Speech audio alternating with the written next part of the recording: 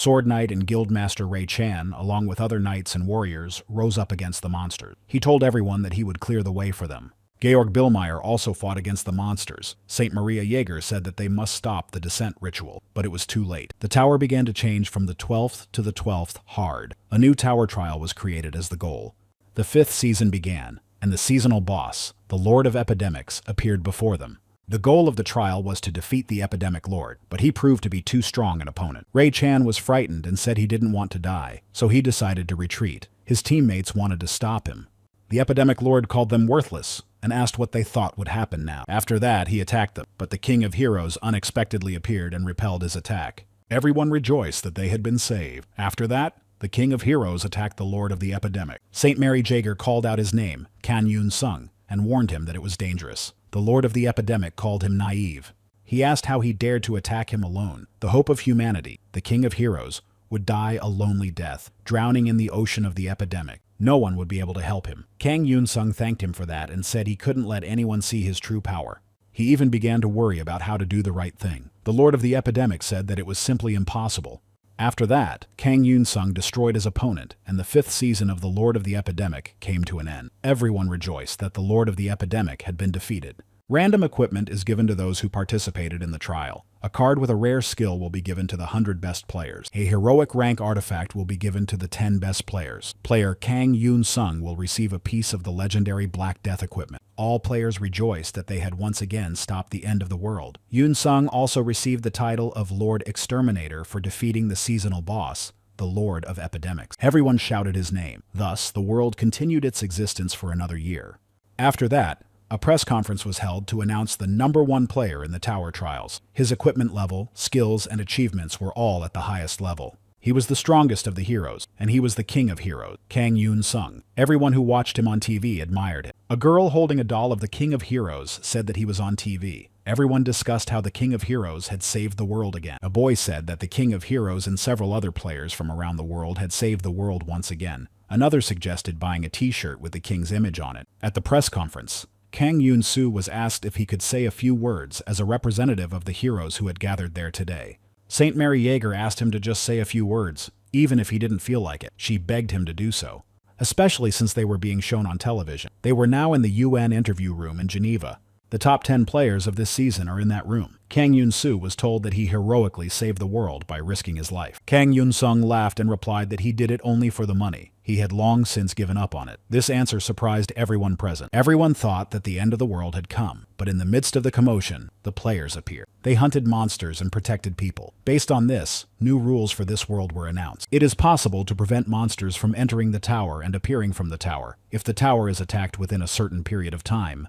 Therefore, players who possess superpowers and have the ability to attack the tower were named heroes of this world. Kang Yunsung had long since given up on this, and this is a quote from the King of Heroes that people perceived ambiguously. He said he was only doing it for the money. So when the time comes, let them buy t-shirts and posters with his image on them. Kang Yunsung looked through the comments and said that these were the most popular ones. He was interested in whether this was commonplace for the community of players from all over the country, which was created as the world gradually turned into a gaming forum. It is a space where information about each challenge is posted, so that players can exchange and trade the items they have obtained. Kang Yunsung replied to a comment on the forum that someone wanted to buy a t-shirt but no longer wanted it after his words. So he asked if he had no money. This guy asked if he was the king of heroes. Kang Yunsung didn't understand how he figured that out. He saw in the comments that some people wanted to join his team. He was a reporter, and when the new season started, he was going to wait for the king of heroes in front of his house. Kang Yunsung decided to look out the window. There were reporters standing in front of his window and he couldn't take it anymore, so he decided to deal with it and go outside. The reporter said they would like to hear a few words from him about the next season. His merchandise is no longer being bought anywhere in the world. So what did he think about that, since he had recently said that it was a long time ago? What was his reason for being an active player in the new season? Yunsung said that celebrities who appear on television are often drunk, and this causes problems. They don't know how to do anything right. But he is ready to give them incredible entertainment. Reporters asked what that meant and then sensed that something was going on. The 6th season of Endless Maze has begun. The tower is currently being set up and is already 96% complete. As soon as players read the information, they will be able to enter the corresponding tower through the exits located at the base. When they reach the dungeon, the floating tower will get closer and closer to the ground. You need to keep an eye on the height of the tower. Now you need to go to the tower and save the world from destruction. Kang Yunsung saw a flyer announcing that the King of Heroes had released merchandise and simply ran away. Kang Yunsung arrived at his destination and was surprised that there weren't even any rats. Everything was just as he had expected. The first day of the season is quite quiet. He received a notification that most monarchs can see the clown monarch's contractor. The monarch laughs heartily and gives his blessing to whoever leaves their sword behind. The monarch of frost laughs and gives a blessing to the one who brings a mirror. Kang Yunsung said to just laugh and let them continue. He received a notification that his sword skills had greatly improved, as well as his ice magic ability. Those actions at that time and on that day in the assembly hall were not without purpose. He had to do it to receive rewards from those beings who call themselves monarchs. They are watching the players. After that, he received a notification that the legendary Golden Monarch was laughing and giving blessings to those who defeat legends. In the next 3 attempts, his luck will increase significantly, and in one of these attempts, the chance of receiving a legendary reward is 100%. He decided to open all the rewards and received a notification that the blessing greatly affects the player's system. Kang Yunsung was delighted to receive the legendary item. It was a black coat with a golden cross of golden fanaticism. It increases speed and defense and gives the Archangel's shield skill. He is pleased that it is a legendary item of defense, a hero-level skill, and an artifact of the same level. Kang Yunsung put on the coat and said to open the tower. The monarch withdrew his blessing and redirected it to the t-shirt manufacturing business. He entered the 5-story tower of the Bloody Moon of the Orcs, a 3rd-level tower. There are no floors for rest in this tower. The goal of the trial was to defeat the boss on the top floor. Kang Yunsung asked if he should test his hero-level skill, so he decided to use the heroic-level ice sword. Some players can get other useful effects when using it. Their appearance depends on the level of magic mastery. His ice magic level increased, and he gained the additional effect of ice breath. Yunsung thanked the frost monk and then attacked the orcs. His level increased, and his stats also improved. His speed, stamina, and strength increased by 1 point. His ice sword skill also increased in level. He cleared the 1st floor and said that he had started very well, so maybe it was time to save the world again. Kang Yunsung moved to the 2nd floor and saw the orcs. They said that the warrior was already there. He was the one who would lead them to Valhalla. So they told him to fight with honor and die. Kang Yunsung said they needed to wait a little longer. After that, he would show them what hell looked like. He destroyed all the orcs again and cleared the 2nd floor. Then he immediately went to the 3rd floor and also dealt with all the enemies. He was pleased that he was constantly improving his level, but it was quite difficult to do so without a floor where he could rest. After that, he received a notification that guards were blocking the way to their leader. The Steel King blessed the guards. He thought that this was a great way to show the whole city what an elite mob he was. One of the orcs said that the King of Steel had given them his blessing, so Valhalla was already waiting for them. And where was the warrior who would send them to Valhalla? They decided to sing a song of steel and blood for the King of Steel. Kang Yunsung thought that they weren't even letting him breathe a sigh of relief.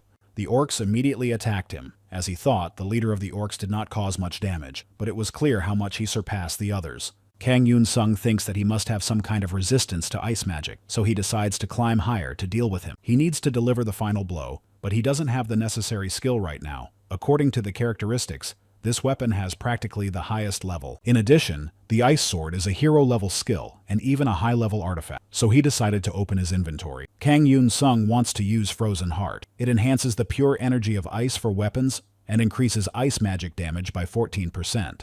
He doesn't know if it will work. The description says that it is not recommended for those who are not yet experienced in using ice magic. There is a risk of turning into an ice statue. Therefore, before using it, it is necessary to obtain insurance from the Red Magic Tower. The orcs told him to come down and called him a coward. He decided that now was not the time to hesitate, so he activated the artifact. Kang Yunsung began to interact with the ice and felt the full power of ice magic. The effect of the skill cards associated with this magic increased significantly. He climbed down and said that who needs a golden spoon when you can get a whole bunch of golden items. After using the artifact, he felt power overflowing within him, and his fatigue seemed to melt away. The orcs tried to attack him, but the attack had no effect on him, and he began to destroy them all, increasing his level. First, Kang Yunsung dealt with the weaker orcs, and then he had to defeat the leader. He said that he was finally done with this floor, but he had underestimated them, so he thought about how he was losing his edge. Now, it was time for his final blow. He attacked the orc and destroyed it instantly. As a reward, he received a random set of skill cards.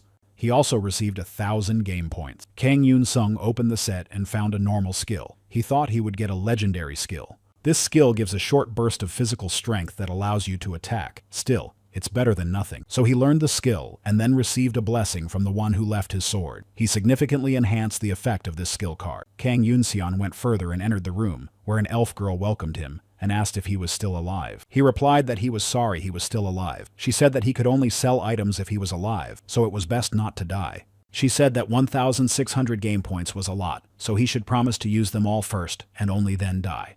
This is the creator of machines for kings in an automated store. She told him to buy her a set of cards. He would definitely get one legendary card. Kang Yunsung said he didn't believe her, so he bought one fire potion. It cost him 300 game points. She asked him again to buy just one set from her, and he said he couldn't hear her. After that, he went to the top floor where his boss was waiting for him. The boss asked if it was time for the battle. Then he attacked him and told him to fight with honor and die. Kang Yunsung used a barrier to defend himself from the attack, but the boss destroyed the barrier. Kang Yunsung thought he was very big and asked if he had only fought dwarfs before. Then he activated a fire potion and threw it at him. The boss shouted the word Valhalla and asked where he had gone. Kang Yunsung attacked him by surprise and defeated him. He was glad that even a normal rank skill was quite useful, especially if you have a blessing. He was about to move on, but the boss said that it wasn't over yet as long as he still had strength. The boss activated his berserk skill. Kang Yunsung said that the game wouldn't be fun if it was too easy. Kang Yunsung said that these were shockwaves, but even they were very powerful. He was sure that if the boss hit him in the face, he would be destroyed instantly, but only if he really intends to hit him. The boss continued to attack him. Kang Yunsung drank the potion and counted the time until it took effect. Then he said that the time was up. After that, he attacked the boss and successfully cleared the floor with the boss and passed the trial of the bloody red moon of the Orc Tower. He received a set of skill cards as a reward for passing the tower trial. He also received a special achievement as the first conqueror. After that, the effect of the speed potion wore off. Kang Yunsung said that it was too good to be true. This was the best reward you could get at the 3rd level. He opened the set of ice magic cards and saw that it was a normal rank card. He was disappointed that he got an ice start. He said that there was always something weird going on with these random cards. Then he went to the tower that worshipped a demon. At least one player, and at most 16 could enter it. The demons called him a pathetic unbeliever and immediately attacked him. Kang Yunsung used his ice darts. He said how wonderful it was to be able to increase his skill level. When in contact with ice magic, the damage of the darts increases. Kang Yunsung increased the level of his ice darts and received a notification that the next wave of monsters was about to appear. The demons approached him and told him to try to send them to hell. He told them to wait their turn. And now he will give them tickets to hell. He used his ice sword and ice darts to destroy them. After that, the boss of this tower appeared before him and said that he would offer his blood to the Demon King. Then he ordered his soldiers to destroy him.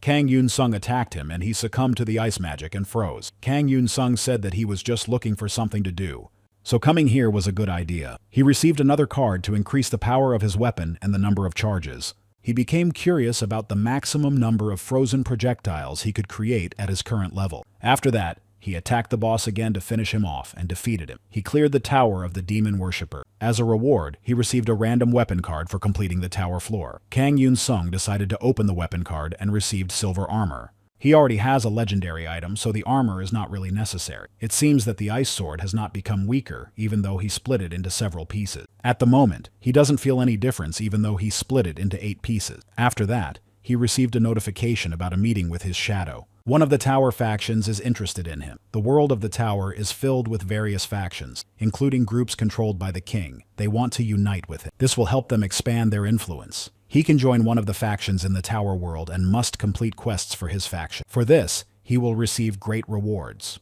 The Council of Shadows came to him. They remember him and ask if he wants to meet the Shadows again, and also to talk to them. Kang Yunsung thinks this is not a bad idea. He joined their faction in the 5th season and said he would like to make a deal with them now.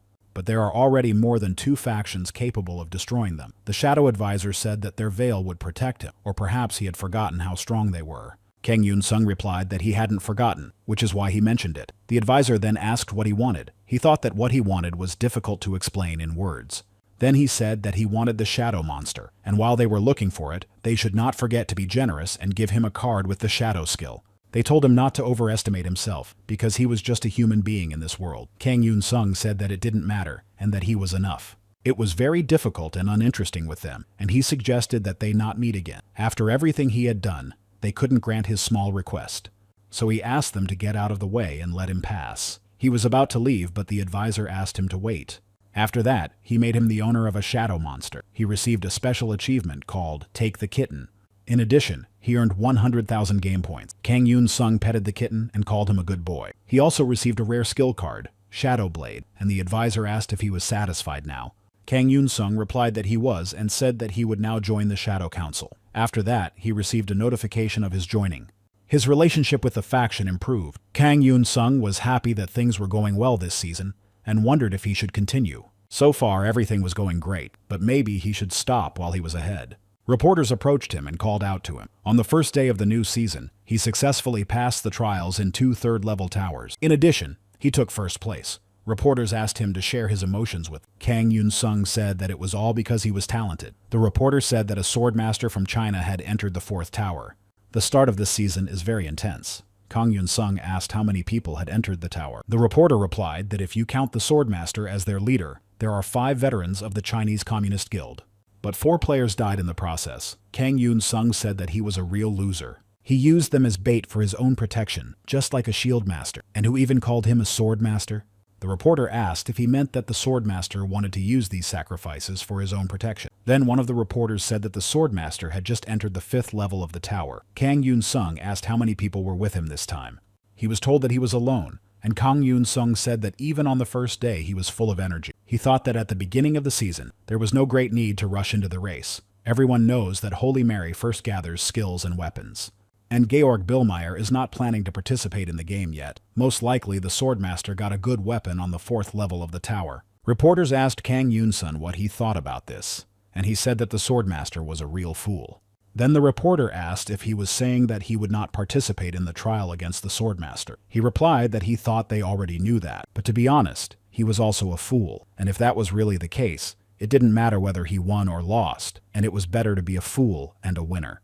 The reporters asked him to watch his words. Kang Yunsung asked who wanted to throw him up to the 5th level of the tower. Kang Yunsung decided to move on and entered the tower, where he received a message that only one would know the joy and glory of victory. Under the leadership of the Clown Monarch, the other monarchs began to place bets. Most of them bet on him. The Ice Monarch also bet on him. He also asked not to disappoint him. This time, the battle was not only for honor and dignity. He received a notification that the player was already inside. According to the rules, players cannot be allies, and the goal of the trial is victory. Kang Yunsung is sure that this player is definitely a master swordsman, so he decided that it was time to play the real game. Once in the Kabbalist Empire and the Kingdom of Lodea, he must fight for those who are right. Kang Yunsung saw that the other player had chosen the Kabbalist Empire. This game gives more rewards if you compete on the disadvantageous side. Therefore, he would still choose the Kingdom of Lodea. The warriors of the kingdom were delighted that a player had appeared, and that God was indeed watching over them. After all, he had come to save them. Kang Yunsung thought that this was a room for discussing tactics. Judging by their clothes, he could tell that they were ready to compete. Kang Yunsung asked if they would let him sit down, and they replied that of course they would. After that, he asked who was in charge. Then a man entered the room and said that this was very imprudent. He was the commander of the palace fortress. He was also a member of the royal family and the 12th patriarch of the Duiseg Marcus family. Therefore, he must adhere to court etiquette while under his command, regardless of whether he is a player or not. Kang Yunsung asked if he even wanted to win the battle. He replied that of course he did, even though they were behind their opponents. When it comes to confidence in their abilities, they have no equal. No man in their kingdom will yield to the enemies of the Kabbalist Empire. They would easily defeat the enemy empire even if they had 10 times more technology and weapons. Kang Yunsung was tired of listening to him, so he decided to strike him, and then said that from now on, he was the commander. Now it was time to hold a meeting, so he asked how many troops they had, what their combat strength was, and how many enemies they had. The warriors reported that they had 5,000 mobilized peasants, 900 of whom knew how to shoot a bow. The difference between a kingdom and an empire is too great, but the good news is that there is no magic in this world. In addition, the Swordmaster does not possess firepower. He is a student of the Steel Monarch. Many players can only sign a contract with one monarch. Therefore, they can only receive rewards from one source. Kang Yunsung is an exception to the rule, unlike the Swordmaster. He can receive rewards from a large number of monarchs. The Clown Monarch made him his only player. On the other hand, monarchs can have several players, but only one of them can become their apprentice. Monarchs are generous in their support of their apprentices. But there are certain limitations. When it comes to training, he uses his skills as his main strength. These skills are not related to the monarch in any way. Therefore, in this battle, he has a chance to defeat the Swordmaster. but the pressure the soldiers feel must be terrible. Moreover, it is unknown how real the worlds in the tower feel. Are these guys real people or fake creatures that only exist in this tower? There's no way to know.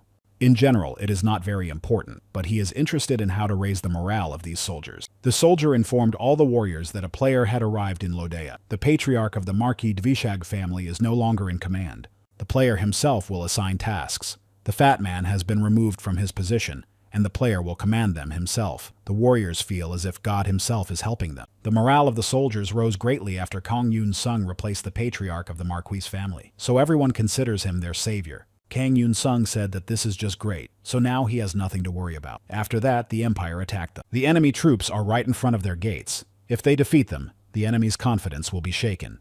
Kang Yunsung is confident that he can do it, then summons a shadow monster and says that its name is too long. So how about calling it Cole? Now let Cole show what it can do. The attackers noticed that something large and dark was on the fortress wall, but the commander told them to stop talking nonsense.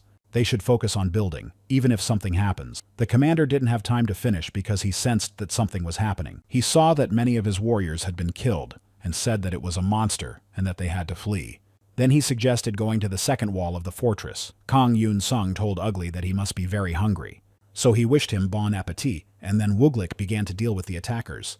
Kang Yunsung found no trace of the swordmaster, but he saw a player appear on the battlefield. He had a double-edged sword. Although the morale of the soldiers was rising, he would have to reveal his location to the other player. Before that, the swordmaster informed everyone that a player was competing on the side of the kingdom of Lodea. In this game, players do not risk their lives. As in every game, this one has its own rules. If one player defeats another, the loser leaves the tower. This means that he has failed the test. Inside the tower, players cannot destroy each other, but the towers themselves can destroy the players. Yunsung has no intention of dying in this tower, but he doesn't want to lose either. Watching the battle, he said that this is what he is going to do. So, in that case, he also has a plan. Kang Yunsung asked what he was doing there, and if it was time to show his face.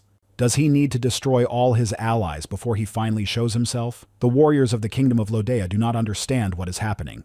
They saw swords flying on their own. Kang Yunsung understood what was going on. It was sword control. He wondered when he had acquired this heroic skill. Kang Yunsung said that he must be very happy, or perhaps the Monarch of Steel gave him this card. The swordmaster attacked him again, and Kang Yunsung said that he had prepared a lot while he was hiding, but he hadn't been sitting around doing nothing either. Moreover, he was already late. He had a shadow blade created with the help of the player's own shadow.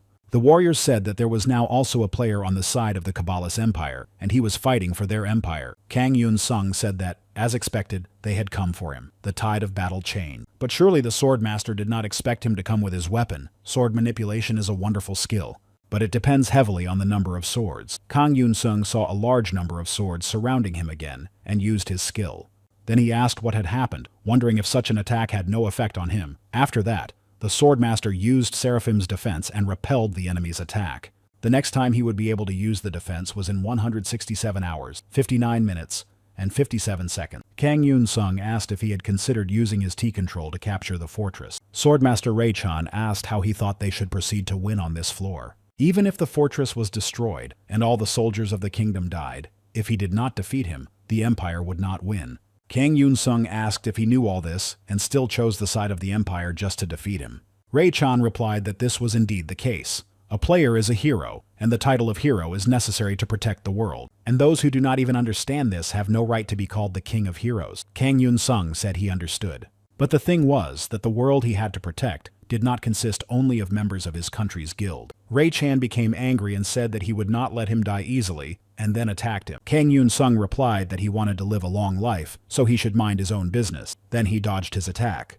Ray-chan said that enough was enough with these useless cheap tricks. Then he saw a shadow monster sneaking up behind him. He jumped away from the shadow monster and said that the monarchs were watching their battle, so he couldn't afford to lose. Kang Yunsung asked him why he thought he was even fighting him. Then he immediately tried to attack him. Ray-chan stepped back and said that was very rude. Just think, he was trying to talk to him to find his weak spot. After that, Ray-chan asked what he was going to do and thought that this couldn't be happening. He had been so active since the beginning of the battle, but not to intimidate him or to give moral support to the soldiers. Kang Yunsung approached the soldiers of the Kabbalist Empire and they shouted that a player was coming and they needed help urgently. Ray-chan tried to catch up with him and asked him to stop. Meanwhile, in the barracks of the Imperial Army, the commander was thinking about what to do.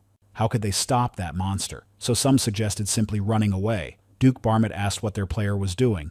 The warriors asked him to calm down. After that, Kang Yunsung entered the barracks and said that they were there. Then he said that there was another way to complete the tower's task. He immediately attacked Duke Barmet. The warriors said that God had truly turned away from them and that they had to protect their lords. But Kang Yunsung destroyed them. Ray Chang finally caught up with him and called him names. Kang Yunsung said that he should have disguised the officers and hidden them among the soldiers.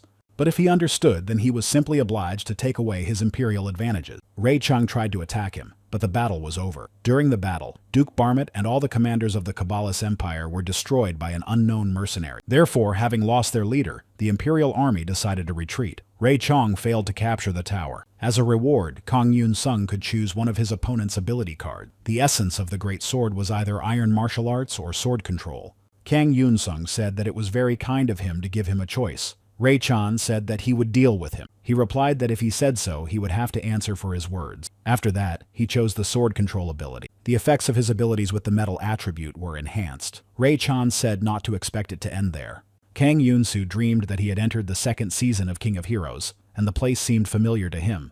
The clown ruler said that he was a child of 1,000 faces and 1,000 abilities, and surely wanted to become a hero. He would become a hero among all heroes. Kang Yunsung waited for this day to make the same choice again. The clown ruler said that other people would stop understanding him and start mocking him. This was a very bold irony, or perhaps he did not think so. For Kang Yunsung, this had been repeated countless times.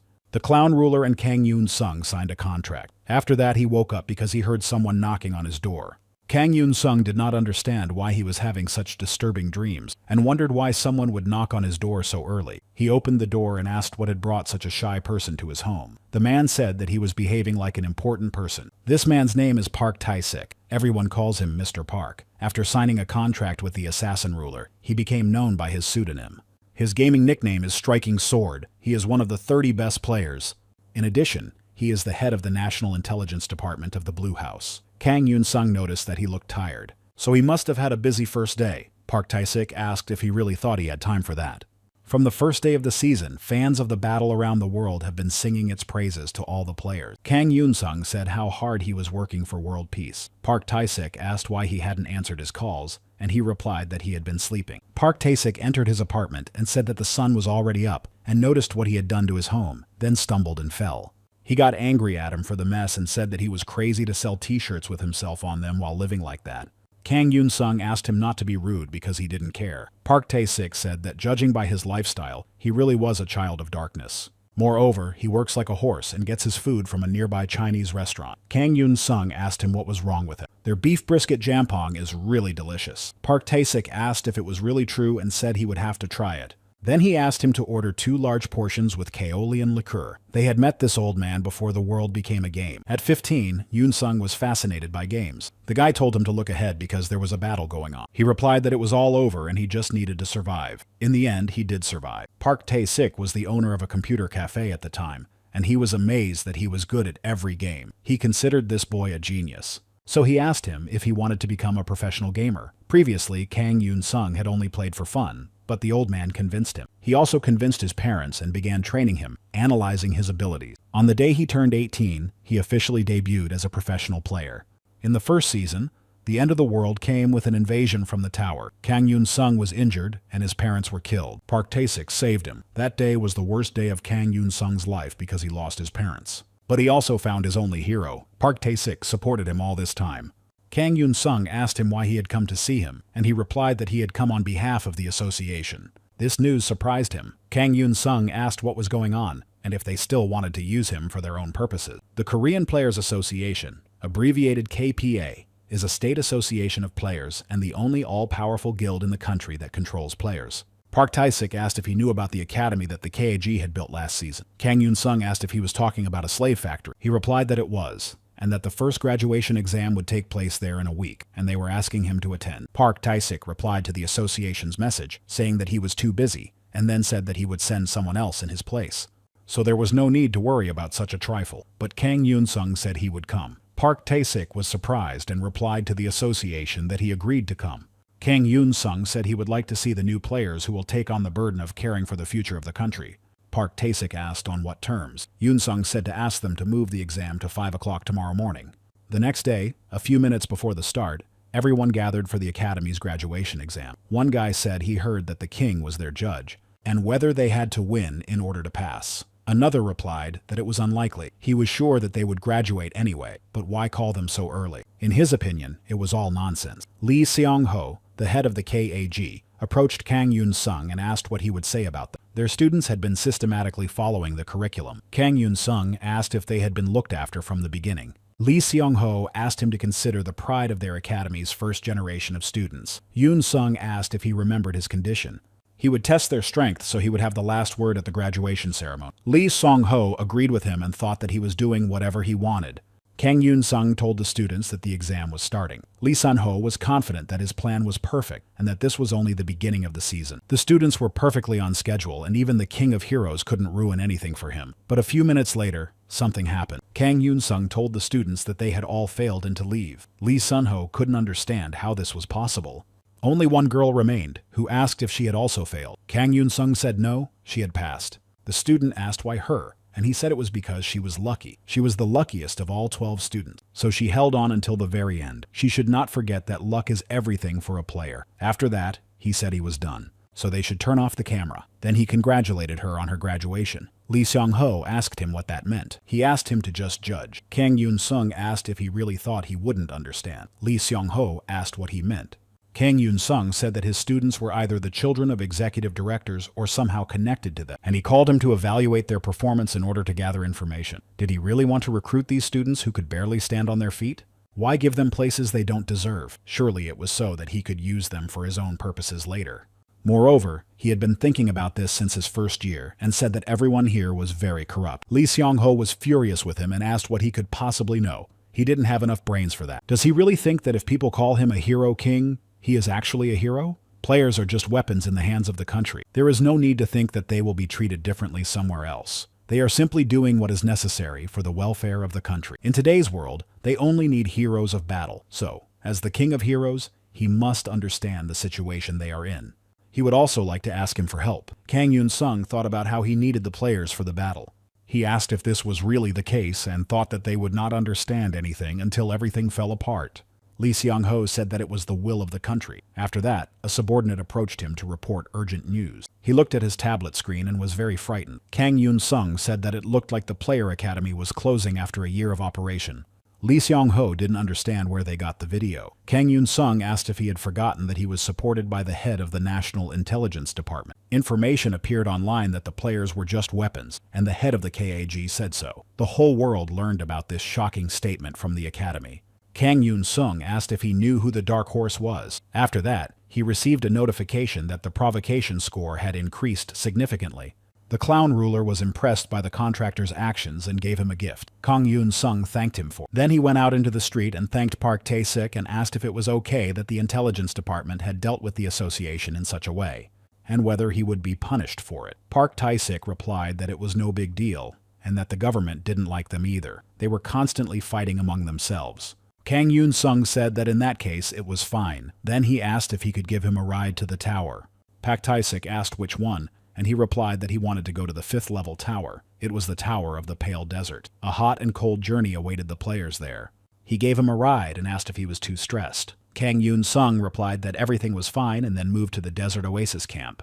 Upon entering the tower, the player always finds themselves in the thick of the action. As a savior, he appears at the perfect moment. This helps the player look even more impressive. Kang Yunsung said he was already there. The residents asked if he was the king.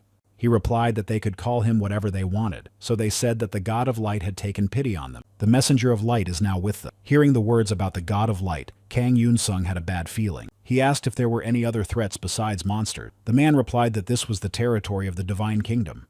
Therefore, there was no need to worry about an attack by pagans. They were far from their destination. It would take a maximum of 3 days to get there, and they had enough food and water with them. Kang Yunsung thought that he should have rested a little longer. He had come here on impulse. Now he would have to stay here for 3 whole days. The man asked if he was all right, and he said not to worry and to let them rest. As long as he was nearby, the monsters posed no threat to them. The man called him an emissary of light and asked how they could repay him for his kindness.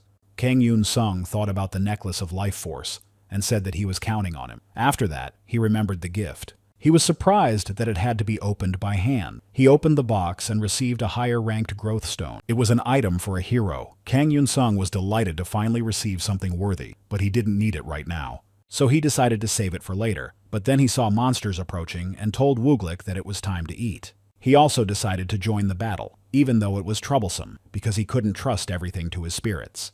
After that, he used his swordmaster ability, and the blades moved according to his thoughts. He said it was a useful ability. Kang Yunsung thought that it was finally over, but then he saw another giant monster. It was an adult sand predator. He knew this would happen and said that it seemed like the nightmare was over. After that, he called his shadow monster. Together with the monster and using his sword skills, he quickly defeated the monster, and his sword skills improved. In the morning, he continued on his way with those people and asked if there had been knights with them before. The man said that they were good warriors. They also served the god of light. Kang Yunsung asked what these good warriors had been doing the previous night. The man replied that their priority was to protect these goods. Kang Yunsung was surprised that even in such a situation, they did not leave the carts unattended. Kang Yunsung asked which faction they belonged to. The man replied that they were noble knights of the Order of the Bloody Cross. So he asked the noble knights if they were transporting the golden calf. The knight asked the messenger of light not to pay attention to the carts. He told him to concentrate on the task entrusted to him by God. Kang Yunsung realized that these knights were using aura hearts. In addition to them, the messenger of light descended. It turns out that they had been entrusted with a difficult task. Kang Yunsung said that after hearing this, he became even more curious. He wondered what kind of goods required such a high level of security. The man asked the messenger of light not to touch them, but then Kang Yunsung grabbed him and told him to crouch down if he didn't want to die. They were attacked by heretics. These were evil, different beings. How dare they enter the territory of the sacred kingdom? Kang Yunsung noticed that they were striking and then retreating, and he wondered how the knights planned to respond. The knight said not to let them get their item, and to stay in position and activate the mana shields. Kang Yunsung thought that they didn't seem to care about their companions because they weren't even defending them, so he said to let them defend their golden calf themselves. The goal of the raid was to protect the caravan and deliver the items intact. Kang Yunsung decided to attack the heretics, and one of them said that the enemy's attacks would not reach them. But then he approached them anyway and knocked one of them down, seeing that he was a desert elf. They also use auras. The desert elf pounced on him and told him to die. Kang Yunsung stopped his attack and thought that the kings whom the desert elves served were up to something. He put his sword to his neck and asked what was in the cart. The elf called him an evil infidel and asked how he dared to manipulate it. Then he ordered everyone to ignore him and shoot their bows. He said that even if he caught him, they would still not find out anything. He said he shouldn't worry about that and just tell him what was in the cart. He needed to know in order to decide which side to take. Did he really think that he hadn't wiped them all out yet because he wasn't powerful enough? Then he struck his companions who were shooting at him with their bows. He asked if he now understood what would happen to his companions if he moved even a finger. The desert elf called him an alien. Kang Yunsung asked him again what was being transported in the cart. The elf asked how he dared to call Princess Seori a thing. After that, Kang Yunsung understood everything and said that it turned out they had stolen their princess, so now he should go back and deliver something. Namely, that he would do them a special favor and save their lives, so now they should just go. The elf said he couldn't. Kang Yunsung asked if it wasn't better to get another chance than to die here now. They listened to him and went back. The knight approached the messenger of light and asked why he had left the heretics alive and allowed them to escape. Kang Yunsung replied that it was because he needed to confirm something first. The knight asked what he meant. After that, he approached the cart and the knight asked him where he was going. Kang Yunsung told him to step aside because he had something to check. The knight replied that he could not let him pass, even though he was a messenger of light, but he noted that it would be better for him to step aside. He asked him to do so in a humane manner. After that, he opened the carriage, and the knights asked how he dared to do such a thing. Inside the carriage, he saw the princess and asked if she wanted him to save her. She was the princess of the kingdom of Ayub, named Saria. She asked if he really thought she needed sympathy from some foreigner. Then he received a message from the ruler of light. He warned the player about his actions and told him not to neglect his duties and fulfill his duty to the light. Kang Yunsung said that if he was asked to do so, he had no choice. After that, he took his sword and freed the princess from her chains. As a result, he fulfilled the hidden condition of saving the princess and received 300,000 achievement points for it. After that, the raid's objective was changed. The tower's level increased from level 5 to level 5 difficult. Kang Yunsung said that the game was ruined, but freedom was an incredible thing that he had to tell her. The ruler of light left another message. He said that he would have to pay for disobeying the light. He received a notification that one of the tower's forces had turned against him. The guardians of light appeared before him. They serve the ruler of light and carry out his will. The ruler watches him wherever there is light. He expresses his dissatisfaction every time his light fades or disappears. The knight said that the followers of light had come down to them. It did not matter that he was a stranger. They must destroy the heretic who had challenged the light. Kang Yunsung noticed that they had become braver with the arrival of reinforcements. Princess Saria asked him what he was thinking. He told her not to worry because he also had support. Then he received a message that the ruler of the shadows supported his decision and would remove the light and let darkness reign.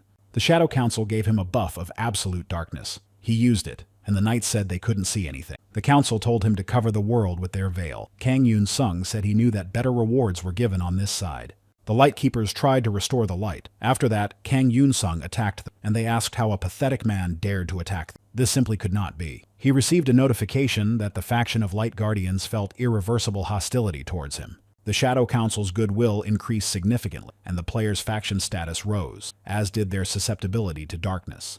Kang Yunsung said that he could finally see. Then he received a notification that countless factions were watching him in the tower. The world of the tower and the world inside the tower are not the same. The Knights of the Bloody Cross and the Elves are creatures from the tower. They are what make up this world. But the rulers and their forces are on a higher level and represent the world of the tower itself. The player is a mediator between the two worlds.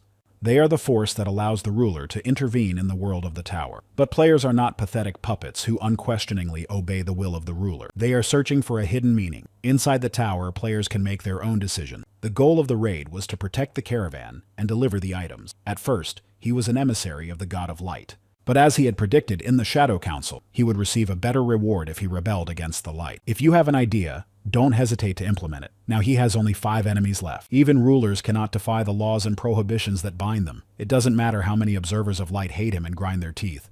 As long as they are in the 5th level of the tower, angels above the 8th cannot descend here. There are rules of the tower for this. The Guardian of Light ordered her to destroy the darkness with her light. Then she fired her weapon at one of the knights. The knight asked why they were doing this to him. Kang Yunsung is surprised by the insane power for a 9th level and realizes that they don't care about their followers. But those guys were just like them, so they shouldn't complain. His vision becomes clear for only a moment. The buff's power is incredible, but the enemy is very strong. The Veil of Absolute Darkness increases the user's attack power, stealth, agility, and evasion. But the Veil does not distinguish between friends and enemies. After the battle, the buff will be removed. Kang Yunsung decided that he must first protect Princess Siri. He found her in the darkness and apologized before lifting her into his arms. Then he called out to the monster of darkness. He told it to eat the higher-ranked growth stone and protect the princess while he dealt with the followers of light. So he used the stone on his assistant. Princess Saria noticed that they were about to be attacked and called out to the stranger. The shadow monster protected them from the attack. Kang Yunsung said that was great and decided to use the shadow blade. The follower of light said that it was pointless because his blade could not even touch them. Before that, the followers of light decided to use the sword of light and attacked him. Kang Yunsung noticed that close combat with them was throwing him off balance, and he wondered if he would have to keep moving forever. Because he was distracted, he missed one of the followers' blows. He didn't understand why they were so fast even under a debuff. He was annoyed that he had to jump around, so he decided that he had to deal with all of them at once. To do this, he would have to use something. The followers asked if he really thought they would let him go. After that, one of the followers attacked him and hurt him, then said that this was their chance and they had to finish him off. Kang Yunsung managed to use the blessing of a battle-tested adventurer. The blessing's effect to deceive death worked. This effect renders a fatal blow ineffective. After that, the location of the Sword of Light was initialized. The follower told him to stop, because something strange was happening. Kang Yunsung said it was too late, and that it was time to deal with them once and for all. He dealt with all of his followers, and his level increased several times. The battle ended because the buff was removed. Wulik approached him, and Kang Yunsung said that he had shrunk considerably. Then Princess Saria approached him and called him an alien. She asked why he had betrayed his people and gone so far for her. Kang Yunsung replied that they rewarded people better on this side. Then he patted Ugly. Princess Saria asked if they weren't his people and if he really wanted to ask for a ransom. Did he really intend to ask for a ransom after she had saved him? Kang Yunsung said that he was afflicted with a terrible disease of hatred for people, and he asked her to forgive him, but her question seemed very strange to him. After that, he praised the monster of darkness. A few days later, they reached the border of the elven kingdom of Ayub. Saria said that she was indebted to him. She was very grateful to him. Kang Yunsung said that he still needed to receive his reward. She replied that he was good with words. Then she told him to take this. It was a sign of trust and rank. Its true value was unknown to him, but one day it would be useful. Kang Yunsung cleared the tower of the pale desert of the complex regime. The princess had been kidnapped, but he brought her back, and as a result, when the king dies, she will become queen. After that, he returned to the real world and arrived by train in Busan to tackle his next task. 4 hours earlier, Park Tae-sik said he needed to go to Busan. Kang Yunsung asked if something had happened there. He replied that nothing had happened yet, and Kang Yunsung asked why he needed to go there. Park Tae-sik said that something would happen a little later. Natasha Ivanova became famous around the world as a criminal heroine. She is known as one of the black players. Hiding from the Russian government, she illegally arrived at the port of Busan and began roaming the towers with her 4 accomplices. She possesses the legendary ability card, Curtain of Absolute Darkness. Kang Yunsung arrived at the location and received a call from Park Tae-sik. He asked if he had encountered any zombies on the train to Busan. Kang Yunsung replied that he knew he was being watched, so just order him a car. Park Tae-sik said that he had just received information about the tower where Ivanova's group had entered, so he should go there. Kang Yunsung asked what level it was, and he replied that it was the 5th. It was a zombie apocalypse tower. The goal of the raid was to survive until the appointed time. He arrived at the location and entered the tower. According to the plot, at the beginning of the 21st century, the pharmaceutical company Taitella discovered a virus. They created it in a secret laboratory in Busan, which led to the entire city being blocked off. Kang Yunsung said he knew not to expect anything normal from the 5th level tower. He had to survive the hungry infected and Taitella's secret support squad. Kang Yunsung saw a real monster. He asked if it was right to call such a creature a zombie. The monster of darkness immediately attacked, and Kang Yunsung wanted to stop it. But then it turned into a huge whale and destroyed the creature. Kang Yunsung was very surprised. He said that the growth stone had changed him greatly, but he wondered why it had taken the form of a whale. After that, Natasha Ivanova approached them. She clapped her hands and said she had been waiting for him. Kang Yunsung said that she was here. Natasha replied that a hero like him couldn't leave a thief like her alone. Kang Yunsung said that she was a member of the Red Mafia. She was being pursued by the Russian government. She had also landed illegally with her accomplices in the port of Busan. Natasha asked if he was going to arrest her and put her in jail. Kang Yunsung replied that he would not.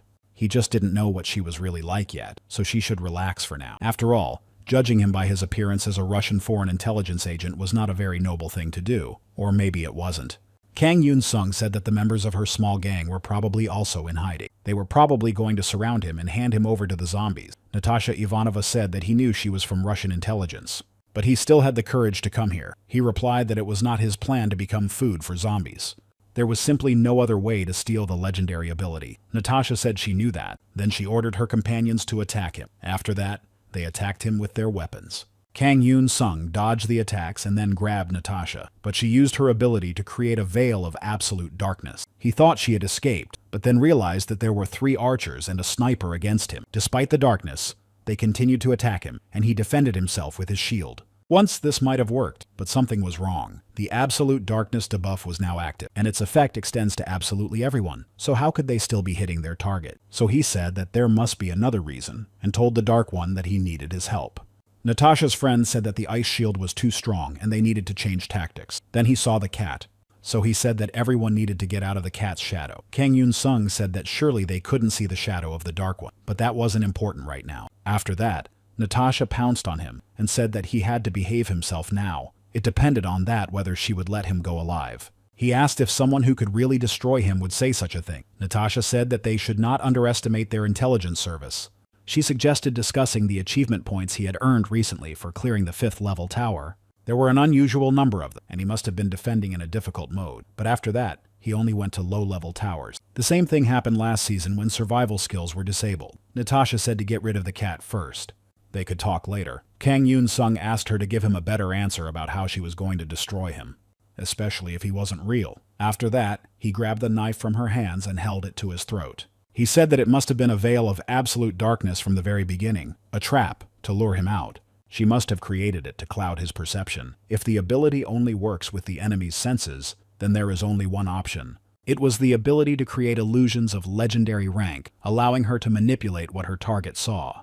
After that, he said the word Oculus, and said that she was good at deceiving others, but it seemed that this was not her strength, so now she would have to become food for the zombies. After that, he wanted to destroy her, but then he noticed something strange. Taitel's secret forces found survivors in Zone 16, therefore they must be destroyed. Natasha's companions wanted to escape, but Taitel's secret forces destroyed them in accordance with a secret protocol. Kang Yunsung wondered if he could stop this, or if he should first disable the shield and try something. After that, he was attacked. Then a creature from the store appeared before them and said that it was a pity that 2 people had died without using their achievement points. And it was all his fault. Kang Yunsung apologized to her and asked how he could make amends. She told him to buy a set of cards, and then she would make an exception and forgive him. He asked if he should show her his middle finger as a sign of reconciliation. When the store opens, there is no truce. But the battle in front of the store makes the girl sad, and everyone knows what that means. She said that a legendary card had been drawn. Kang Yunsung replied that he should try to sell the set to that girl. Turning to Natasha, she called her aunt and said that she had a lot of points after her uncle and that she should spend them before she died. She called her aunt again and said that she would never get out alive, so she should hurry up and buy a deck of cards, and if she got the mythical one, she would survive. And he should buy one and get a legendary card. Kang Yunsung asked if she was only interested in selling cards. Natasha said she had the ability to acquire cards, and she would spend all of her 374,000 achievement points on decks with random abilities. Natasha Ivanova bought the cards. Kang Yunsung was bored waiting for her to open them all, but they were all ordinary, and a few of them were rare. She got tired of looking for something special. The saleswoman suggested she not give up and try again because it would definitely appear. She would be able to get the mythical card. Kang Yunsung said that watching a house burn down was the most entertaining thing to do. Natasha opened a large number of cards and had only 1 deck left. The saleswoman noted that she had 7 left, so she should be patient. She had to get at least 1 useful one, otherwise she would surely die. She had exaggerated about the mythical card. A legendary one would have been enough for her, but she would have been happy even with a heroic card. However, she never got a good skill. The saleswoman said she was unlucky and offered to sell her some potions because she still had 4,000 points left. Kang Yunsung said that the sale was over. The saleswoman offered to sell him a deck, and he asked why.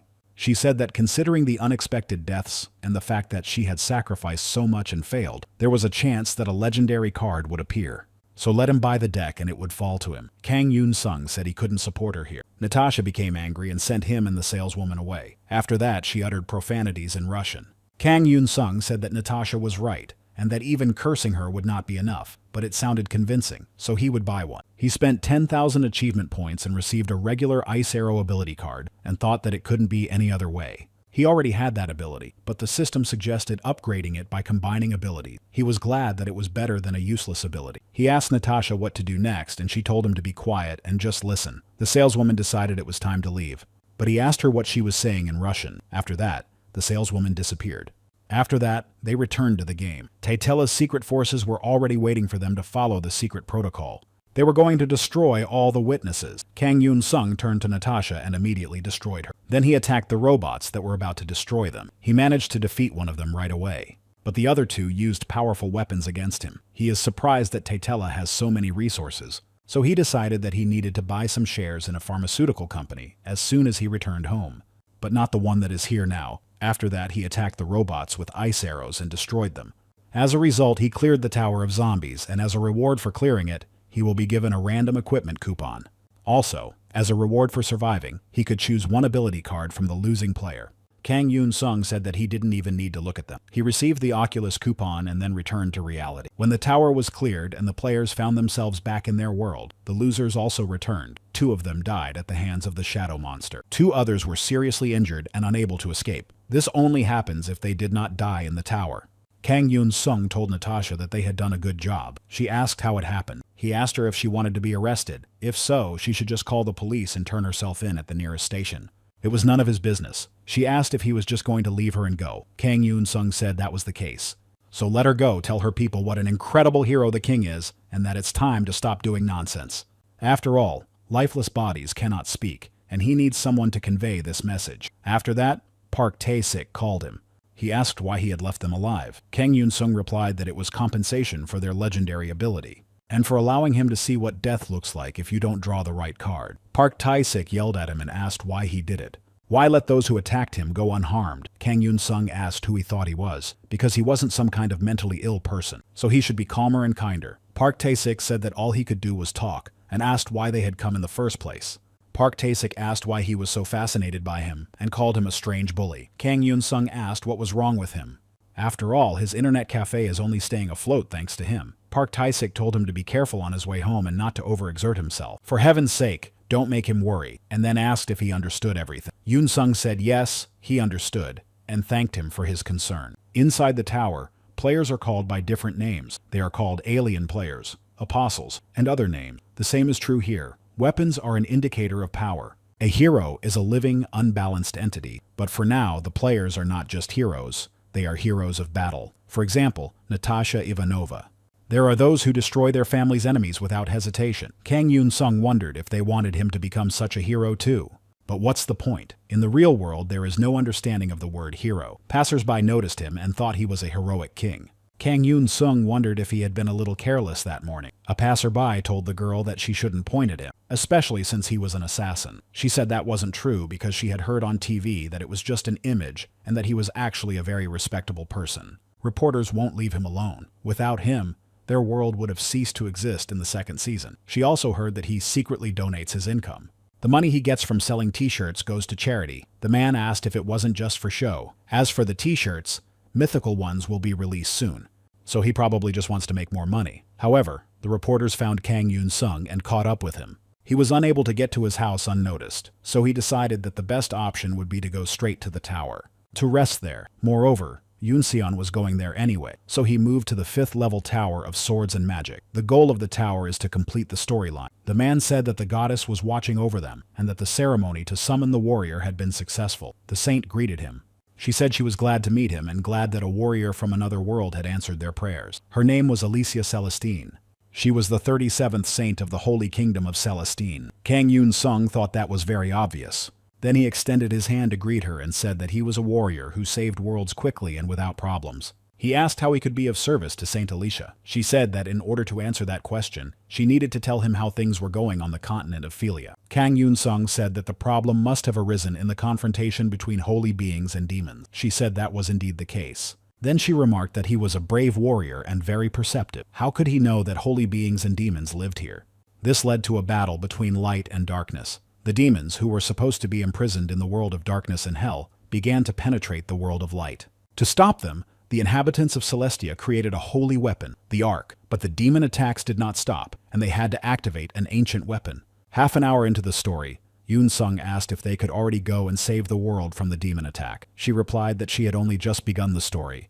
The inhabitants of Celestia fear that humans could abuse the power of the Ark, so he will have to stand trial. Kang Yunsung turned around and left, and she asked him where he was going. He said he was going to carry out his mission. Alicia noted that he did not know where the arch was. So where was he going? Kang Yunsung asked if she knew where the arch was, and Alicia replied that she did not. So he said that it did not matter. She wanted to stop him, but then they were attacked by demons. Alicia doesn't understand how the demons were able to enter the sacred land.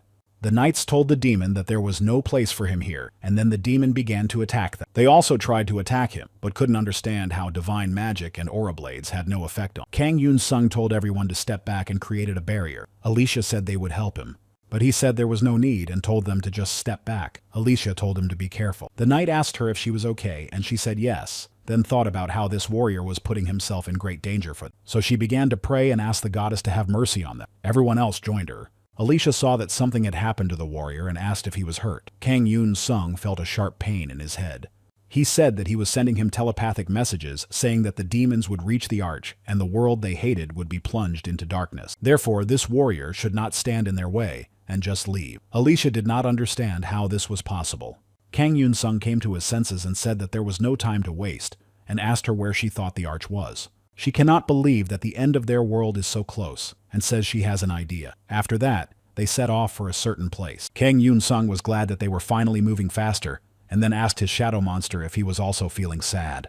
Then he noted that he had done a great job imitating the demon's roars, but that it would be better to wait a little longer before using the shadow blade, if he had to resort to such a method. He also told Dark to put away his spikes for now.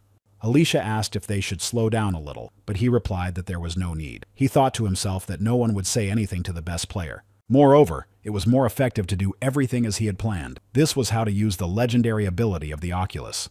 This effect allows you to manipulate what the target or an unlimited number of people see. Finally, they reached the Adventurers Guild.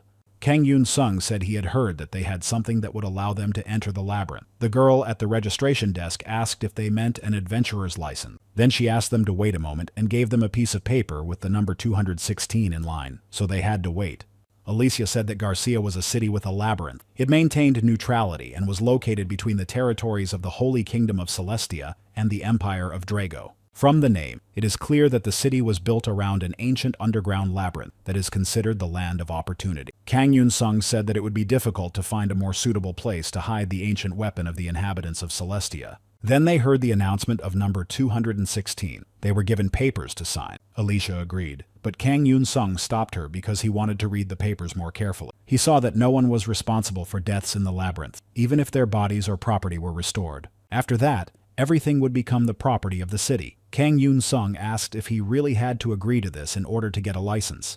The woman said that they provide everyone with equal opportunities in search of great fortune in the maze. Adventure goes hand in hand with risk.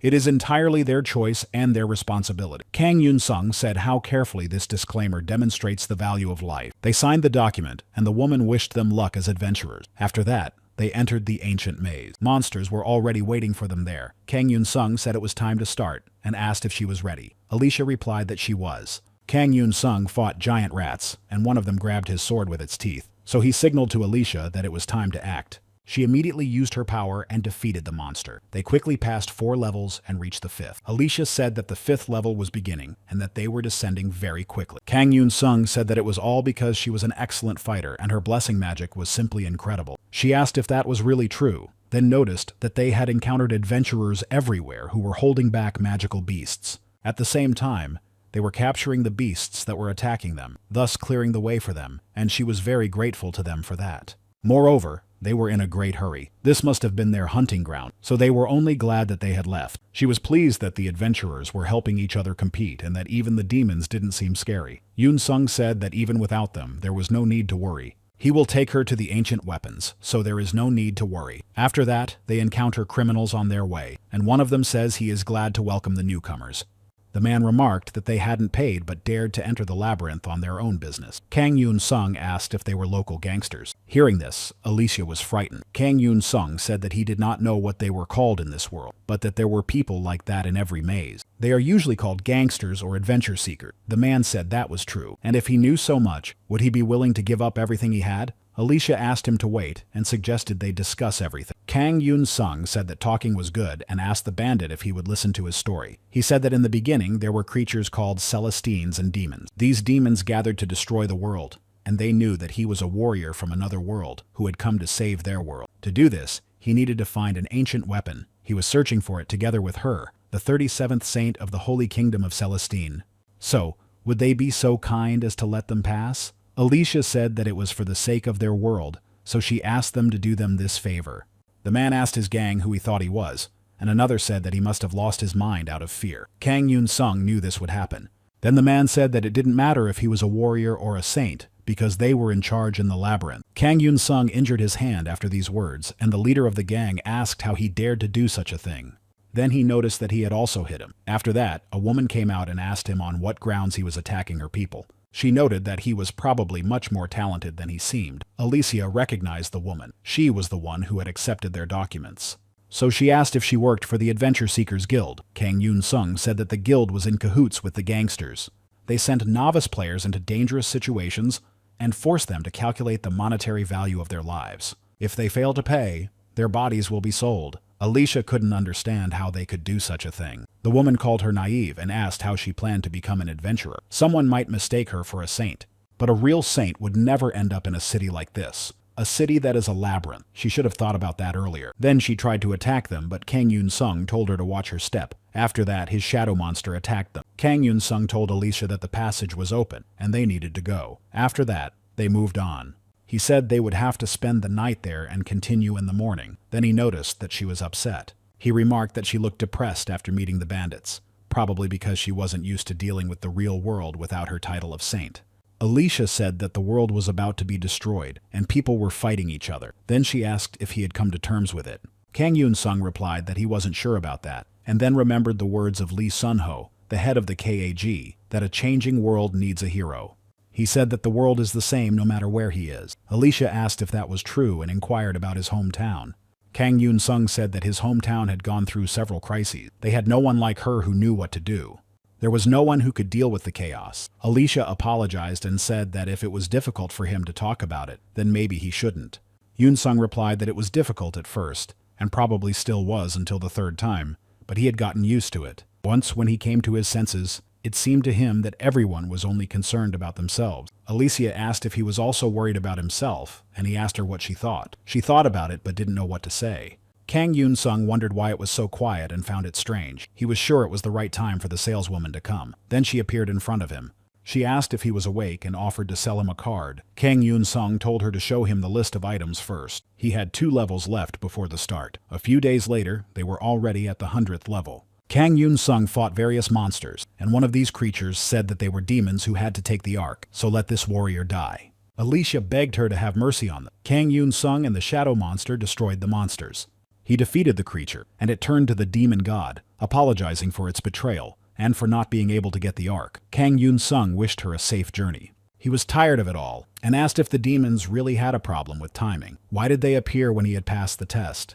Alicia praised him, and then they saw the arch. Kang Yunsung said that it looked too simple for an ancient weapon. He got a piece of the building. The maze started to change and a passage opened up. Alicia said that the exit must be there.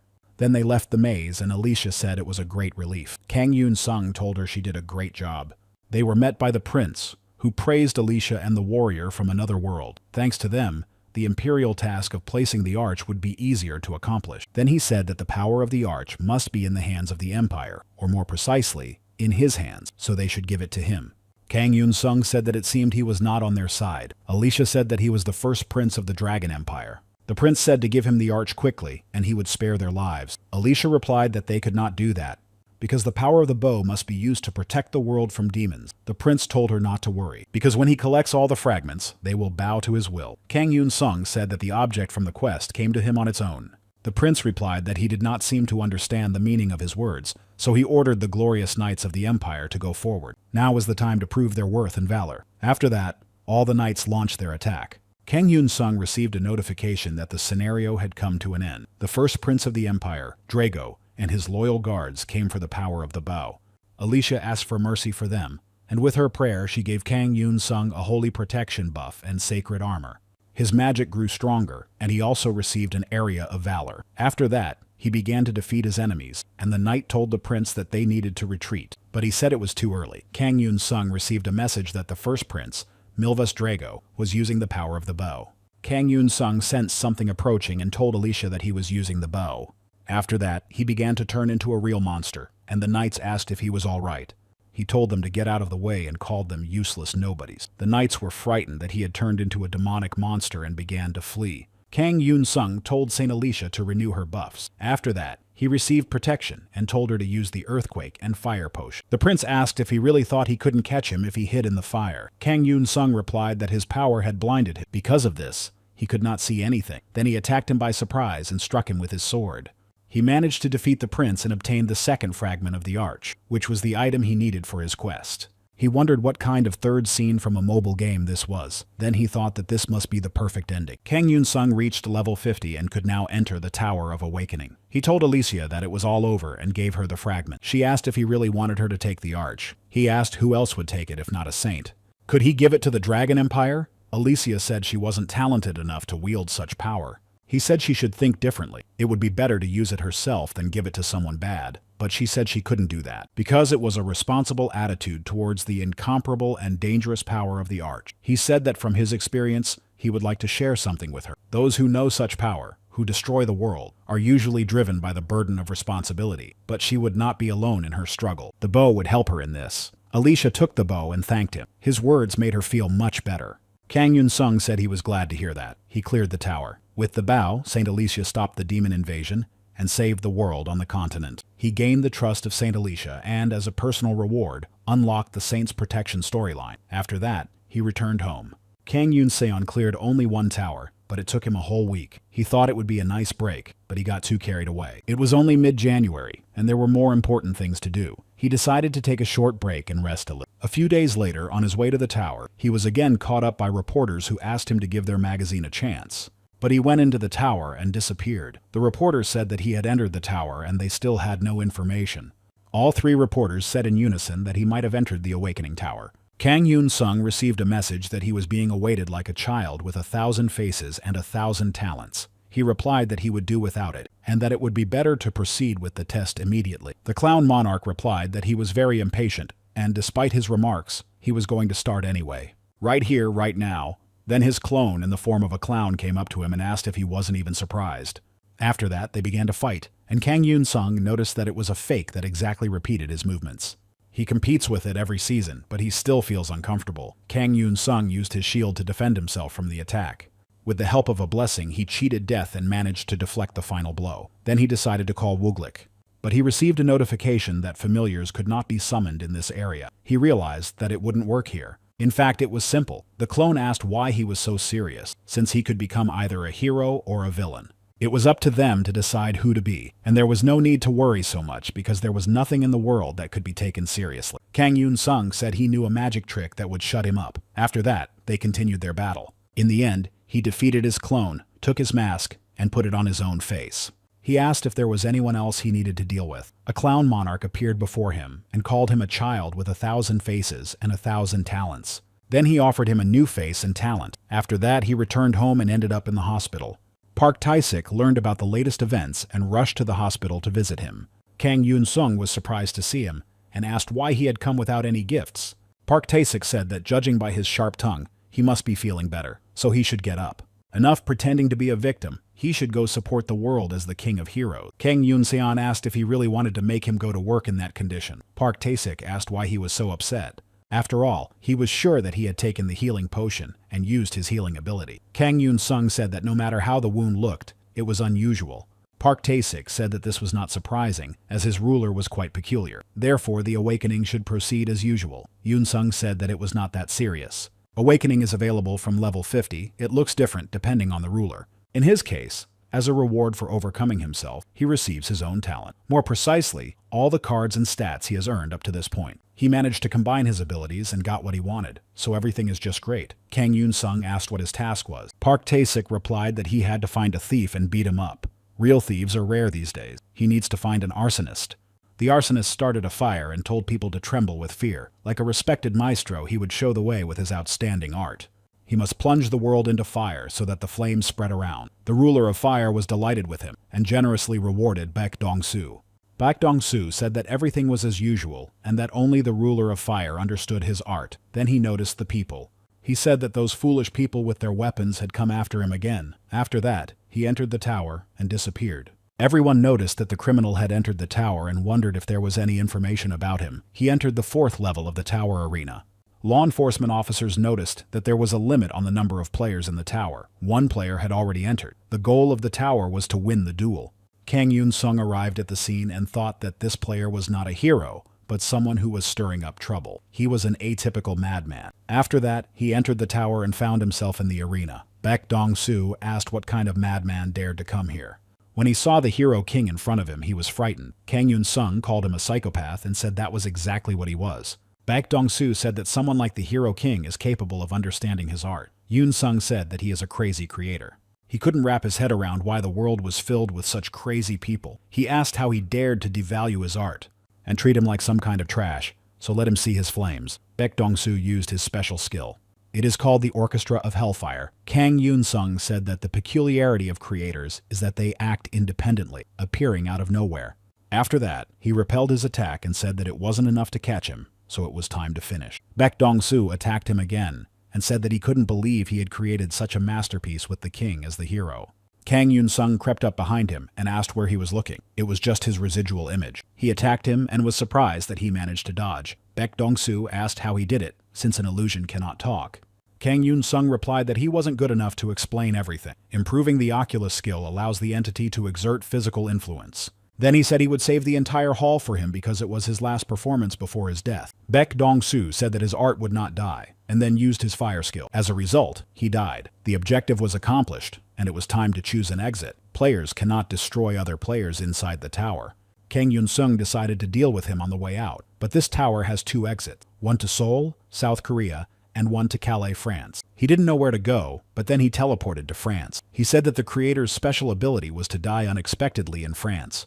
Then he saw his opponent and said that he knew he was here and that he couldn't have expected to escape. Kang Yunsung immediately attacked him and wanted to destroy him, but he was protected. People came to arrest him and told Kang Yunsung to drop his weapon. Kang Yunsung asked her what she was doing there. He called her Saint Mary Jaeger. She was the head of the Order of the Knights of Salvation. Mary said that the French government had asked for help in capturing the black player. They were on alert when they received information that the exit from the tower led here. Yunsung asked if she would help deal with the arsonist. St. Mary Jaeger said she couldn't let him destroy him. Destruction during arrest is only allowed under certain circumstances. He said she sounded like a saint. Then he apologized and said that she was a saint. St. Maria said that revenge only begets revenge. Just because he behaved like a monster doesn't mean you have to become like him. Kang Yunsung said that destroying the black player was a trifle. Maria said she was saying this not for herself but for him.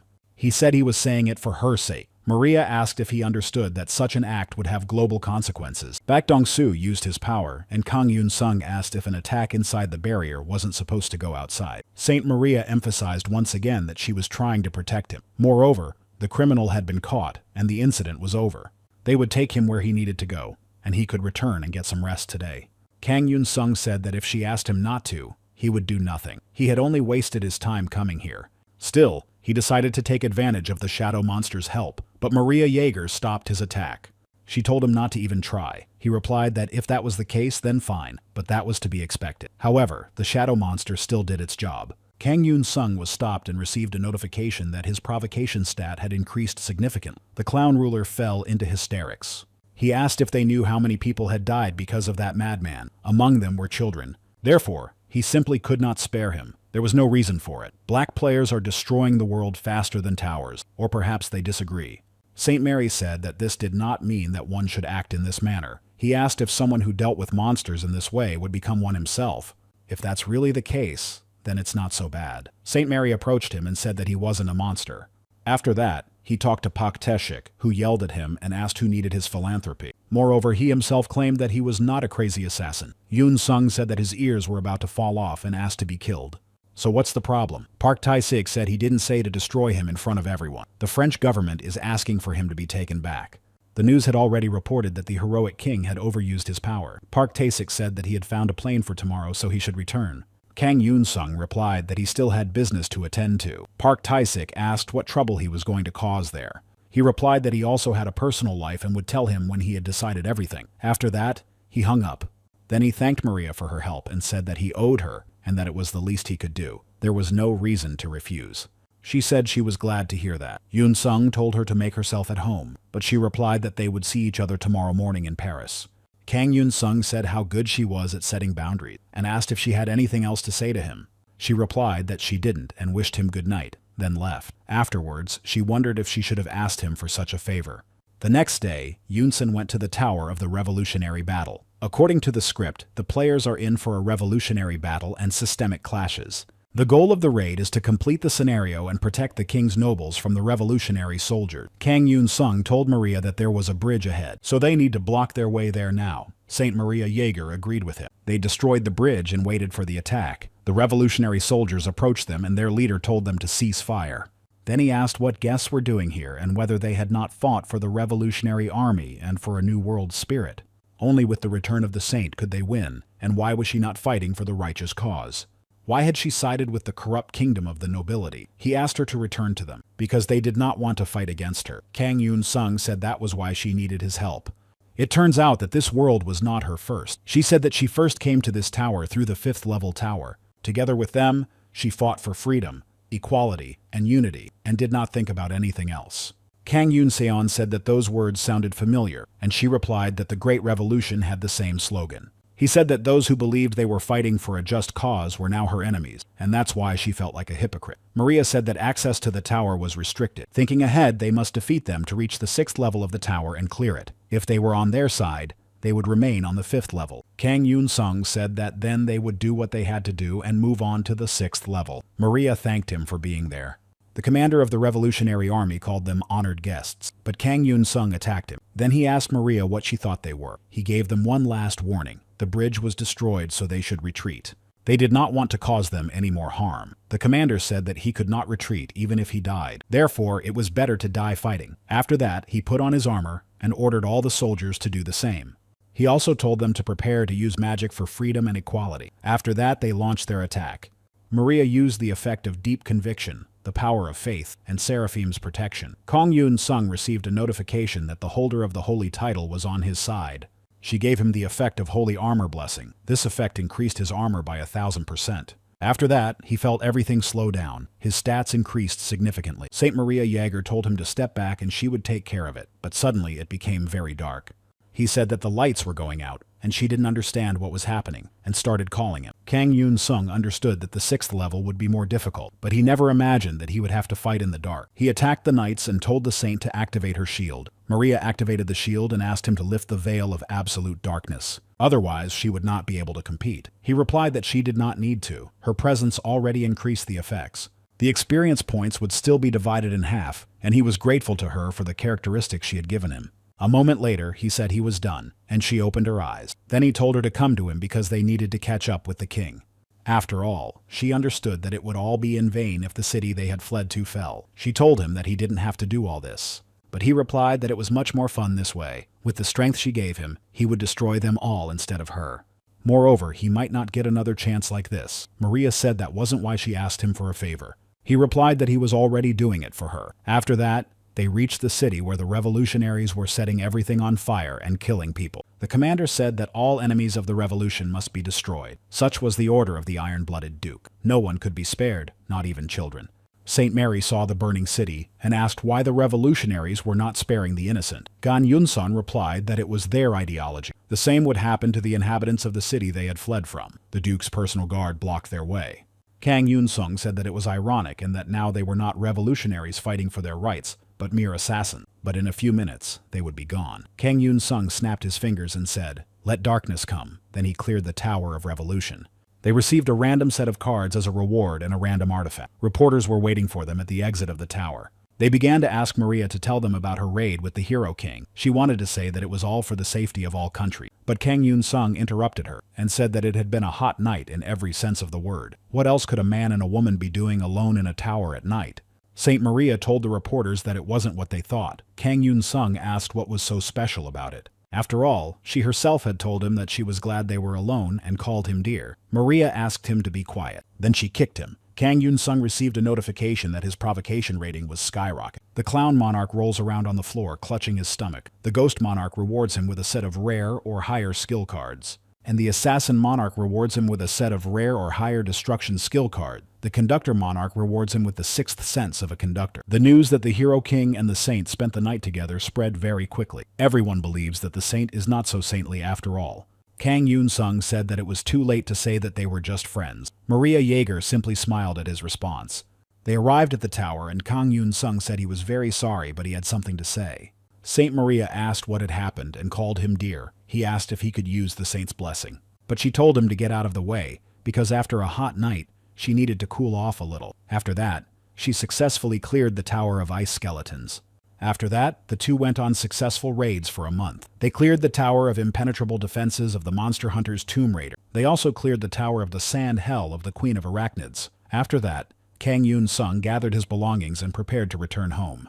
He asked if lovers don't kiss each other goodbye. Saint Mary said she envied him very much. How could he be so calm? He asked if it was a compliment, and she replied that in his case, it was. To be more precise, she was even glad that she had such a player she could trust. Kang Yunsung replied that he should have said that. After that, he said they would see each other again and left. Maria asked him to be careful on his way back and thanked him for everything he had done for her and for this world. After that, he thought about her words that it was for the sake of the world. It was obvious, but few people realized that working together was much more effective. But national interests always came first. Moreover, no one can be trusted. Kang Yunsung said that they would have to invite the saint to visit them sometime. The monster of darkness asked how long he was going to scratch her. Kang Yunsung was surprised and asked if she was talking. The cat replied that she had evolved. He asked why she had only spoken now, and she replied that it was because she was annoyed by his flirting with the woman. She told him to open the set of cards he had received as a reward. Kang Yunsung remembered them and said he would pray for a hero-level card. If the cards give so much, then as soon as they open them all, they will become invincible. So he unlocked the set of unclaimed rewards. In this game, synergy and class are the most important things. He had already gotten energy, but never class. Kang Yunsung acquired the Shadow Assassin class. The synergy of darkness and the synergy of the assassin complement each other, enhancing their effects. Therefore, the power of the darkness monster increased. Yunsung suggested that she find a tower to test the update when they arrive. She agreed with a meow, and he wished her sweet dreams. When he returned, many people immediately recognized him and said that he was the king of heroes, but that he had forgotten something here. After all, this was the entrance to the club, and what was he doing here in the middle of the day? Kang Yunsung asked the guy if he knew what time it was, because he told him to come at 9 in the morning. The guy said he had a hellish hangover and asked what was going on with that guy. Kang Yunsung said he would count to 3 and then he had to follow him, but the guy didn't like that and threw a glass at him. Then he asked how someone like him could give him orders and if he even knew who his father was. His father was the head of the ONH company, so he asked if he now understood who he was talking to. Kang Yunsung said that he must be his younger disappointment. Then he grabbed him, pulled him along, and told everyone to step aside because the king of heroes was coming. The guy asked what he was doing and told him to let him go. Then he remembered his conversation with CAD head Lee Seong-ho.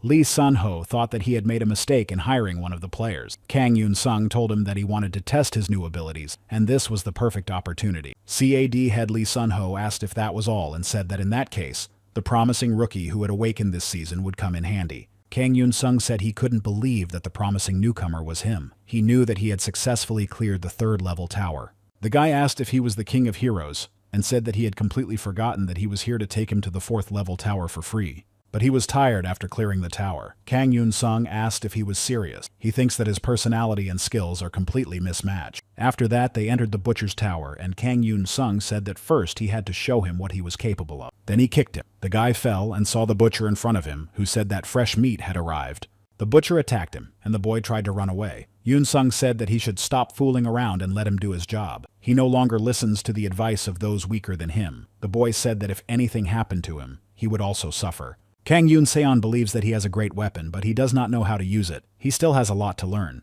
Those who cannot fight will meet a sad end. The boy asked him to save him, and he asked who would then save the world. Kang Yunsung used a shadow cloning technique and was able to control shadows in a chosen location, then said that practice is the best teacher. After that, they were attacked by bats. The boy warned of the danger, and Kang Yunsung used a blood spell technique. As a magician, he can summon spirits, and with the help of the spirits, he can create blades from the bodies of enemies, which can cause damage. Kang Yunsung asked the boy if it was time for him to change his pants. He told him to watch his language or his father would have his way with him. He replied that he wasn't being rude, but simply giving extra motivation to succeed to such a cute puppy like him, so that he would be the best. The boy asked if he had just made that up and that it sounded like a lie. Kang Yunsung said that was because he wasn't ready to hear the truth. Specifically, the truth that he was a bad player. Before that, he had used an assassin's warning technique that put a black mark on his victim. The black mark gives the player who left it additional effects, 500 points to stealth and attack. The boy asked what he had done. After that, Kang Yunsung destroyed him and said that the King of Heroes does not work with people like him, and if he thinks such an act is unfair, he can always defeat him in battle. After that, he returned to reality. Everyone saw the Hero King with some guy. People didn't get what they were doing and thought it was some kind of ritual. The guy asked what was going on and what had happened to his face. Kang Yunsung said that he had destroyed him without causing much pain, and asked if he still didn't understand that he was dead. He was surprised and said that if his father found out about this. Kang Yunsung said that of course he would find out because he would tell him himself. The guy said that he probably didn't understand what kind of trouble he was in. He asked what kind of trouble it was, and if he could hire an assassin for him. And what would happen if the head of the ONH became his enemy? Another person would join the queue to destroy him. Maybe he thinks he's special, but that's not the case at all. After that, they received a notification about the update of the Endless Maze season. The maze race is already here, and 999 mazes await the players. They have to organize a raid and emerge victorious. Kang Yunsung received a notification that the Clown Monarch was influencing the tower's rules, and asked what was going on, and told them to wait.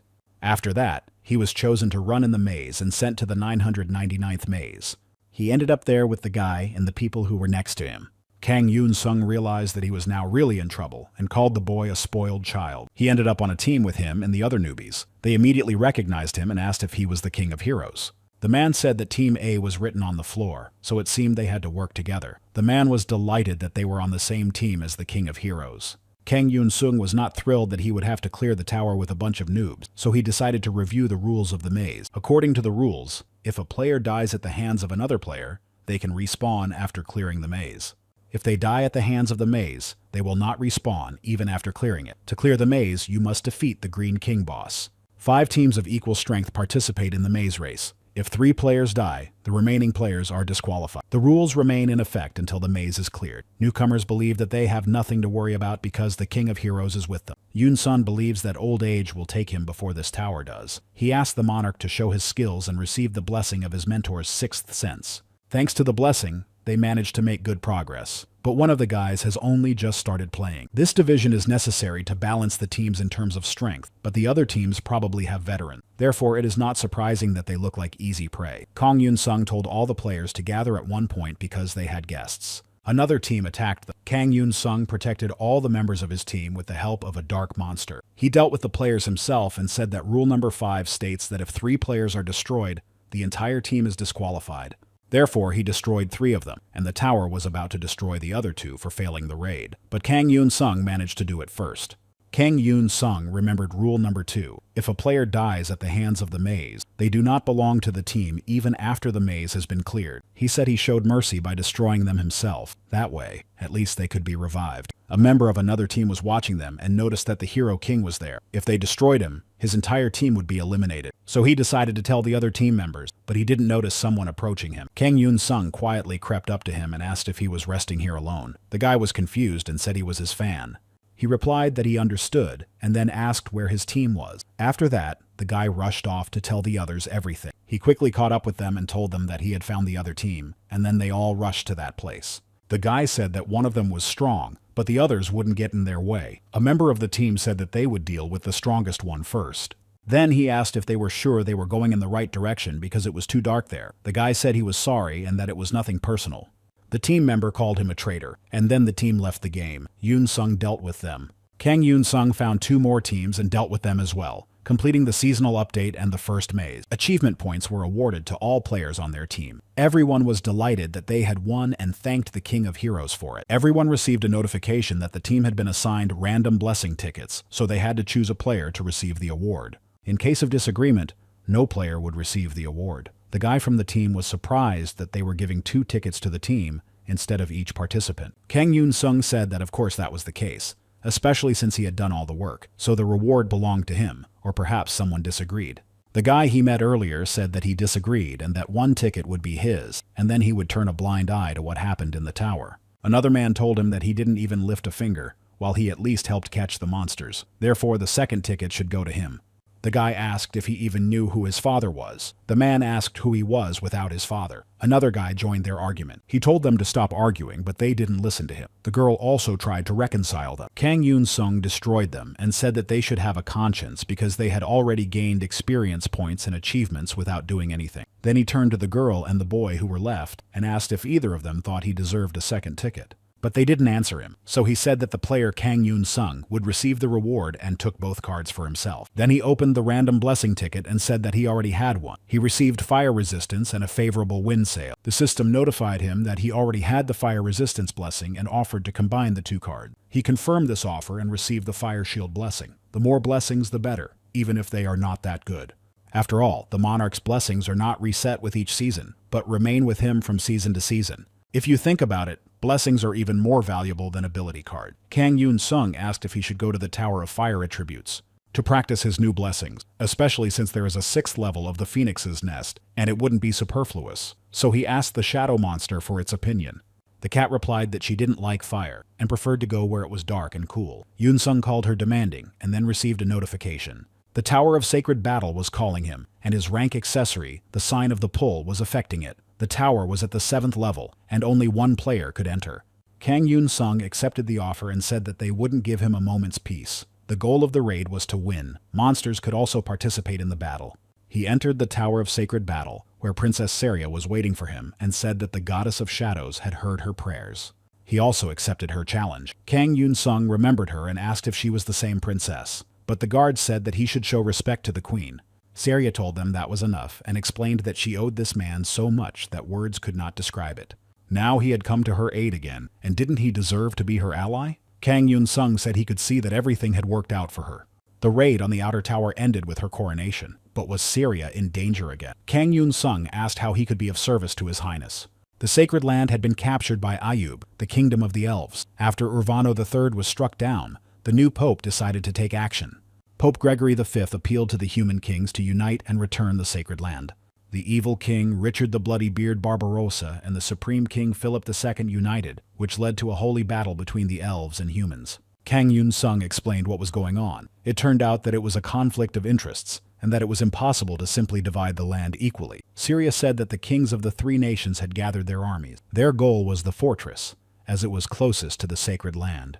Then she asked if he would fight for them. Kang Yunsung asked if it was the king with evil intention. She asked him how good his eyesight was. They must be about 200,000 meters away. Kang Yunsung used his pocket workshop to change his eyepiece to an ice bolt. After that, he gathered his weapons. The blessing of his mentor's sixth sense was activated. The 3-star ice bolt greatly increased range and damage. Kang Yunsung told Her Majesty that she had nothing to worry about. He aimed at the people approaching the fortress and destroyed one of the knights. After that, they realized that it was yesterday's guest. Therefore, everyone took out their shields to defend themselves. Kang Yunsung tried to attack again but was unable to break through the shield.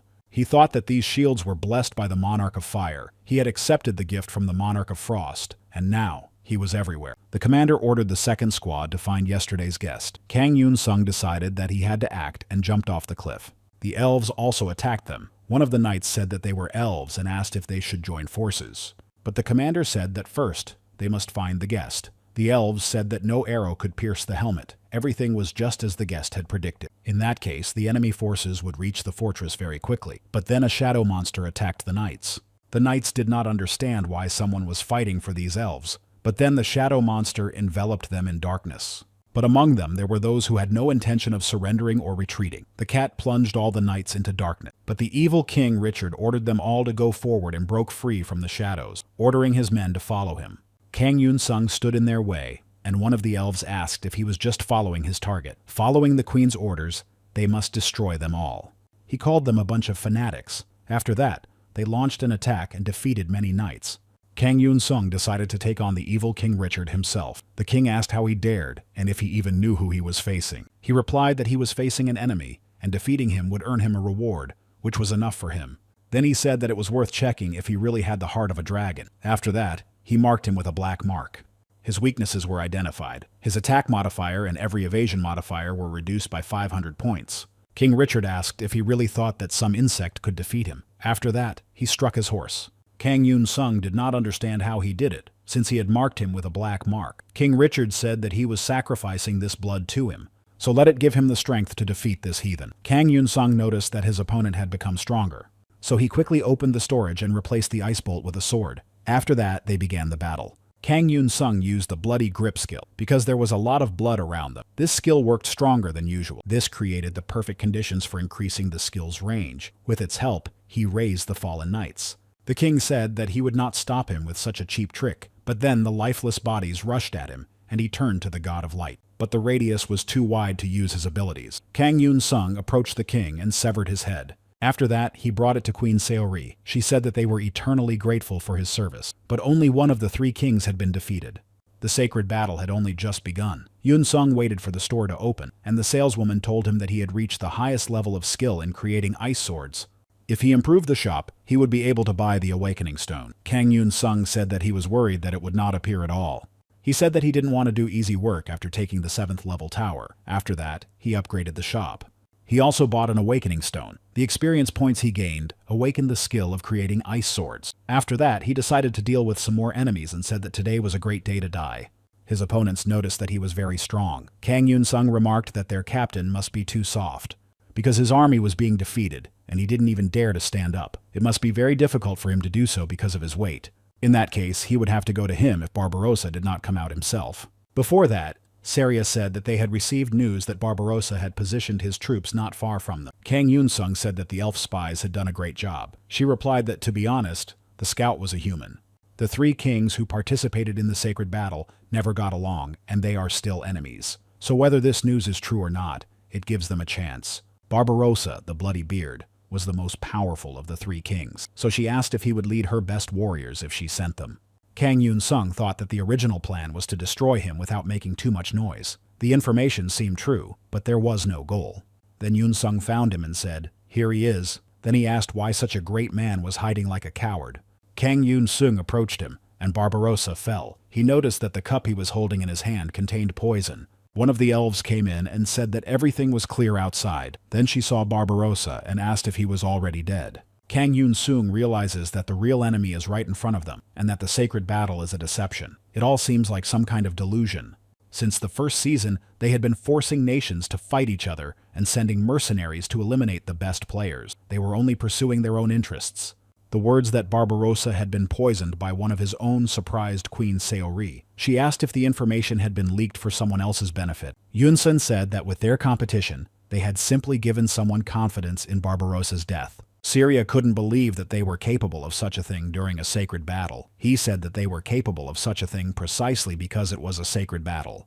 Because they would get all the glory and cause discord among the three nations. 2 birds with 1 stone. Syria said that one way or another, they would now have to compete with the Supreme King. Yunsung said that the remaining soldiers would not retreat. Besides, his troops had been disbanded and had probably gone over to the other side. One of the knights reported that the assassin who attacked Bloody Beard had been killed by his soldiers, so Barbarossa's death could be pinned on him. Supreme King Philip II said that this was excellent, and that the remaining warriors would easily carry out his orders. King Philip announced that the king of evil intent and the Bloody Beard had fallen at the hands of the pagans. The soldiers said that he could destroy these pagans, and they would follow him and obey his orders. He said that of course they would. The truth spoke through his lips. The Holy Land would belong to them. Then he ordered the troops of the evil king with the bloody beard to be sent to the front. Then he noticed that angels were watching them from heaven, so they must not falter. King Philip has a golden fanaticism adorned with a golden cross. After the blessing, the knight's faith became unshakable, and he destroyed 1,000 elves. Yunsun saw the cavalry of the evil king approaching them. There were also armed warriors with bloody beards. Along with them was an army he had never seen before. Kang Yunsung realized that he was going to use the enemy troops as a human shield. After that, the warriors shouted that they would destroy the pagans in the name of the God of Light, and in the name of peace. Yunsung said that these slogans were all the same again, and that it was impossible to establish peace in this way. Kang Yunsung decided to try the West Wind card he had bought in the store. The west wind would blow across the battlefield. Their battles would go smoothly, like a gentle wind at the end of spring. One of the knights noticed him. Then he shouted that it was the elf assassin. He had to avenge their majesty, so they would not lose to an ignoramus. King Philip II asked the God of Light to guide them and received his blessing. The warriors of light joined the battle. The knights shouted that the gods were with them, and one of the elves told her brothers and sisters to go forward because the goddess of shadows was with them. Kang Yunsung said that if this battle was what the gods wanted, and if this was all they were waiting for, then didn't that make them evil gods? The monster of darkness told him to shut up and do what he was paid to do. He said she was right, and that today the battle would end. After that he launched his attack. The Council of Shadows asked him not to disappoint them and gave him 100 shadow puppets. Kang Yunsung was surprised that they were being given support, but their opponents had the same power. They are helped by the same angels of light. 59th level angels are fighting on their side. Kang Yunsung is confident that these guys from the Shadow faction will take care of the angels. Then he turned his attention to King Philip II. He said that he was his opponent. He noticed his cloak and thought that he was a player. King Philip called him a stupid pagan and asked if everyone called him a guest. From these words, Kang Yunsung realized that he was not a player. After that, King Philip said that, in the name of the God of Light and King Philip II and the Supreme King, he would not leave. Kang Yunsung thinks it's terrible that he put God and people on the same level. This guy is a real religious fanatic. This game simply cannot get any worse, especially since everyone already has wings on their backs. After that, the Shadow Monarch blessed him with the wings of a raven. He said he didn't mean that he also needed wings, but it can be considered a fashionable accessory for the game. Competing in the air like this, his plan is now just a useless piece of paper. King Richard said that he finally had a worthy opponent and that their competition would be legendary. Then he pounced on him and said that he seemed tired. This was his punishment for betraying the God of Light. Kang Yunsung asked if he was living as the gods wanted him to. So it was the gods who wanted him to poison the bloody beard. King Richard destroyed the swords flying at him and called it a cheap trick. Then he said that of course the gods wanted it. He was blessed by the god Seraphim and wanted the same thing as his god. After that, he used Seraphim's shield. Kang Yunsung sent his clone after him. King Richard destroyed him and then realized it was a fake. Then Yunsung destroyed his shield and said that he knew he wasn't the only one dissatisfied with the wings, because they limit the field of vision. He wanted to attack him, but received a message that a level 8 Seraphim had moved into the body of the Supreme King. Kang Yunsung was surprised that angels could do such thing. After that, they continued the battle. The Seraphim who had transferred into the Supreme King's body severed one of Kang Yunsung's wings. Then he struck him with his sword. Kang Yunsung screamed, and then said that he would lose his voice. The severed wing captured Seraphim. As a result, he defeated the Supreme King and said that it was a pity to say, but he did not need wings to compete on Earth. The knights saw something falling from the sky. After that, the course of history changed, and the legendary cloak of the player will be remembered. Kang Yunsung received damaged equipment and earned 100,000 achievement points, then said that it was finally over. After that, he returned to reality, where reporters were already waiting for him with breaking news. They reported that the King of Heroes had successfully cleared the first tower of the 7th level in the season. Yunsung wondered where his house was. After all, he had entered the tower near his house. The reporter said that the cross had disappeared from the design of his cloak, and asked if he had changed his cloak inside the tower. He asked if they couldn't see it themselves. The reporter noted that he was raiding the tower more intensively than in other seasons, so maybe he wants to comment on his exploits. Park Tae-sik arrived at the scene and said that they were late, and that this thing was probably recharging. His subordinate said there was no need to worry so much. Park Tae-sik noticed something and said that something had changed. Kang Yunsung remarked that they liked his exploits. They liked to write sensational articles, but to be honest, he never understood why he should strain himself to save the world. Then he said that something had struck him and asked if they were ready to listen to him again. The reporters asked how he felt about the battle. He asked if that was when molten iron was poured on them while they were climbing the castle walls and being shot with arrows, and also their internal organs fall out when they are struck with a sword. Then he laughed and said that it was all true, because they were now living in the 21st century. In that case, as befits the 21st century, they would start with rockets falling from the sky. Bullets fly through them, and fighter jets destroy innocent people. Even though they are in the 21st century, their insides still spill out. Then he asked how they felt about the battle. The reporters replied that they felt strongly negative and that no one liked it. But it doesn't matter if the battle ends in victory or defeat, people will still die. Kang Yunsung remembered his conversation with Sari. She said she was happy because they had taken revenge, but she was still very scared. He said that her people had won, so what was she afraid of? She replied that she was afraid of the end of the battle, the blood and death. She asked if this horrific scene was what their goddess wanted. Kang Yunsung told reporters that he felt the same way. To be honest, no one in their right mind would enjoy a battle. He then asked how they felt about the heroes in that case. The reporters replied that everyone likes heroes. He asked how they thought people became heroes. They said that heroes become heroes by destroying their enemies and performing well in battle. Without battle, there would be no heroes. After that, he asked again how they felt about battle. He said that they needed to be honest with each other because they liked battle. The reporters noted that this was a very provocative statement. The situation was simply a relic of the past.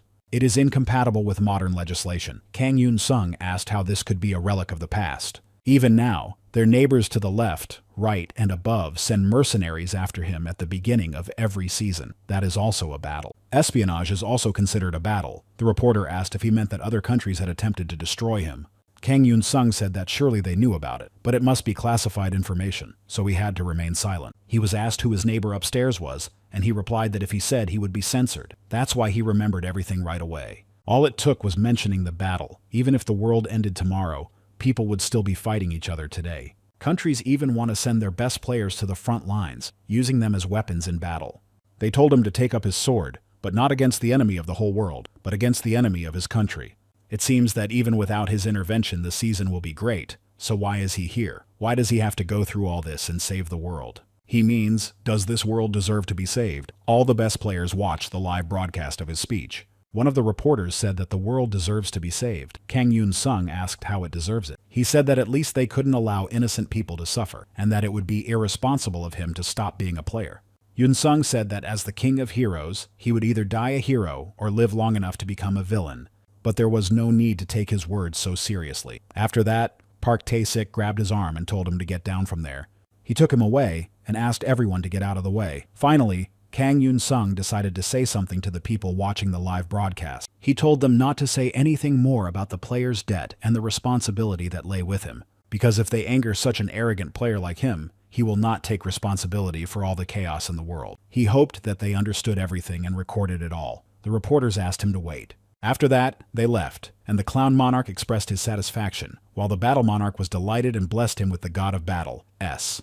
Park Tae-sik said that he needed to go home now, so he would have to deal with all this himself. Kang Yunsung agreed with it. The monarch of the alternate reality went into a berserk state and blessed him with a legendary item, an amulet for finding enemies. This is a legendary item that gives the enemy a code word during battle. The worst thing about the amulet is that only the wearer can hear the voice. It increases the chances of delivering a stronger blow by gathering information about the informer's target and finding their weak points. Kang Yunsung and Park Tae-sik listened to the news about the threats faced by the King of Heroes from other countries. They are going to take specific measures against the crimes. Park Tae-sik asked why he was listening to this. He made such a fuss at first, and now he's afraid? Kang Yunsung said he thought he would get angry. Park Tae-sik asked how he could be angry with him, knowing what he was going through and whether he had anyone closer to him than him. Yunsung mentioned Maria and said that he had holidays in France. Park Tae-sik remarked that she was like the moon to him because he believed they had a special connection. After that, Kang Yunsung thanked him. Park Tae-sik said that at least he understood that he should be grateful. Yunsung asked what his current class was, and he replied that he was a pure-blooded assassin. So Yunsung asked if he had awakened, and surely he has some kind of special costume. Park Tae-sik said yes, and saying the word Heartbreaker showed off his costume. It was the legendary weapon of the assassins. He had heard that Yunsung had also received legendary equipment. Kang Yunsung replied that he had. Park Tae-sik told him to at least rest sometime. Constant work had never helped anyone. Then he asked if he wanted to go for a walk. There was a good tower on the 7th level. Secret organizations and infighting awaited them there. The goal of the raid was to revive the Capone family. They went to the tower, and Park Tae-sik told them to get ready, because betrayal, secret enmity, and the unparalleled ugliness of the organization await them. Kang Yunsung said that in that case, they'd better change the genre to noir. The girl in the tower gave the man one thing and told him to take care of it before their next meeting, and to remember that it was all in the name of justice. Then she looked at the watch and said it had stopped. Her godfather had given it to her. Kang Yunsung said they were unlucky, and it was raining. Park Tae-sik said they could start inside. Kang Yunsung asked him to put something on his head because all his hair was falling out. A girl saw them and became interested in them. Then she asked them for help. This is the city of Black York, and the Capone family is in crisis. They said they were there to fix it, and the girl asked them to follow her. She would take them to the boss. While the girl was leading them, she told them that their city, Black York, was ruled by 5 prestigious families in the criminal world. A meeting between the businessmen was scheduled for 4 days later, but not long ago their godfather and former head of the Capone family and his assistants had been killed. They lost many valuable people. This girl was an orphan and was picked up from the streets when she was just a child. She was lucky that her abilities awakened, but this was of little use. Life became better when her godfather adopted her. On the day of the attack, she managed to save only one person, her godfather's son. He is now the current boss. She brought them to his office, and he said that he was the head of the Capone organization and the head of the Capone family. Park Tae-sik asked if the boss was a milksop. The boss replied that he shouldn't call him that because he didn't look like him at all. How dare they say such things to the face of Capone's head, the legitimate heir? The girl asked him not to be angry with them, because it seemed that these guys were not very intelligent. His mere presence commanded respect. Capone said that everything was correct and that they didn't have much time, so they needed to get down to business. He asked Rebecca to come closer. Rebecca accepted her boss's order and said that, in short, their goal was to restore the Capone family to its former glory. At the upcoming meeting in 4 days, among the leaders of the 5 families, they must attract the most attention and find the culprits, those responsible for the death of their godfather and their best men. Kang Yunsung asked who they suspected first.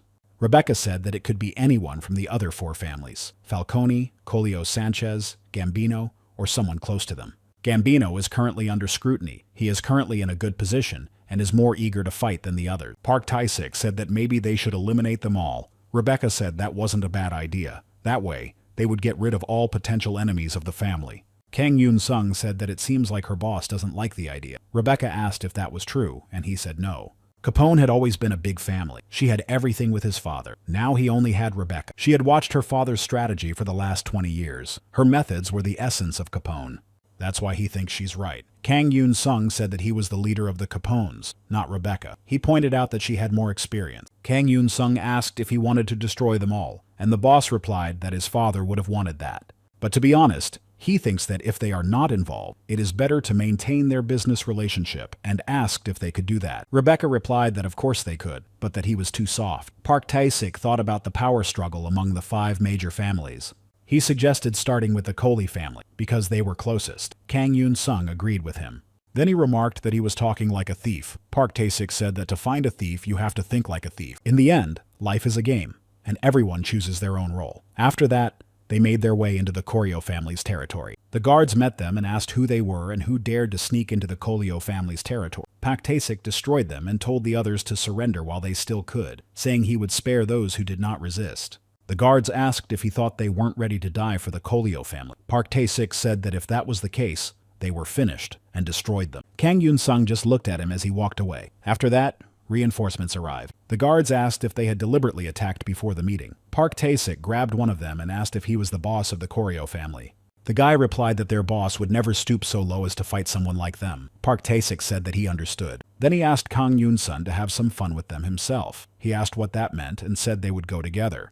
Park Tae-sik said that as far as he remembered, he had come here to relax, so let him relax and let him deal with it. In the end, Kang Yunsung agreed and said he would clear the way for him. Park Tae-sik said that was great and called him his boss. So Kang Yunsung dealt with the guard. Park Tae-sik found his boss, destroyed all the guards, and noticed a huge bird flying past the window. Kang Yunsung saw a large number of crows and found it strange. He had a strange premonition. He caught a crow feather and thought that this was probably not the end. First, they got rid of the Koryo family. The next target is the Gambino family. Kang Yunsung said that Park Tae-sik was going to ram everything and turn everything upside down. He didn't understand what he was doing. He said he hadn't seen him on the battlefield in a long time, but he also doesn't want to show his cruel side, and in that, they are alike. Kang Yunsung shouted at him not to forget anyone and to destroy everyone. The shadow monster called him lazy and said that he had settled in well. He remarked that he was here to rest, or maybe she had forgotten. When Park Tae-sik finished his work, they decided to have lunch. Park Tae-sik told him that he had been eating cheeseburgers for breakfast, lunch, and dinner ever since they arrived, and asked if he wasn't tired of them yet. Kang Yunsung said that the local burgers were top-notch, and that while he was here, he wanted to enjoy them to the fullest. Park Tae-sik said that there were other delicious places to eat, but Yunsung pointed out that he rarely gets to relax and didn't want to stress about choosing a place to eat. Then he asked what was going on with Gambino. Park Tae-sik said that he heard from their boss that he doesn't know what's going on. Kang Yunsung said that he asked him to trust him, but he himself was giving such vague answers. Park Tae-sik said he wouldn't come to meet him. The head of the Gambino family tried to call the Sanchez and Falcone family, but no one answered. He became angry, not understanding why they weren't answering, and threw down the phone. He said not to tell him that Capone had been destroyed by their hands. Before that, Park Tae-sik told him that in 72 hours, the blood flow in his heart would stop, and then his heart would stop. But he could stop it if he understood what he meant. The boss said that the Gambino family would miss the meeting. They were ready to cooperate in the search for those responsible for the death of Capone Sr. Park Tae-sik remarked that he was smart and should not miss his chance. Kang Yunsung said that they were left with nothing. Park Tae-sik told him to stop chewing ice because it was bad for his teeth. Then he said they would find out more at the meeting. Besides, it was just a guess. But he thought there was someone else, besides the 5 families. The meeting of the family heads took place, and Marcello Collio, head of the Collio family, said that it was already quite late, but 2 were still missing. The Gambino family boss also joined the meeting, and Capone said that Falcone and Sanchez were responsible for his father's death. He had suspected them all along. Rebecca told him not to jump to conclusions and just watch everyone. The head of the Capone family agreed with her and said she was very wise. After that, subordinates rushed in with urgent news. They reported that Falcone and Sanchez had been killed. Kang Yunsung and Park Tae-sik were sitting at a table next to them. Kang Yunsung said that it seemed they had a second enemy. Park Tae-sik said that now it was clear why the families seemed weak. Kang Yunsung said that he felt like he had become stronger. Park Tae-sik remarked that he had certainly looked very confused the whole time. After that, someone came down to them and said that it was convenient that everyone who was ruining the city had gathered in one place. They are connected to corrupt politicians, manipulate the union, and steal from poor citizens. They also cheat and engage in smuggling. Therefore, they can only be called shameful criminals who create chaos around them. So this is what they deserve. The man said his name was Night Raven and that they would all get what they deserve. The head of the Capone family asked if he was the one who had killed the other 2 bosses. He said that was correct. They were scoundrels for whom even death was too low a price to pay. He had also killed his father, and very soon he would meet him. After that, the Night Raven attacked them and called them criminals. Rebecca protected the boss and said that it was dangerous and that he should back off. The boss remarked that he was the one who had destroyed their father. She said she knew that and that in the name of justice, a fair price must be paid. The Night Raven began to dispense justice. Kang Yunsung said that a son is not responsible for his father. After that, he used his power and destroyed his ravens and also protected everyone else. He asked if he, the Night Raven, was the main thief. They began to fight, and Yunsung noticed that he was very agile. In that case, he decided to try something else and put a black mark on him to find out his weakness. Then he used the code word informer, and a narrator appeared before him with an amulet for finding enemies. He provided detailed information about the target. Kang Yunsung thought that the expression bird sang took on a new meaning. The bird said that the energy came from his cloak and sharp feathers. One must be wary of his feathers. He also has a lot of explosives and should be treated with caution. Kang Yunsung said that he must be a terrorist. The Night Raven asked if he could weaken his opponent and asked if he was a sir. So if he was dealing with a sir, he would need help. After that, he called the crow for help. Park Tae-sik said that there were too many crows and asked Kang Yunsung if he wanted to switch places. Kang Yunsung was surprised that a master of one-on-one combat would say such a thing, and then said that all the bosses belonged to him. He was their hero, and he had to protect the boss, and asked if he understood. Then he said that he was better suited to the role of bodyguard. Park Tae-sik became angry with him and said that this was not true because he was a pure-blooded assassin. Kang Yunsung pointed out that destruction was also his element. The Night Raven said that he had to save the world and asked why he was acting like the devil's advocate. He didn't know what they had told him, but their rotten souls had simply deceived him. They were a bunch of criminals who had destroyed his family, the Capones, and then they left the courtroom innocent only because they have connections and money. They cannot be left unpunished. This city is rotten, so he is fighting for justice, and it is not too late to restore justice. That's why the Night Raven asked Kang Yunsung to take his side. Yunsung said that enough was enough. Then he approached him. He took off his mask and said that it didn't suit him. But then he saw the face of a child hidden behind the mask. The Night Raven said that his justice will prevail, and then pressed the detonator to use the explosives. Kang Yunsung asked what he had done, and he said that Rebecca had told him about the meeting 3 days ago. He asked how much explosives they had managed to set up. The entire building began to burn, and the Night Raven said that justice would prevail. Park Tae-sik wanted to take him away, but the shadow monster plunged Rebecca and the head of the Capone family into its darkness and saved them. She caught Kang Yunsung with her teeth and carried everyone to a safe distance from the building that exploded. Rebecca thanked Kang Yunsung and Park Tae-sik for their loyalty. Thanks to them, most of the businessmen at the meeting were killed. As a result, Capone was back on top. Kang Yunsung said that their boss, the milkman, had survived as they had wanted, so victory was theirs. Rebecca said that everything was correct and their work was done. Yunsung said that she had arranged everything. She asked what business it was of theirs. Yunsung pointed out that he had been hired to eliminate the Capone family's enemies, and she had interfered. Therefore, she was responsible for the death of the family head, and even persuaded the Night Raven to destroy all the other leaders. Rebecca said they had no proof. Kang Yunsung said that the Night Raven had betrayed her. She had given him the information. The Night Raven said that the traitor would also go to the other world. Therefore, she was the traitor.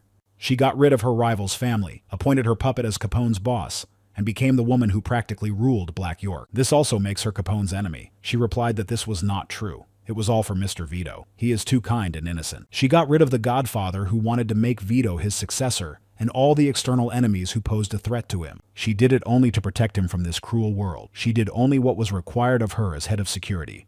Kang Yunsung said that she stabbed the man who took her in and raised her in the back and put her puppet in the boss's place. Park Tae-sik said that she only thought about her own safety. Because of her, Vito was completely dependent, and she only thought about herself. Rebecca called him a sir and said that he didn't know her at all. Park Tae-sik remarked that then they should ask Vito. Vito came out to them and asked if it was her. Rebecca wanted to justify herself, and he said that she was right, as always.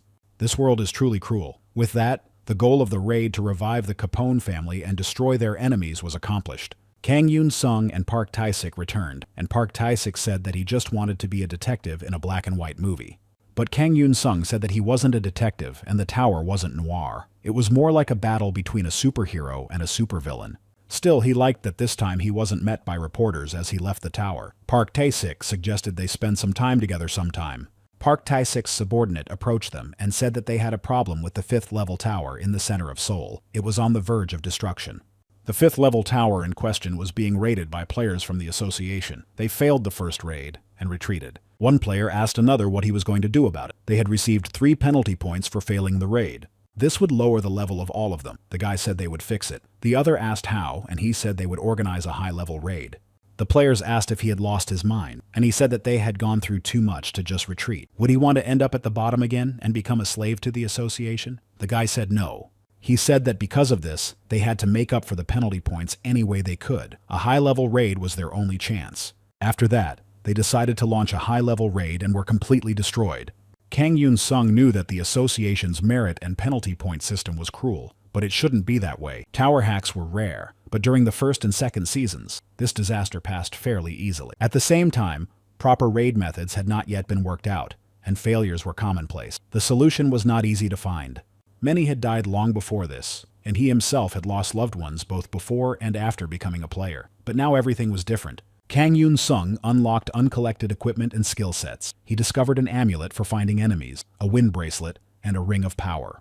He must not allow anything to compromise. Kang Yunsung combined the wind bracelet with the Shimoro bracelet, and from the bloody chain, he made Charlotte's spiderweb. He received a notification that the tower was about to be hacked and that he needed to prepare for the invasion of monsters. They arrived at the scene of the incident and immediately recognized the Hero King. The players were delighted that the Hero King was there and that at least they would not die. The countdown to the tower break-in began, so the players prepared for what was about to happen. Kang Yunsung said that anyone who meets one of the following 3 criteria should run away. The first are those who can capture the shadow of his skill. The second were those who couldn't keep up with him. And the third were everyone else. After that, all the players started to run away.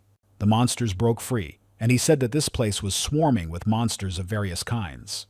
There were orcs, reptilians, and even creatures he didn't know how to name. Judging by the name of the tower, the enemies the players were fighting must be humans. These are people from the kingdom inside the tower itself. This means that the monsters that escaped from the tower have nothing to do with it. But then where did they come from? The reporter was broadcasting live from a helicopter and told everyone to watch how the King of Heroes would deal with the tower break-in. Moreover, this is a tower of high difficulty, and he is completely alone there. Although he is a rather controversial figure, his skills are truly impressive. The monarch of the abyss awakened darkness from the deepest places, thinking it would be more fun. The reporter noticed that the gates had changed color. In his opinion, this is incredible, and this ominous shade must represent the monster of the abyss. But how could it appear in the gate of a 5th-level tower? Kang Yunsung asked if their attention wasn't wonderful, but now he asks him to disappear before he feeds him to the monster. He couldn't understand how a monk could act on his own free will. After that, he received a notification that a monster from the abyss had appeared. Yunsung waited for this and then struck, hoping that it would be enough. He said he would deal with it in one move. He used Charlotte's web skill, which connects 2 points with a thread of death and has incredible cutting ability. Thanks to this, he defeated the abyssal monster, and the abyssal monk blessed him with the stone of the abyss to express his satisfaction. After stopping the tower hack, he was immediately surrounded by reporters. He shared his opinion about the Players Association. He considers it hopeless, but to be honest, is there even one association in this country that works the way it should? The news reported that, judging by this, the players who died had failed in the assault on the tower and were afraid of penalty points from the association. Therefore, they tried to pass the high level of difficulty again. They went too far and were unable to save themselves, and the tower got out of control. After the Hero King's statement, they asked the association representative several questions. As it turned out, the association's rules are ineffective and reduce the effectiveness of the raid. Or they take a large percentage of the reward from the players. Victory becomes unprofitable for the players. Yunsan is surprised that the reporters are going to achieve something. Teshik said that they gave them a reason. Yunsan believes that the association deserves it, and Park Teshik agrees. They must not miss the chance to clean up the association. Yunsung asks if he is running for president. He replies that of course not, and talks about organizing a guild. So Yunsung said that the law does not allow this at the moment, and that he wants him to do it. One nation, one guild, and nothing but the association. Park Tae-sik said he knows that and wants to take advantage of the opportunity to change it, to sort out all the problems using the fact that KG has no players. The association leaders have never been to the tower, but they set rules for the players. In addition, they only promote those who have support and neglect the others.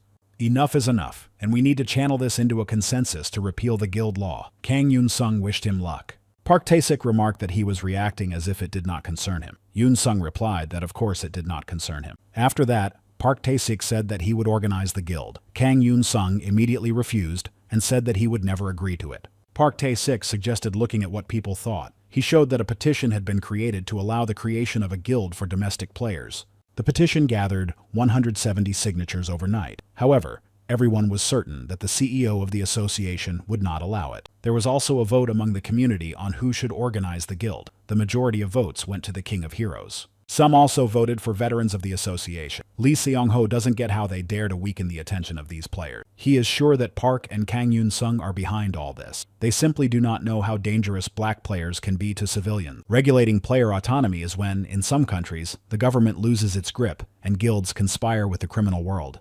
Some countries have even turned into empires of black players. The US, where private player guilds are allowed, keeps its best players under control. Military service helps with this. Players are just time bombs. If control becomes impossible, it's time to choose. Lee Seong-ho believes that they do not have the slightest idea of how the world works.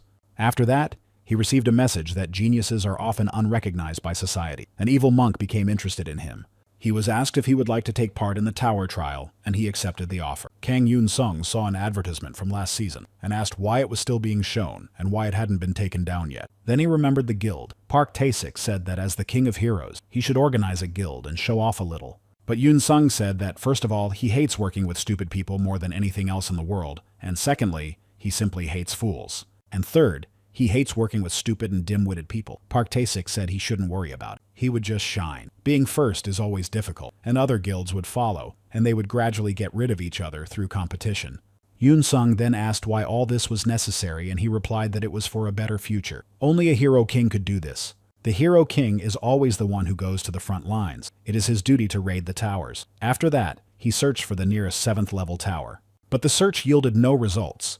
So the search radius was increased, and a route to the nearest 7th level tower was plotted. The distance to it is 226 kilometers. There's always a way to get to the tower, even if he is not looking for it. For example, you can receive a gift and simply wait for a call. He received a knife as a gift from his boss, the milksucker. Such gifts are a means of communication between the tower world and the outside world. Rebecca's knife was given to her by the boss of the Capone family as a sign of trust.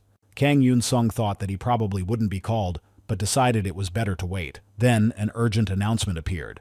The announcement surprised him. He received a message from a clown monk saying that the child of 1,000 faces and 1,000 talents must entertain them. The clown monk insisted that he participate. This was an elite tower. To enter the tower, one had to be among the top 10.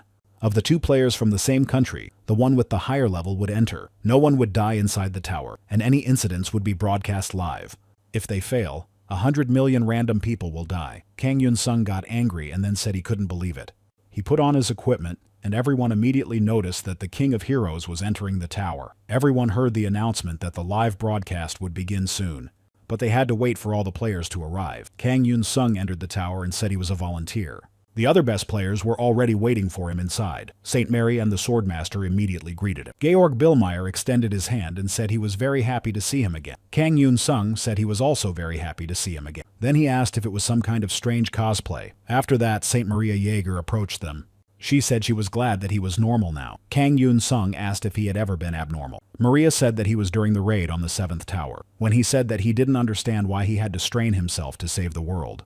She was worried about him when she saw that because he looked very tired and exhausted, especially considering his recent interview. Kang Yunsung took her hand and said that he was fine and would not stop conducting raids. The swordmaster said that if he was tired, he should just quit. He was the last one to enter the tower. The best player in humanity came last. Did he need time to think about whether to save 100 million innocent people from death? Was it really such a difficult choice? Yunsung asked if he wanted some kind of nice answer, like heroes always show up last to save the day. Ray Chan said that real heroes don't think twice when faced with danger, and that he was the first to arrive. Yunsung asked if he had at least prepared himself, and if he had managed to read the terms and conditions to the end. Accepting an offer as soon as you see it is a direct path to failure. That's why he couldn't get around him. Or Georg Billmeyer. He asked if he knew how well the old man calculated everything and asked Georg Billmeyer why he didn't have any equipment with him. Georg Billmeyer said he had finally noticed him. He hadn't started the season yet, and besides, if they remembered, no one would die inside the tower. People from all over the world were watching them. Everyone received a notification that until they left the tower, they would be temporarily given a batch of items from the 5th season. Skills and equipment had been added to each player. Georg Billmeyer said that it seemed to even reduce the chance of any of them dying. Georg Billmeyer is the CEO of Artifact. St. Maria watched their argument and felt sad. Meanwhile, all players received their skills. Ms. Lydia, an international player and law enforcement officer, approached Maria. She said she couldn't believe they were arguing at such an inconvenient time. But there was nothing to be done with these men and their inferiority complex. St. Maria Jaeger agreed with her. She said that it was as if they had forgotten how many lives were at stake. General Kilgore, Commander-in-Chief of U.S. Special Operations, also agreed. He then said that now they had to fulfill their duty to their country and the entire planet. Georg Billmeyer asked Kang Yunsung and Ray Chan to keep an eye on them, at least until they were here. Kang Yunsung said that the live broadcast should have already started, and turning to the swordmaster, said that it was a great pity. After that, someone approached them and apologized for keeping them waiting. He then said that this was a celebration in their honor, as a sign of gratitude to their dear saviors. The clown monk was happy to welcome all the heroes of the land. Kang Yunsung said that his fellow monk had died, and that he was organizing the celebration. They were probably not on the best of terms. The clown replied that it was in the heroes' best interest not to provoke the monks. Perhaps it would be more accurate to call him a monk assassin. He earned this title by eliminating the boss of the season, Lord Plague. Swordmaster Ray-chan knew that he had earned the title for eliminating the boss of the season. Then he asked the monk what they should do. The clown said that it was a holiday in their time as a sign of gratitude, and that he hoped they would enjoy it.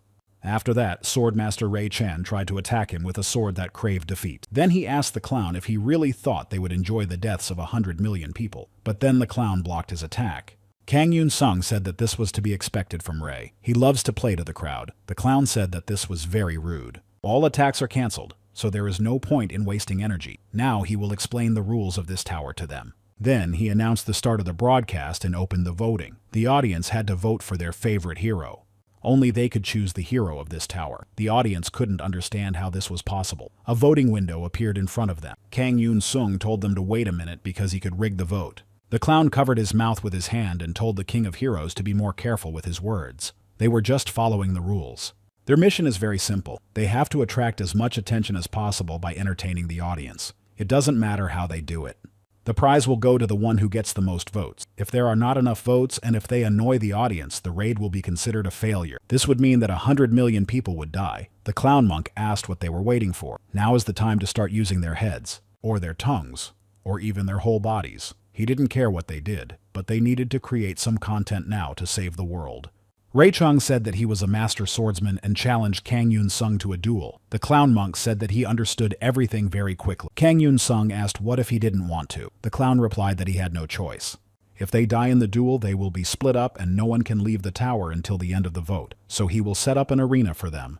Kang Yunsung asked permission to ask Ray something. He replied that to him, he was not Ray, but a master swordsman. Then Yunsung asked if he was ready to fight again after his defeat, especially now that he would get the minimum number of votes. Ray-chang said that if he didn't win, those votes wouldn't matter, and that he would pay for his loss on the first day of the season. Kang Yunsung said that taking candy from a child was not so much fun, even if it was easy. After that, he used his skill. Ray-chan was surprised that he had the 9 swords skill. The other players also did not understand where the hero king got the 9 swords.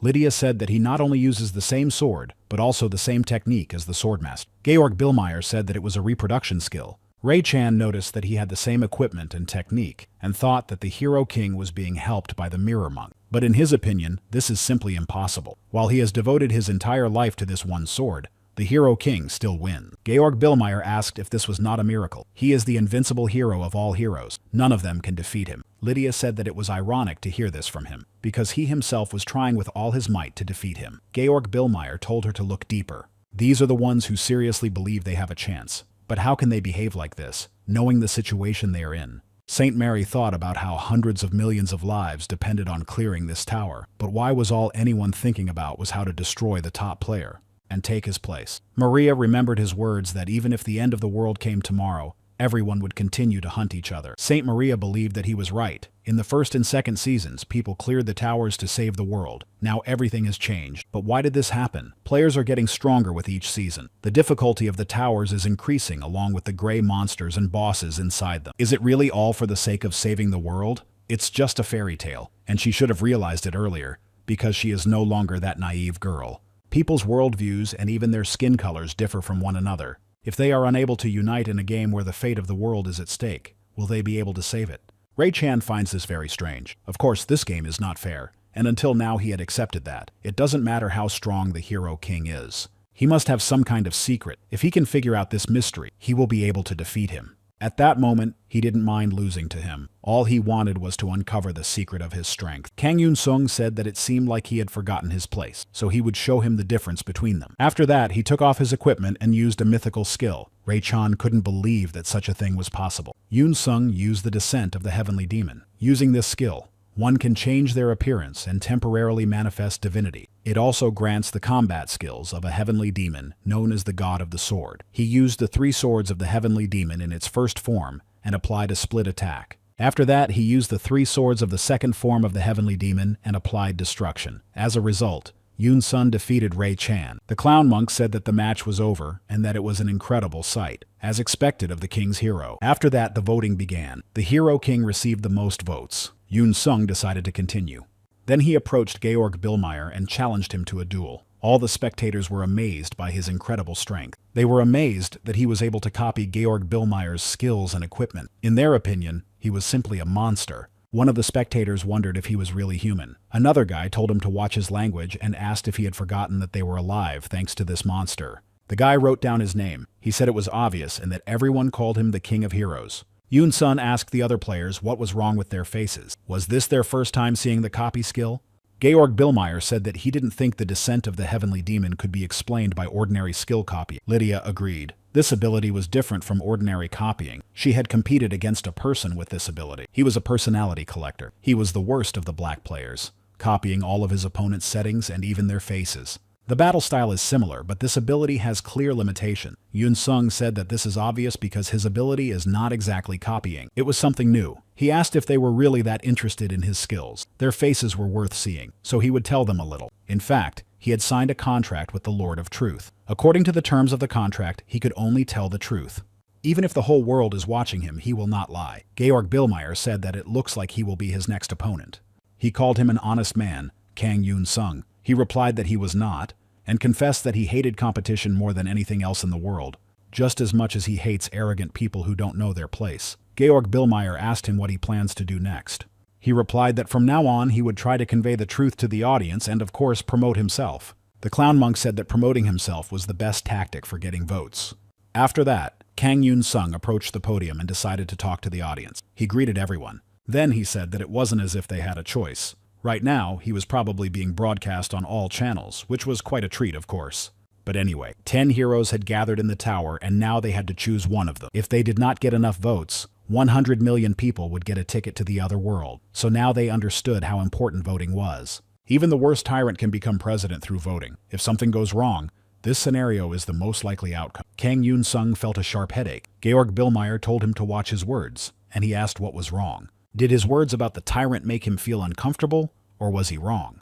People undoubtedly revered national heroes at the time when he was competing with it. Then he said he understood everything. Surely his dream of creating a third empire was a secret. Georg Billmeyer asked how he dared to say such a thing without any proof. Kang Yunsung replied that he had already said that he had signed a contract with the Lord of Truth, so he could not lie. Everything he was saying now was the absolute truth, so now he hoped that the audience would vote responsibly. And now it was probably time for him to end the conversation. He said to just look at everyone, because there wasn't just one or two crazy people here. He turned to Count Vladimir and asked if he could be wrong. Vladimir replied that he had no idea what he was talking about. Kang Yunsung said that this was strange because wasn't he the one who said he wanted to resurrect the empire? He said he would destroy the president and become king. Vladimir attacked him, and Kang Yunsung asked if something was wrong. Then he suggested that everyone line up to demonstrate their magic. Count Vladimir said that he would not tolerate such insults, especially towards his own country and his president. Kang Yunsung remarked that he was very pious despite his fiery temper. Then he turned to General Kilgore and asked if it wasn't amazing that he also liked to play with fire. He was referring to his habit of dropping bombs on enemy countries. After all, he was still doing it, although he was trying to keep it a secret. Kilgore asked if he realized the consequences of his words. He replied that of course he did. And to be honest, heroes who save the world are not the best company. Among them are a crazy nationalist imperialist and a military fanatic. He doesn't think people will like such news. Kilgore tried to attack him, but he grabbed his arm and asked what was going on. Kilgore asked if he really thought he could handle it. Then he said he would show him a jet fighter. Lydia said that this crazy old man wanted to destroy them all. Kilgore asked how he was able to copy an exclusive skill. Kang Yunsung said that it wasn't really such an exclusive skill. Then he kicked him. Georg Billmeyer asked the King of Heroes if he really thought he could get away with it. Kang Yunsung said that he probably considered them his allies, but why were his allies trying to stab him in the back? They would do so at the first opportunity. Georg Billmeyer said it was a misunderstanding. Kang Yunsung again pointed out that he had a contract with the Lord of Truth, so how could he lie? They do whatever they want, but as soon as the truth comes out, they immediately justify themselves. His provocation skills have greatly improved. The clown monarch is delighted with his actions. Kang Yunsung asked why they are so concerned, as it is not like them. He can speak the truth to the people for a long time, but these words will not change the world. Georg Billmeyer asked if he plans to burn this world like an offended child. Kang Yunsung said that was true. He was just a child, so he was bored with the old people. The monk asked the child with 1,000 faces and 1,000 talents what he wanted. Kang Yunsung said he wanted the descent of a heavenly demon. Georg Billmeyer asked what trick he would perform now. The clown monk said that his wish would be granted. The clown said that it seemed he had already spoken, and it was time to move on to the next hero. They should give everyone a chance. Saint Mary said that if so, then let her have a turn. She also had something to say to the people. The clown agreed and put on a real show. No one understood what was happening, and Kang Yunsung asked what kind of holiday it was, like in kindergarten. Saint Mary asked him to just be quiet. He called her dear and agreed. After that, she said that right here and now she would show the world the true qualities of the King of Heroes. The audience was surprised that the saint supported the King of Heroes. They did not understand how he had managed to achieve this. Kang Yunsung wanted to stop her, and she asked if something was wrong, calling him dear. He asked if it was too late to stop. Saint Mary said that the player Kang Yunsung standing in front of her was not the same person. After that, everyone returned home, and the level A tower was cleared. The results of the vote were about to be announced. The Hero King took first place. Second place went to Saint Mary. Third place went to Georg Billmeyer. Kang Yunsung doesn't understand where all those numbers came from. It must be 850 quadrillion, which looks like fraud. The players who took the top places will receive a mythical level skill as a reward. Kang Yunsung said that he would take advantage of this fraud for now. He received the descent of a heavenly demon and now has all 3 divine relics, equipment, titles, and skills. Moreover, only 3 months have passed. He has never used the Black Death he received after defeating Lord Mora. Mythical equipment and skills cannot be used without sufficient skill level. If you fail the test, the result is either a decrease in characteristics or death. Even that guy had a huge penalty for failing the test, but he had already tried to do this in the previous season. So he decided that he would succeed, and that it was worth trying. He can change his weapon later, but he needs to change his skill now. After that, he activated the Descent of the Heavenly Demon for the first time. He has to prove that he is worthy of this skill. Kang Yunsung found himself in a completely different place, and saw a heavenly demon in front of him, then offered to make a deal. If nothing has changed since last season, it's best to just end it quickly. After that, the test began. In it, he must block 2 basic attacks from the heavenly demon. The first attack from the heavenly demon is with a 3-pronged sword. Kang Yunsung said that it was interesting, but he had already been through this. The heavenly demon asked if his name was different now. He has a different title. Kang Yunsung asked if he was referring to the title of Assassin Monk. The heavenly demon asked if he had destroyed the monarch. He replied that he had, and asked if the test was over. Now he could call him to wave his swords. The heavenly demon said that he had destroyed the monarch. Kang Yunsung asked if he didn't like it, and he said that he liked it very much. After that, something began to happen. Kang Yunsung asked what had happened, and the heavenly demon told him to show him how he wielded his sword. Kang Yunsung said that the test was over, and asked the old man to be careful because he would destroy him. The heavenly demon said that his sword was still enchanted and asked if he had destroyed the monarch with this sword. If so, he would not recognize him. Kang Yunsung asked how he could defeat him with his current level of skill. If that were possible, he would not be here at all. And why would he have come here in that case? The heavenly demon said that he would give him another test. Kang Yunsung remarked that he did not understand why he was going so far. He asked him to explain why. The heavenly demon said that he had destroyed the monarch. Perhaps the answer he was so desperately seeking could be found in him. The heavenly demon told him to try to stop his 3-pronged sword. Kang Yunsung asked what he had done. He replied that he had spent his entire life in torment, searching for a warrior who could defeat him.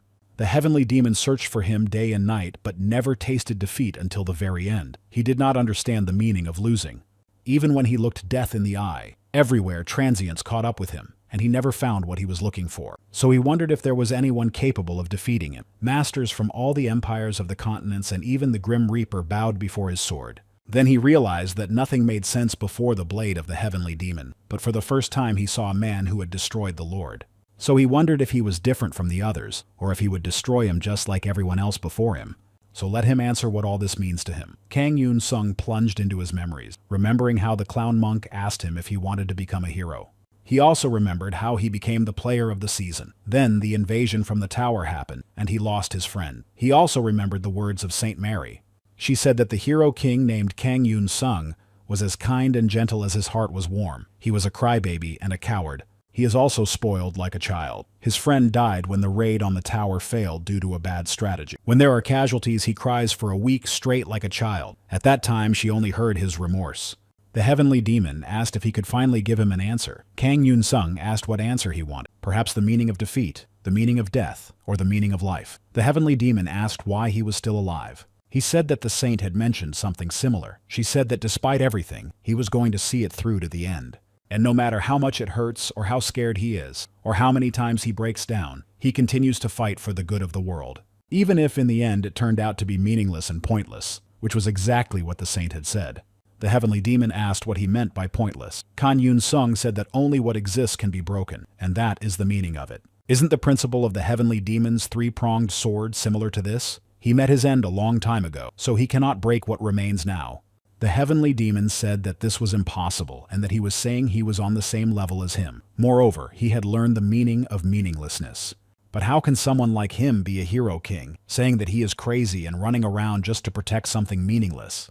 Yunsung said that this was not entirely true and that he believed he was doing this out of a sense of duty, but what he was doing was truly meaningless. Saving the world has become a routine task, but all the players are trying their best to achieve it. On the other side of the barricades are the madmen. They are all ready to use any weapon against them. So, is there anything more meaningless in the world?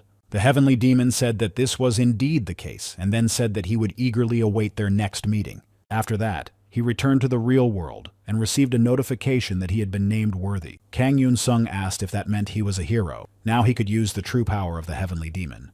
After that, he felt a sharp weakness, and the monster of darkness asked what had happened. Kang Yunsung decided to rest and check his temperature. The shadow monster asked its master why he was so weak. He replied that he was not weak because he was ranked first in the world.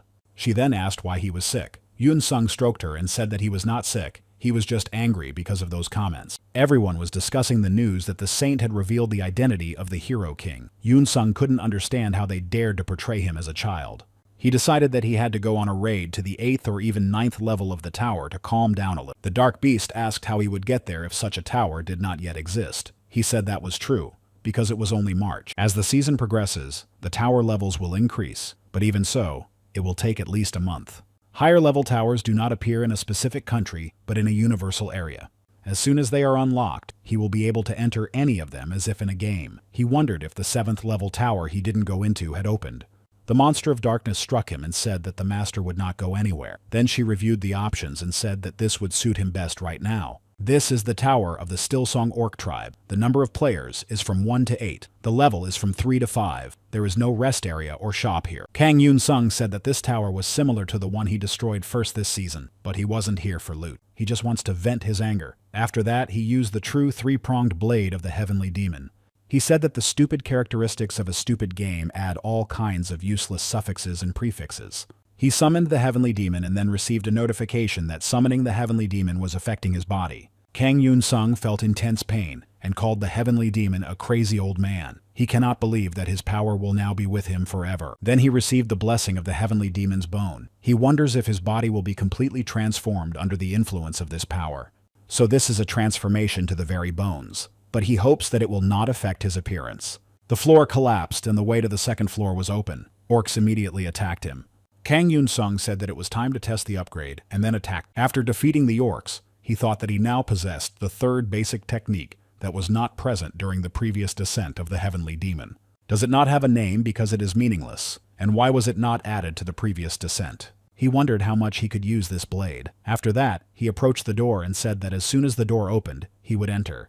After that, the synchronization process took place, and the merger with the deposed Lord of the Sword began. This surprised him. He stopped the ascension ritual of the fallen Lord of the Plague, and then wondered if the heavenly demon was also a lord. The heavenly demon said that in his search for an incredibly talented fighter who would show him what competition was, he had met a human who could destroy a lord for the first time. Kang Yunsung thought that this was why he reacted that way, because he had destroyed his equal. He received a message that countless lords were silently watching him. The clown lord looked at him with an empty gaze. He asked why he was so serious. Kang Yunsung said that they were all very scary, and then entered the door. He reached the floor with the boss, and the boss told him that the time had come, so he should entertain him before he died. Kang Yunsung defeated the boss with one blow, and pondered the true power of the heavenly demon. Then he felt something strange happening, and thought that he must have overdone it with the third technique. Could it be that his body still couldn't handle this skill, causing the energy flows to collide and fight each other? Then he saw something and thought it was the heavenly demon's memories. He said that everything was futile and that everything in the world had lost its meaning. Kang Yunsung believed that it didn't matter how strong this power was now, because now it belonged to him. After that, he thrust his sword into the floor and the tower began to disappear. He said it was impressive. The shadow monster asked his master if he had forgotten to eat. He himself decided to call the department head, Park Tae-sik. Park Tae-sik asked if something was wrong and called him a little coward. He must need help, so he ran to his dad. He asked if he should consider French citizenship. Park Tae-sik asked if something had happened to him.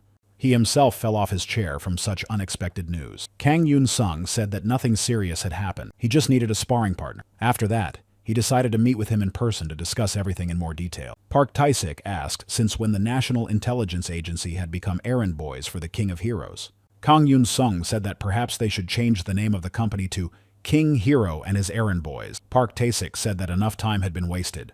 He asked about the conditions. Yunsung said that they would have complete freedom of action and that he would only use the descent of the heavenly demon.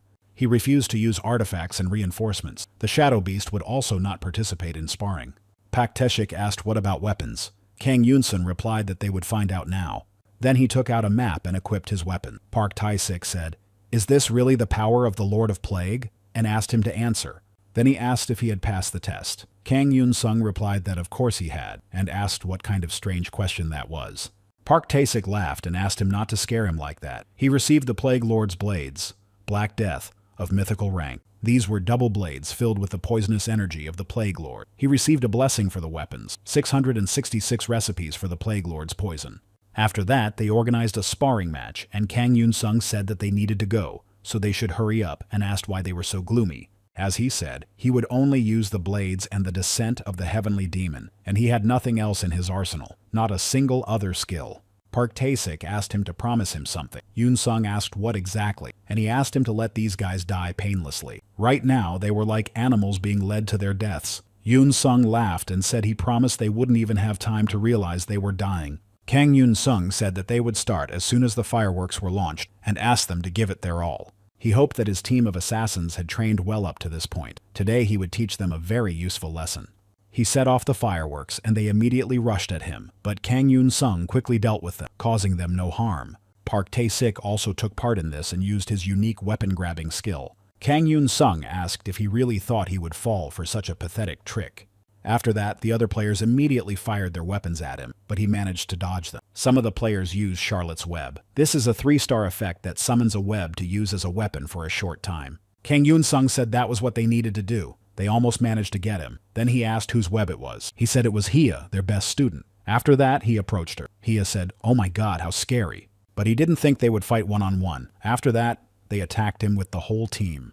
Kang Yunsung used his swords to deliver a powerful blow, and said that double swords were twice as effective. Then he asked everyone what they looked like. Park Tae-sik said he thought he was going to die. Kang Yunsung asked if they weren't tired yet. Park Tae-sik said that of course they were tired, or maybe he wanted to continue mocking them. He replied that he did not. Then Park Tae-sik remarked that he had turned the place into ruins, and asked if he was thinking of taking over the world. Yunsung asked what kind of strange question that was. Moreover, he didn't think he could do it. Park Tae-sik said that he thought he could handle it. His abilities were impossible to measure, therefore he was strong enough to do so. He said that enough was enough. They needed to finish cleaning the tower and go back to rest. After cleaning, he returned with Hia and Tae-sik. Park Tae-sik told the other players to wake up. One of them asked when he had died. Tae-sik was surprised that he didn't even realize when he died. But he lasted longer than the other player. Yunsung noted that he said they wouldn't even notice. The sick thanked him. He told them to contact him again if necessary. After that, Kang Yunsung received a notification that the alternate history tower was waiting for him. General Kilgore needed his help. This surprised him, and he thought it was some kind of shamelessness. Park Tae-sik asked if something was wrong. Kang Yunsung thought that there would be no invasion if he refused, but he had warmed up well during the real battle. The sick asked if he had to go right away, and he said yes and thanked them for the warm-up. After that, he entered the Tower of Alternative History. Park Tae-sik asked what he was doing and didn't understand what was going on. Kang Yunsung saw General Kilgore in the tower, who said that the wings of democracy were breaking. He asked him since when he had been interested in the world inside the tower. Kilgore was surprised to see him. Then he said he was sure that this tower had nothing to do with South Korea. Kang Yunsung asked how he could say that, especially after he sent him a signal for help. Kilgore asked if he looked like someone who would ask for help from someone like him. That would never happen. Kang Yunsung asked him to wait and saw that the clown ruler had sent him a message saying that he had been caught again. And that was his surprise. The clown ruler was shouting at the top of his voice. Kang Yunsung realized that the request was fake. Then he apologized and said that he must have made a mistake, but there was nothing he could do about it. He had been summoned and had to come here immediately. After that, they read a message saying that it was too early to give up and that those who were armed and opposed democracy looked like a threat. Kilgore said that there was nothing to be done here and thanked them for their participation. In the end, even if this was a world inside a tower, he still had something to say. As a person who grew up in a democratic country, he would say that surrender was not an option, and there was no doubt about his skills as a player. Kang Yunsung said that this is why he is joining him. At times like this, he will simply cooperate with him. It was normal to have doubts, and if, in the face of fear, they became one big family, it would surely lead to success. As someone who hates imperialism so much, he has joined forces with the old man in the tower and, despite his hatred, has decided to unite with him. This means that he was simply afraid of him, but if he deceives him again, he will have problems. After that, they were transported back to the starting point of the story and thanked for bringing the players down from heaven, so God would not abandon them. Kang Yunsung said, "May God bless them," and Kilgore asked who they were. Then he asked one of them if he was their captain. The man said he was Lieutenant Aldo Pitt. He is currently considered the commander of a guerrilla unit. He is a member of the internal forces of the Kitten Free Alliance. Kang Yunsung wondered why they were here and not in a military camp.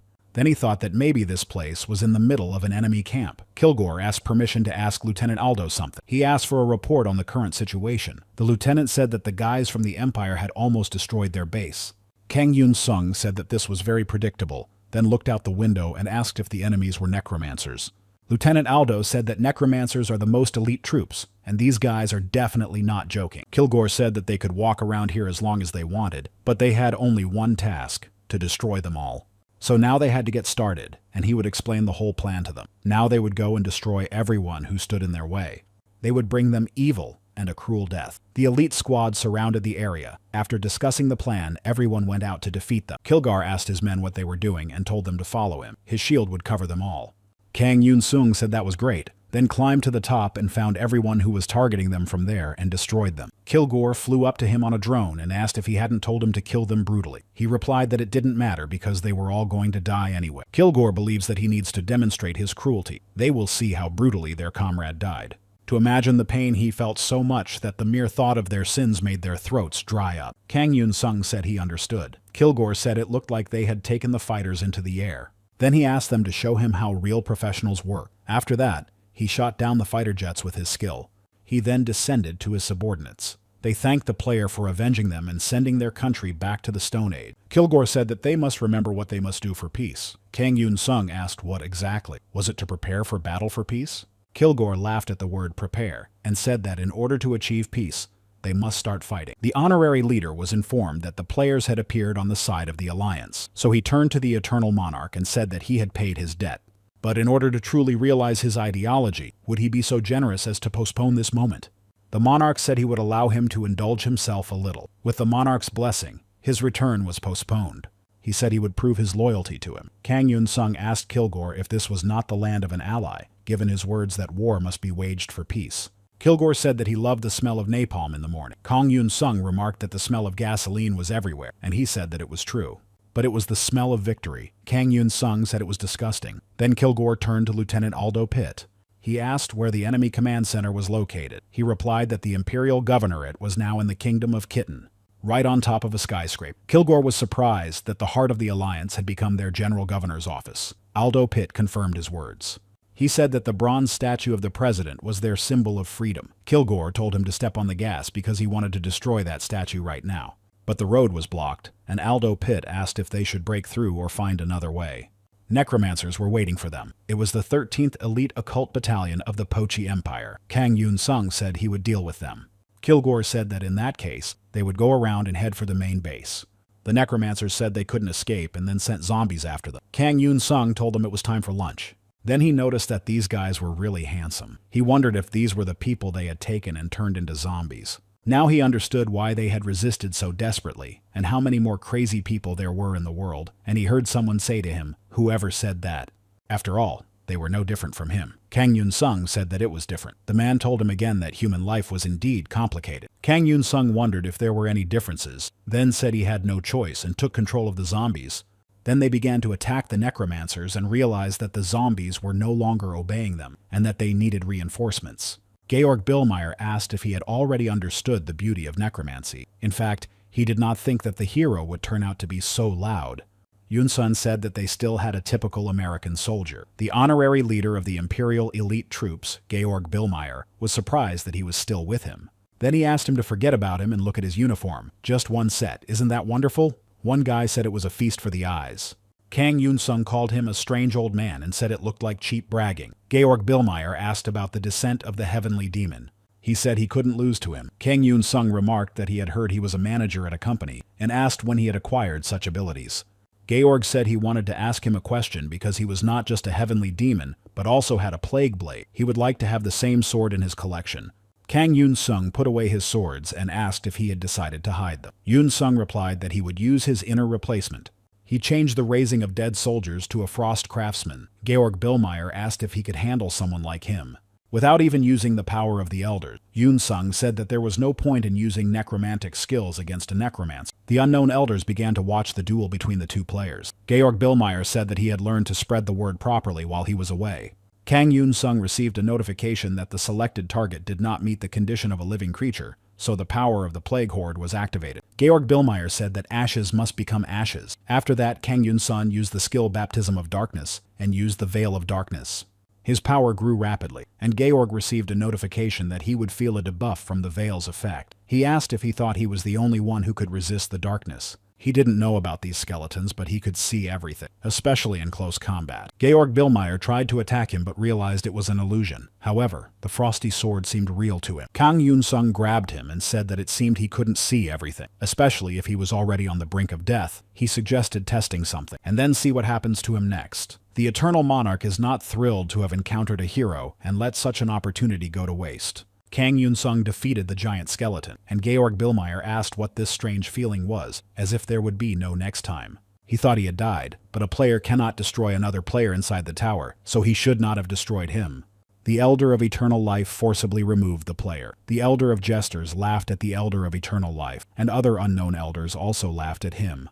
The Elder of Death also expressed his dissatisfaction with the player, Kang Yunsung. After that, he received a notification that he had passed the Tower of Alternative History. The Elder of Death gave him a heroic accessory. In the news, everyone said that the King of Heroes had raided the tower together with General Kilgore. The reporters couldn't believe that he had captured the tower together with the general. Yunsung said that he had begged him to join him in the raid, so he went with him. Yunsung turned to Georg and asked if he was watching the news, and reminded him that he had said he would focus on managing the company before the new season. Reporters asked if he was talking about Georg, who had taken second place last season. Yunsung said he didn't know he had been secretly improving. He remembers that in school there were always guys who came in second, and he was always first. Georg told his subordinate to send a letter to Lee Sunho.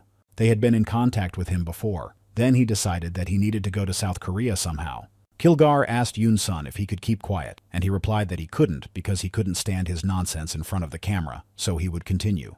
The reporters asked Kilgore to say something, and he said that before he became a player, he was a patriot. So he wanted to say only one thing. He proposed restoring America to its former greatness. Kang Yunsung said that they already had two great things: the number of people who believe in angels, the size of the national defense budget compared to the population. Men approached Kang Yunsung. They asked him to come with them. He said he knew who they were: CIA agents, just like in the movie. The man showed his documents. Yunsung asked Kilgore if it was true, and he replied that it was. Yunsung said that they would be held responsible for kidnapping him. They must value security more than life itself, and would they really reveal their identities so easily? The man asked them not to cause any trouble and offered to cooperate. Yunsung immediately refused. He said that his manager had warned him not to follow strangers, so he would rather follow the American soldier. He called out to the lieutenant general and wanted to go with him, but the agents grabbed him and dragged him to the car. Kilgore told reporters that it was just a security procedure for the hero, so they shouldn't worry. Yunsung tried to break free. They put him in the car, and he asked them to call his manager and where they were taking him. Park Tae-sik saw this on video and told his subordinate to track them down. Then he tried to call Yunsung, but the line was busy. Kang Yunsung was taken to a headquarters apartment in New York and told that they were planning to arrange a private plane for him the next day. He asked why they were doing this. The agent said that it was already March, and if he used a regular passenger plane, other people could be in danger. Therefore, he hoped for his understanding. Yunsung said that they could find a tower that connected to their country. The agent replied that they had already looked at 500 towers in the country, but unfortunately could not find one that connected to South Korea. Although there were several such towers, Yunsung said that if he went ahead with it, a battle would begin. The agent replied that he knew. Yunsung said that if that was the case, he would rest for now. After a while, he woke up because they were arguing. Then he asked what had happened, and noticed that he had heard his name. The agent replied that they had received permission to disclose the information to him.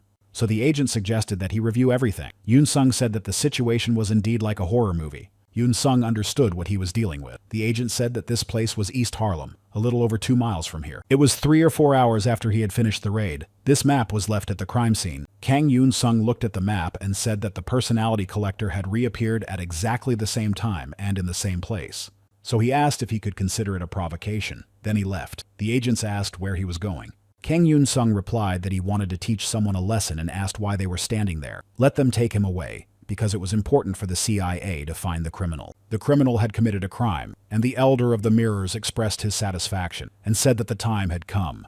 He must remember that no mistakes can be made in his presence. The man took off his mask and then used his skill, his ability to take on the faces of others. He said he would take it into account, and that it was fine because he was tired of playing the thief. The elder said that he could become anyone and named him Oshiol. He said that of course he would be the king of heroes. Kang Yunsung thought about the strongest from the depths. In this world, you can consciously choose not to use any skills or equipment. The leaderboard included players who hid their names, those who exist in a closed area known as the depths of the sea. The forces of the sea depths are intelligence agents from various countries who need to hide their information, or special forces. They secretly build their personalities. They are also black players who hide and wait for the right moment to commit a crime. The personality collector is one of them. He escaped from the pursuit of a player who finished 10th last season and is the worst black player.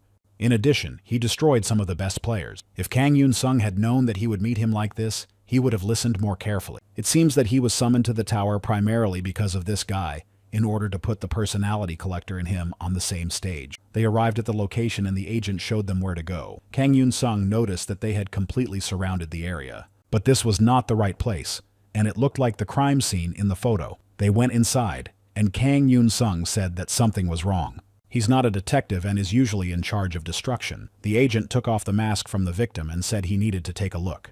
Then he put the mask on him, and the man stood up. All the other victims also stood up. Kang Yunsung asked what he was going to do, and the agent asked him what he thought. Everyone else put on masks along with the agent, and the agent said it was a trap. Kang Yunsung said he had the traits of a hero, but they would see who had lured whom into the trap. He started fighting them, and they all said in unison that he was very strong. Kang Yunsung called the collector strange, and told him that with the help of those bodies, he was not unique either. In his opinion, M is the only one who recognizes him. Kang Yunsung asked who M was. Could it be some kind of boss of a secret organization that includes the strongest from the depths? Surely it was someone pulling the strings. The collector replied that this was indeed the case. The boss only had to give the order, and they would destroy dozens of players like him. Kang Yunsung said that it seemed impossible to destroy him quietly. He told him not to worry about it, and then they seemed to find themselves in a different place. Yunsung asked if this was a skill that allowed him to bypass spatial barriers, and if the collector had thought everything through to the smallest detail. It seems that the plan is to remove him, and it seems that the world is coming to an end, and he probably wants to take on the role of the villain. The collector said that he was very tired of his work. Yunsung asked if he wanted to protect the world. He asked what about this? And if he wants to see how this planet is destroyed. That scene in the first season when the whole Earth was on fire and people were screaming all around. He misses it very much, but he wants to destroy it not because of that, so let him listen to him carefully. Then he put on a mask and said that the world would be better off without him. But maybe he thinks he is the center of the world and its protector. But there's nothing you can do about that, and this world will fall so easily if the Hero King disappears. And then he will appear as if nothing had happened. It's a great idea to keep his face and become the king of heroes. Kang Yunsung said that they were newbies who had never even gone on a seasonal boss raid. The collector said that was nonsense. It's not that he couldn't go to the boss. He just didn't go. The season ended, there were no rewards, and he didn't want to risk his life. Only fools would do that. Kang Yunsung said that he was saying that the world would be fine without him, but he would probably have to tell the truth. The characteristic of the Hero King is that there is only one Earth in the whole world, and the characteristic of the Earth is that it is centered around him. The day of his death is the day of the end of the Earth. The collector called him crazy, and said that this was a characteristic of pseudo-insanity. All this is nothing before the real truth, and it seems that one of the strongest has forgotten his place. Kang Yunsung said that before depth, all are weak. The collector said that he would no longer hide his power, and that his face would soon belong to him. Kang Yunsung asked if he wanted his physiognomy. It was a characteristic of pseudo-insane thieves. Therefore, all the junk had to be knocked out of him. Ochiro told him to try to hit him if he could. Like their childish pranks, he could see everything, but Yunsung caught him in his web. He said that he had been caught and that he must be a real collector, and then said that he had been destroyed by the method used by black players. He also asked him not to tell anyone that he really had fighting skills after he destroyed several players by sneaking up behind them. They didn't expect that. Dying and being destroyed in the tower are two different things, and they weren't supposed to die. Kang Yunsung took off his mask and said that now he was standing before him. The king of heroes never loses to someone like him. After that, he destroyed him, and agents entered the building and told him to raise his hands. Yunsung said they were too late. Then Kilgore approached him and asked what had happened. Yunsung replied that he had been lured into a trap and that the personality collector was waiting for him inside. And he sent him to the other world. Now he looks bad, but he can still be identified. Kilgore asked if this guy was really a collector. Yunsung asked if he didn't look like a crazy assassin. Kilgore said that according to the CIA report, he had unleashed his barrier abilities. He said he was kidnapped as soon as he left the tower and asked if he really thought the barrier belonged to him and why he had to report it. Was he really so stupid that he couldn't even recognize a spy? And it was too late to look for them because they had all escaped. Kilgore got angry at him. Yunsung asked if he could also participate. He said that if he were the one who set the trap, he wouldn't have sent just one collector after him. That would be the most reckless idea. Kang Yunsung said that sounded true and then asked if he would let him go home. It seemed that the fake CIA guys had called a charter flight. Kilgore said that, by the way, these guys were real. Kang Yunsung returned home and asked if it was Boss Park. Park Tae-sik told him that it was him and to come downstairs. Yunsung said that the CIA guy asked him how he was dealing with his hair loss. Tae-sik said that he was mentally ill. He just causes trouble and walks around. Yunsung said that for the sake of peace, he gave the thief a ticket for the express train to the Sanju River. He asked if he thought that remark was too harsh. The Shik said that the media was reporting that he had competed with this collector. Yunsung said that he would be mercilessly interrogated again. The news began to report that the King of Heroes had defeated one of the worst black players. Returning home, Kang Yunsung thought about how it was already March, and they weren't nervous at all. Then he went to the forum and saw that the last event involving him was still being discussed. Earlier, during a conversation with Park Tae-sik, Yunsung said that it seemed like the players were gradually improving. Tae-sik told him not to talk about it. They had already started local battles between players in Russia. Yunsung opened the status window and checked his equipment and inventory. Then he thought about the fact that one tower could be opened this month, and it looked like it was the 8th level tower. He remembered the boss that only appears in the first season, and in the second season, there was a tower breakthrough. It was a multi-level tower that managed to erase part of the world map. After that, he opened the reward and received the Executioner's Oath. Such a heroic accessory imposes 3 debuffs that affect the enemy during battle and reveal their weaknesses. Kang Yunsung thinks it's an incredible thing. They must have really enjoyed humiliating the Elder of Eternal Life. Then he decided to open all the packs with cards, and then clarified that he would like to open those skill cards that have the Frost attribute. All of these cards are of normal level, but at least there are additional calibrations for the Frostmaster skill. He decided to match them with the Freezing Spear. The system offered him to open a set of skill cards by attributes. Yunsung refused because today was not his day, especially since he did not get a rare card after opening 10 cards. Even in their current form, the cards were very well set up, so he would manage for now. He looked through the 5 stats that warned of destruction. Then he decided to convert the weakness debuff into a full stat. 2 days later, information about the thief appeared on the player forum. Some of the players drew a picture from memory and reported that if you approach him, it gets so cold that you can freeze. Lee Seong-ho thinks it's Kang Yunsung, but he doesn't know for sure. But it seems like he has a lot of free time. He has to catch him and punish him. After that, he found a story on the forum about how a player competed with this thief. The player doesn't understand what the association is doing, because this guy could be a black player. So he ordered them to find him. He sent people to catch this Vava thief. He shouts Vava before destroying someone. The man said he would go to the tower and deal with him, and as soon as he came out, they should take him. He didn't like that he dared to break the rules. This man's name is Lee Shi-hyuk. He is the leader of Team B. He went into the tower and asked Kang Yunsung if he was the thief who was going around bullying the newbies. Kang Yunsung asked if he was the great Mr. Reaper. He had been there for a long time, and it was so hot in that robe that he had to cover his body with ice. Lee Shi-hyuk recognized his voice. Kang Yunsung said that they never considered the King of Heroes to be valuable. But if they liked him so much, did he have any choice but to live up to their expectations? He asked if he had also commented on the article about him. Lee Shi-hyuk said that commenting was an order from the leadership. Kang Yunsung asked what that meant, and Lee Shi-hyuk realized that this was indeed the Hero King. Kang Yunsung said that in that case, he must not allow it. After that, he threw his spear at him and defeated him in the arena. He then returned to the real world, and the members of Team B said that he had escaped and that they must not let him get away. Then they asked if their boss was dead. Kang Yunsung said that he had worked hard today and that they probably hadn't had a very good day. Lee Shi-hyuk said that according to the association's rules, high-ranked players are not allowed to hunt low-ranked players. Kang Yunsung said that everyone in this world has a low rating except him. The King of Heroes also wants to enter the arena, and he also uses loser cards. Then he asked why they were looking at him like that, and if he had committed a crime. Maybe they think he should sit out the rest of the season without even looking at the arena. The association is not the law, so why should he follow some orders? If they want trouble, they can try to stop him. But no one answered, so Kang Yunsung said he would continue to look for those who laughed at him to teach them a lesson. He has to show how scary he is, and then they won't laugh at him so much, and now the whole world will know. Everyone will know how powerless the association and the executive branch are. They are not even afraid of the association's penalty points. One of the team members said that he had been flooding the forum with this wah-wah, so let the King of Heroes take him. Another team member said that then he should take him too. They asked what he was waiting for since they had all left comments. They left comments full of hatred for the Hero King. Lee Shihyok stood up and said to stop the thief. Kang Yunsung asked if they had turned on the fools. After that, they all entered the arena tower where Yunsung quickly defeated them.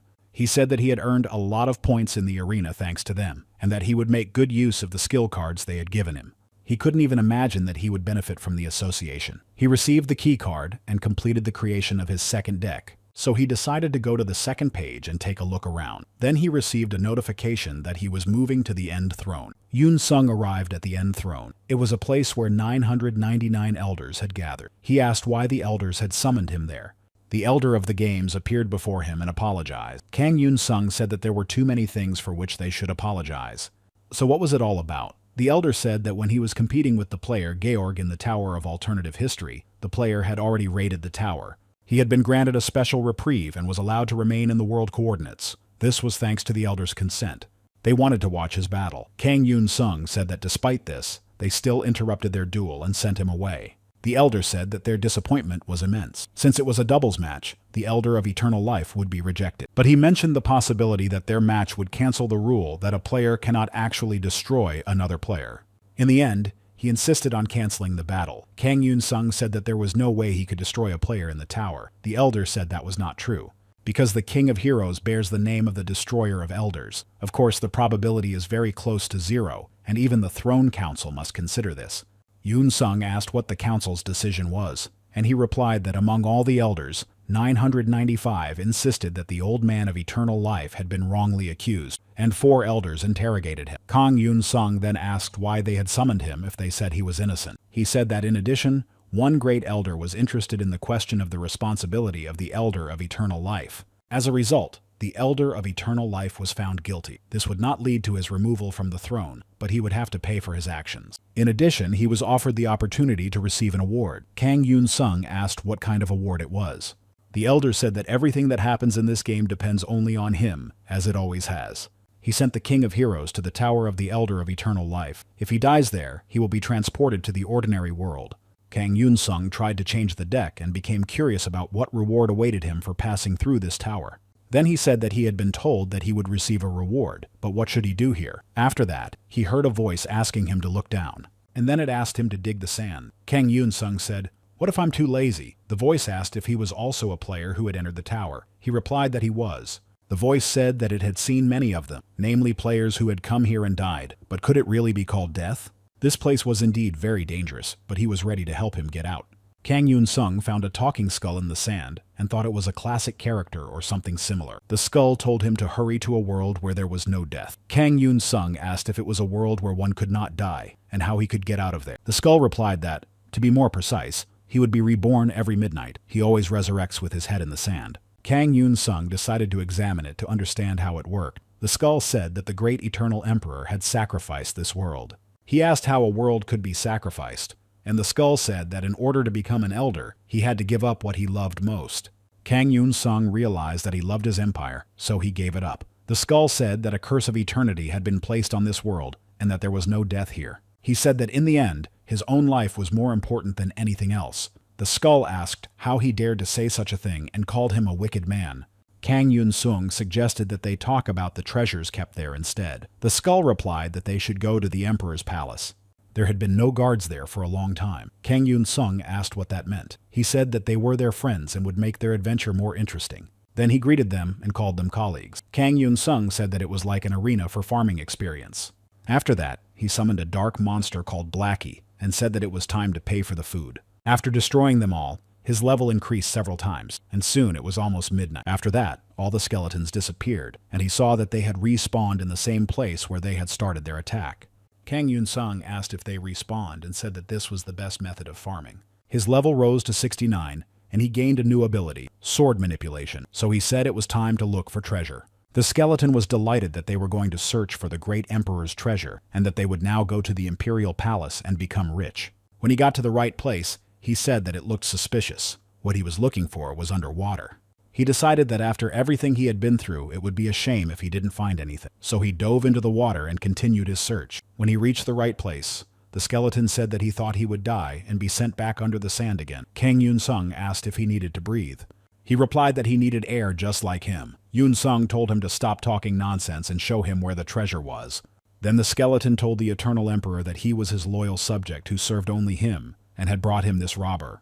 Kang Yunsung threw away the skull and told him to stand there and watch. Then he used an item that revealed his opponent's weaknesses. He learned that the great Eternal Emperor possessed incredible fighting abilities and used high-level necromancy, along with various curses and black magic. Kang Yunsung said that it was just a shell and activated the Veil of Darkness. They began the battle, and Kang Yunsung was cursed with weakness and an evil hand, saying that if only he had changed his deck of cards before coming here. But he likes this kind of battle. Still, he should have activated the destruction warning before coming here. Due to the movement speed debuff he received, he couldn't even touch him. Then he saw ghosts coming out of his opponent's sword energy. After that, the Emperor attacked him by surprise. Kang Yunsung said that his curse was already tormenting him, and now he had sword skills on top of that. But then, part of the Heavenly Demon's abilities were unlocked, and he gained the ability to absorb the experience and memories of strong opponents.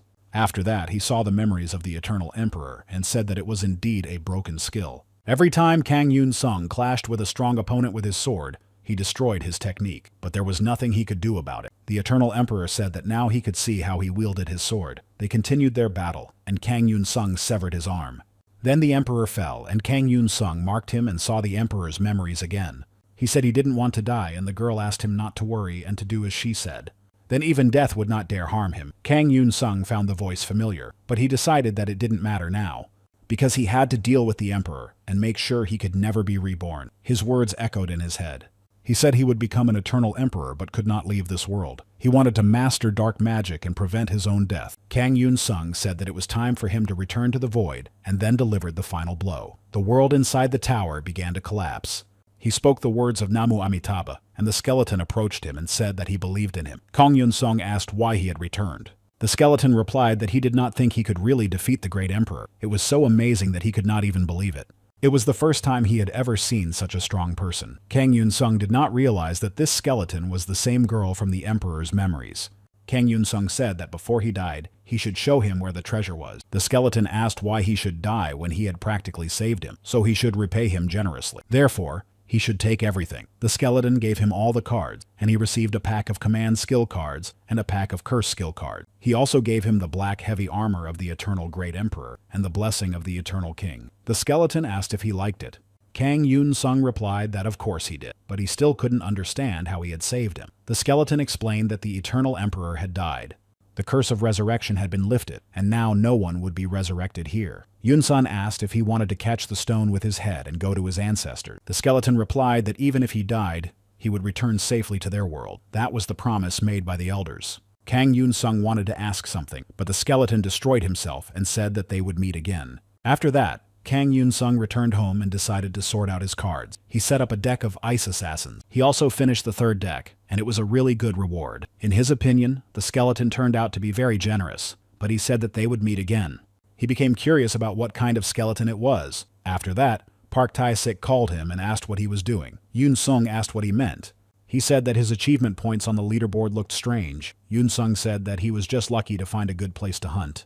But even after he filled 3 pages of his log and reached level 69, the 8th level tower was still closed. Tae-sik asked if he only had 1 level left until his second awakening. He replied that he had 20% of the experience scale left to fill. Park Tae-sik said that was to be expected from the King of Heroes. At this rate, he would become the Elder of Heroes. Kang Yunsung told him not to talk nonsense and asked if he had a tower he could recommend to him. He replied that he didn't have one yet, but there was one that looked quite strange. After several players entered it, they refused to raid it. Then they came back and said they had to guard the tower. They said no one should go inside. Therefore, a player with increased resistance to brainwashing was probably needed. Kang Yunsung wondered what was wrong with this tower. He said he had a blessing that gave him some kind of crazy resistance. It was a mirror of pure water. Then he asked what the tower was called and went to the Tower of Peace. There he saw happy people with children, but the purpose of this raid was to destroy these people. Men approached Kang Yunsung and asked if he was a player. Kang Yunsung said that it was very peaceful here, and the man said that it should be, but that he had come here on the orders of the elders to destroy them. After that, Yunsung put on his armor and asked what would happen now. The man said that there was no one here who could stop him. There were only old people, children, and widows with newborn babies. The people begged him for mercy and said they would do anything he asked. He should just let them live and show mercy. He was surprised by this world inside the tower, which should be difficult, and declared the 7th level. Kang Yunsung asked why the elder wanted him dead. The man replied that it was for the same reason that people step on insects. They have no reason to do so. The evil gods do the same. Kang Yunsung said that the elders are not considered mere scoundrels, and they are certainly not gods. Therefore, he should stop giving him meaningless hints and trying to brainwash him. The man asked if he would really do it. He replied that it was unfortunate, but he also had a world to protect. After that, he used his power. The man stopped his attack and said that he had just said that he needed to protect the world. Kang Yunsung shattered the illusion and said that he had thought he was someone important, but it turned out that he was just a fallen angel. The Elder of Light was not simple, and did he really think that their guardians of light, who had betrayed him and fled in disgrace, would leave them alone? The angel said that the Elder of Light had ordered them to destroy these innocent people. Yunsung asked if that was why they had decided to disobey his order and protect them. He replied that this was indeed the case. Kang Yunsung turned to the angel standing in the middle and asked if he was the leader. The angel replied that he was and asked what of it. Kang Yunsung thought that this was not brainwashing, otherwise they would not have reached him thanks to the blessing. His sight, smell, and hearing were normal, which meant that this was not an illusion. If he remained on the side of the Elder of Light and destroyed innocent people, it would be the 7th level. But what level would he be if he joined them, and did he really need to destroy them to complete the raid? The angel asked if he really believed that his current actions were just and called him a puppet of the elders. Kang Yunsung replied that he did not and removed his protective armor. The people began to beg him and said they were willing to sacrifice their lives. He begged him to spare these children and angels. Kang Yunsung said that sometimes one must choose between two lesser evils. The angel said that he planned to sacrifice their world to protect his own. Kang Yunsung noted that they also intended to sacrifice their world to protect theirs. If the main character in such a situation says that if he has to choose between one evil or another, he will not choose either, the Elder of Light will be angry and ask how he dared. Then he said that as a player, he refuses to raid this tower. The Elder of Light became angry with him and asked how he dared. But the Elder of the Shadows supported his decision and banished the player Kang Yunsung to the outside world. The other elders also support him. Then he received a notification that this was the second failed attempt to raid the Tower of Peace, and that the destruction of the 7th level tower was inevitable. Kang Yunsung said what he was thinking. The news announced that barricades had been erected around the park where the tower was located. Those within a 5-kilometer radius were ordered to evacuate. Yunsung called Park Tae-sik. He asked him not to send any players and to let him handle it himself. If anyone else was there, they would drag him down. Tae-sik asked if he even understood how serious the situation was, and he said yes. Park Tae-sik said that it was a 7th level tower, and he didn't even have a second awakening. Yunsung said that he had fought and hunted in the towers and destroyed many creatures. Tae-sik asked why he didn't destroy those angels in the tower and why he refused. Yunsung said that was an excellent question. He simply had to destroy them all. Park Tae-sik asked if he understood that the situation was out of his control. He said that he understood everything and would take care of it. After that, they ended their conversation, and Kang Yunsung prepared to destroy the tower. The angels rebelled against him and said that he would pay for his sins with light. Kang Yunsung wondered if 5 kilometers would be enough. The Elder of Light gave him a serious warning that he must follow the rules. A barrier was created to ensure fair play. Until the player Kang Yunsung dies, the Guardians of Light cannot leave the barrier. Yunsung thought that this should work. Then he decided to take advantage of the temporary boost from the Shadow Wings given to him in his summons. These are creatures summoned by the player to play for him. Kang Yunsung looked at his skeletons and thought that they were the perfect image of his uncle, then ordered them to rise up. After that, the skeletons penetrated the barrier and began to fight the angels. Kang Yunsung also joined the battle. He destroyed several angels and then decided to use the skill Explosion of a Lifeless Body. This skill deals a lot of damage. Lifeless bodies that have been used cannot be resurrected with necromancy skills. Then he used the aura of the Eternal King to increase the class of lifeless bodies fighting for the player. The black heavy armor of the eternal Great Emperor increased the rarity of the lifeless body's weapons. He also used a curse. And for his sword, he used a swarm of locusts. After that, he decided to exchange 3 cards in his second deck. He changed his class from Dark Mage to Dark Magic Assassin. The synergy of the curses was destroyed, and the synergy of the assassin was formed. Then he used Charlotte's Web and destroyed several angels. In an instant, he managed to defeat all his enemies. As a result, the barrier was removed. He cancelled the Shadow Wing enhancement and received a notification that he had destroyed all creatures, so the tower's destruction was stopped. His level increased, and now he can receive a quest for the Second Awakening. In an instant, reporters appeared there. They began to ask him why he had refused to raid the tower, and if he was really sure he could stop the tower from being destroyed. Kang Yunsung climbed onto the shadow monster and said he would answer all their questions, so they should speak one at a time. They began to ask if it was true that he had deliberately refused to raid the tower. Yunsung replied that it was true. He had done it on purpose. Behind the reporters stood a man who said that this could be considered an official act of terrorism. Kang Yunsung asked in what sense. Then he realized that these guys had gathered here because they saw an opportunity. Ozupai is an organization that deals with criminal offenses committed by players. Alias is an assassin of players. Kang Yunsung said he understood them and that he did it without explaining why, so everyone might think he had finally lost his mind. But there's no need to worry, because he hasn't completely lost his mind yet. He entered the tower and was ordered to kill all the children and old people. If they don't believe him, they can ask the people who live there. The goal of the raid was a mass battle. So he just left them and went out, and if they don't believe what he saw in the tower, they can ask the players who came there before him. These players also refused to participate in the raid. Reporters asked if he thought it was irresponsible. This decision could have caused serious problems. Kang Yunsung said that in any case, he managed to prevent the destruction of the tower without any casualties. There were no injuries. They asked if it wasn't the players' mission to protect their world. There was no guarantee that the world inside the tower was real. But even if it was, that world was less important than theirs. These words surprised him, and he asked what he should do. Surely they believed that he should have destroyed the innocent inhabitants inside the tower so that they could sleep peacefully at night. Among the people who were to be destroyed were children, and he wondered if he really had to destroy all those people. The reporters asked if he meant that his conscience had put their world in danger. Yunsung asked if they really thought he had weighed the importance of life here and there. After assessing the situation, he realized that he could save both worlds. So that's what he did, and that's all. He can transfer money from his bank account to compensate for the damage caused to some trees and plants in the park. And to get rid of the fears that surround them, they should seek professional help, but not from him. The man from the organization said that his moral dilemma could lead to the destruction of the world. Yunsung said that there were more important moral issues. He asked why he should save the world. The reporter said that the hero was nothing more than a childish defense mechanism, all to keep their world as collateral. Yunsung said that's what he's doing. He's a real jerk who's holding the world hostage. How could a sparrow know the will of a phoenix, or the bronze, silver, and gold classes of vulnerability that the contender could see? He suggested just ending it there and said that Phoenix had reached the lowest level. Everyone understood that he had decided to give up. After that, people from the Ozu organization immediately rushed up to him and said that according to international law, he was guilty of destroying the tower. But Park Tae-sik flew up to them and grabbed him, apologizing to them. Hia also arrived with him. She said that according to international law, based on the player's citizenship and country, they could not arrest him. According to criminal law, they would be the first to accept the accused in accordance with national law. Kang Yunsung said that a characteristic feature of a Grey Cardinal is to always smile and never lose optimism, even when arrested. Park Tae-sik's subordinate said that now was not the time for jokes. He said that it turned out that the guys who arrested him were gangsters. In addition, they always had an escape plan. The girl asked him to wait a little and said that they would leave when the manager arrived.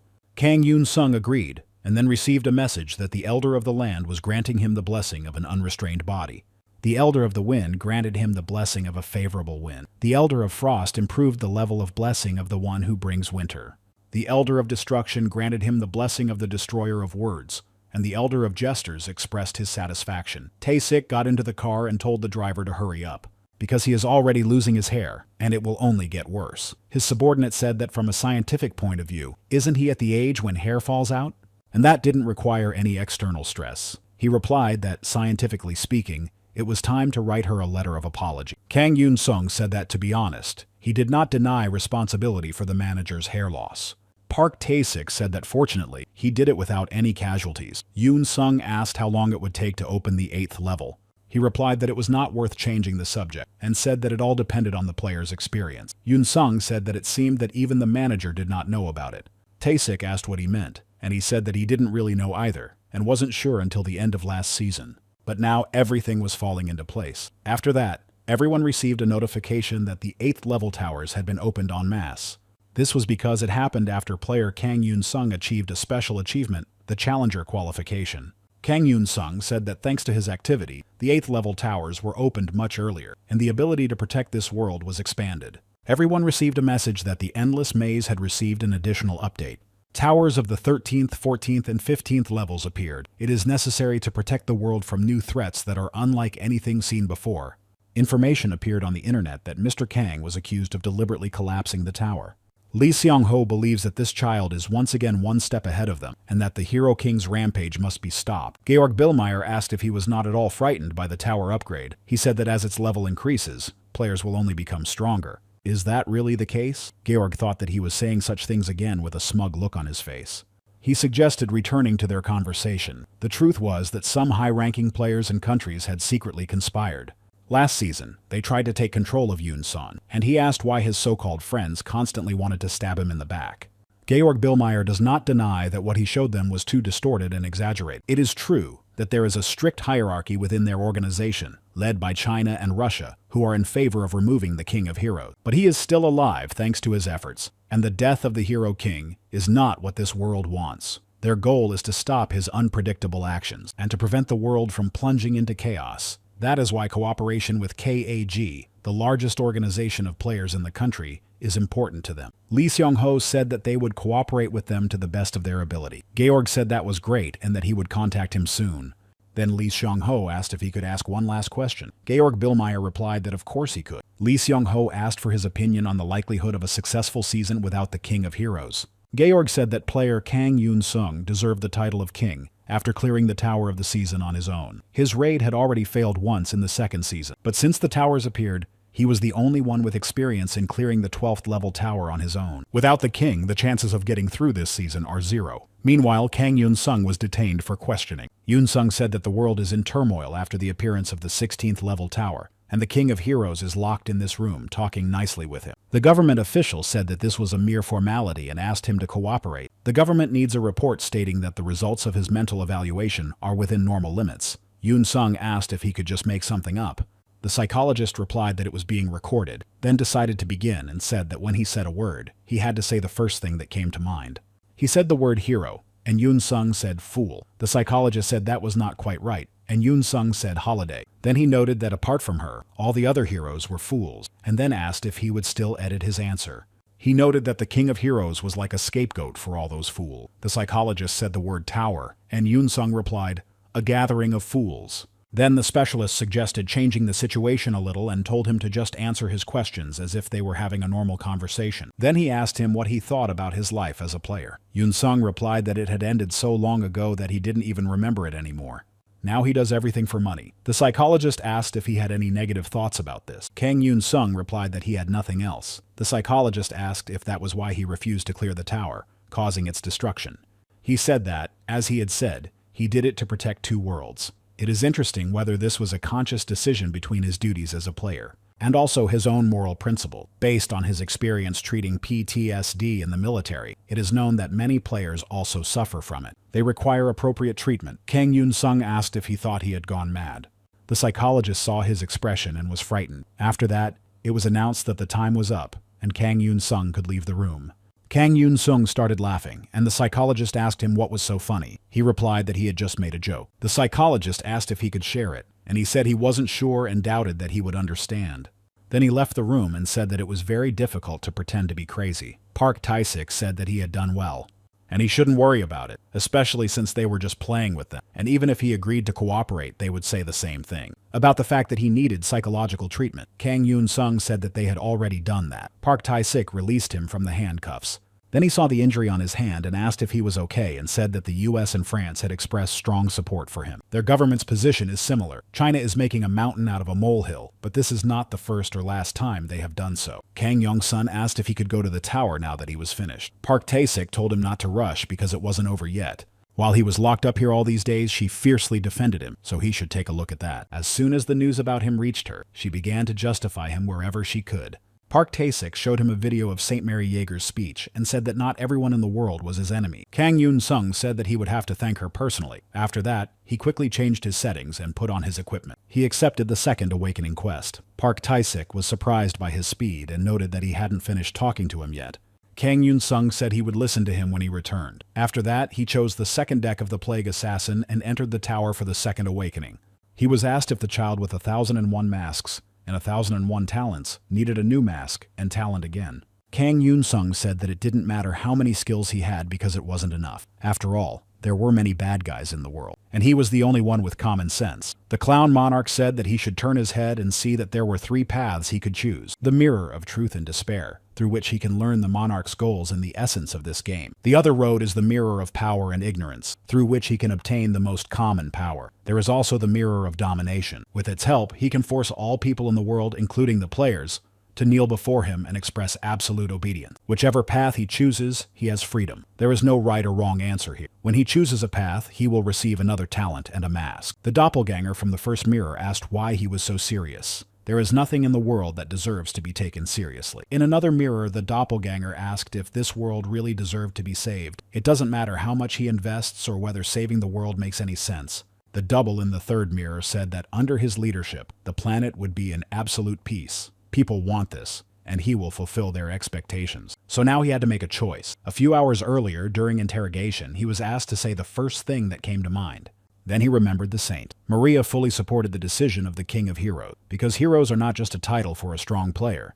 They are the ones who protect their lives from the dangers that occur in this world. For them, humanity is paramount. And finally, as an ordinary person like Maria, she asks them to remember that heroes are also people. After finishing her speech, she thanked her colleagues for their help and asked them to be careful on their way home. But they told her there was no need to thank them, and that she had also worked hard today. St. Mary wondered how things were going with Yunsung. He had refused to raid the tower and faced dirty questions and accusations from reporters. I wonder what he was thinking at the time. Maria wondered if he was crying now. She looked back at his interview where he said he was trying to live up to his title, not to be ashamed of the well-deserved fame it gave him. And she remembered that there was a time when he tried his best to protect the world. She was saddened by the fact that it was impossible to go back to that time. The next day, she met with her subordinates at work. A subordinate gave her the schedule for the day. She got busy, gave interviews, did charity work, and went to church. At the end of the workday, she wondered if she was doing everything right. She hadn't cleaned a single window all week. Is this really the path of a so-called hero? After that, she decided to get a cigarette, but her subordinate stopped her. She said that she probably didn't want her to smell like cigarettes when she met the Pope, and that she should quit smoking altogether. The girl was about to leave, but then asked what she was doing there. Maria asked if she had come to return her cigarettes. She replied that she hadn't, and asked what she had forgotten, and if it was all because of Kang Yunsung. Maria replied that everything was so complicated, and he was making the situation even more complicated. The girl suggested staying there a little longer and said that maybe this would be the last season. Maria remembered how they defeated the seasonal boss without any losses. Kang Yunsung said that they finally managed to do it on their third try. One of the players said that now they would live happily ever after, enjoying fame and peaceful skies above their heads. Maria asked if she was ashamed to call herself a winter princess without her own tower. She replied that it was no more shameful than being called a saint. After that, Maria grabbed her cheeks and asked her to stop. Then she said how she could possibly be a saint and wanted to say something else. Kang Yunsung stopped her and asked if she was sure she would survive if she continued. Ray-chan approached him and said it was a good job.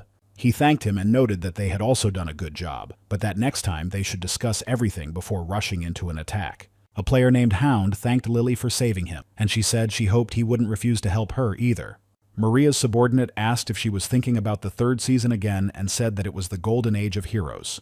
Maria said that if you think about it, you could see that the heroes had already lost their power back then. Kilgore asked Lydia if they could talk before leaving the tower. She asked if it was important, and he said it definitely was. Saint Maria believes that at least 3 people understood that the golden age of heroes had come to an end. She only realized this after the next season. Politics had consumed the heroes. In the next season, the Winter Princess died. Her name was Erin Makion. Saint Mary blamed Georg Bellmeyer for this because he was standing next to her and allowed it to happen. He said he wasn't supposed to watch over the other players, and that he wasn't their babysitter. Maria said he could have just called out to her. Georg said that it was a shame if she didn't know that he didn't make unfavorable deals. Her country was not considered their ally. It was a world where a player's power was equal to that of a nation, and whether he really needed to help another country, the world would not end just because she died. From that day on, even when high-level towers opened, the heroes refused to cooperate. They simply couldn't trust each other. A subordinate said that even for them, with the king of players, it took a whole year to become a team, not counting seasonal raids. Maria said that he started playing on his own in the 5th season, and she still couldn't believe that he cleared the 12th floor by himself. The subordinate said that this season would be a little different from the others because she would be on the same team as the general from America and the hero king. Maria said she wasn't sure about that yet. It will be difficult to get everything back to the way it was, but if there is even the slightest chance, she would like to see the team together again. She wants the whole team to be back together again. She wants to see all the heroes gathered together. Her subordinate thinks that's really cool.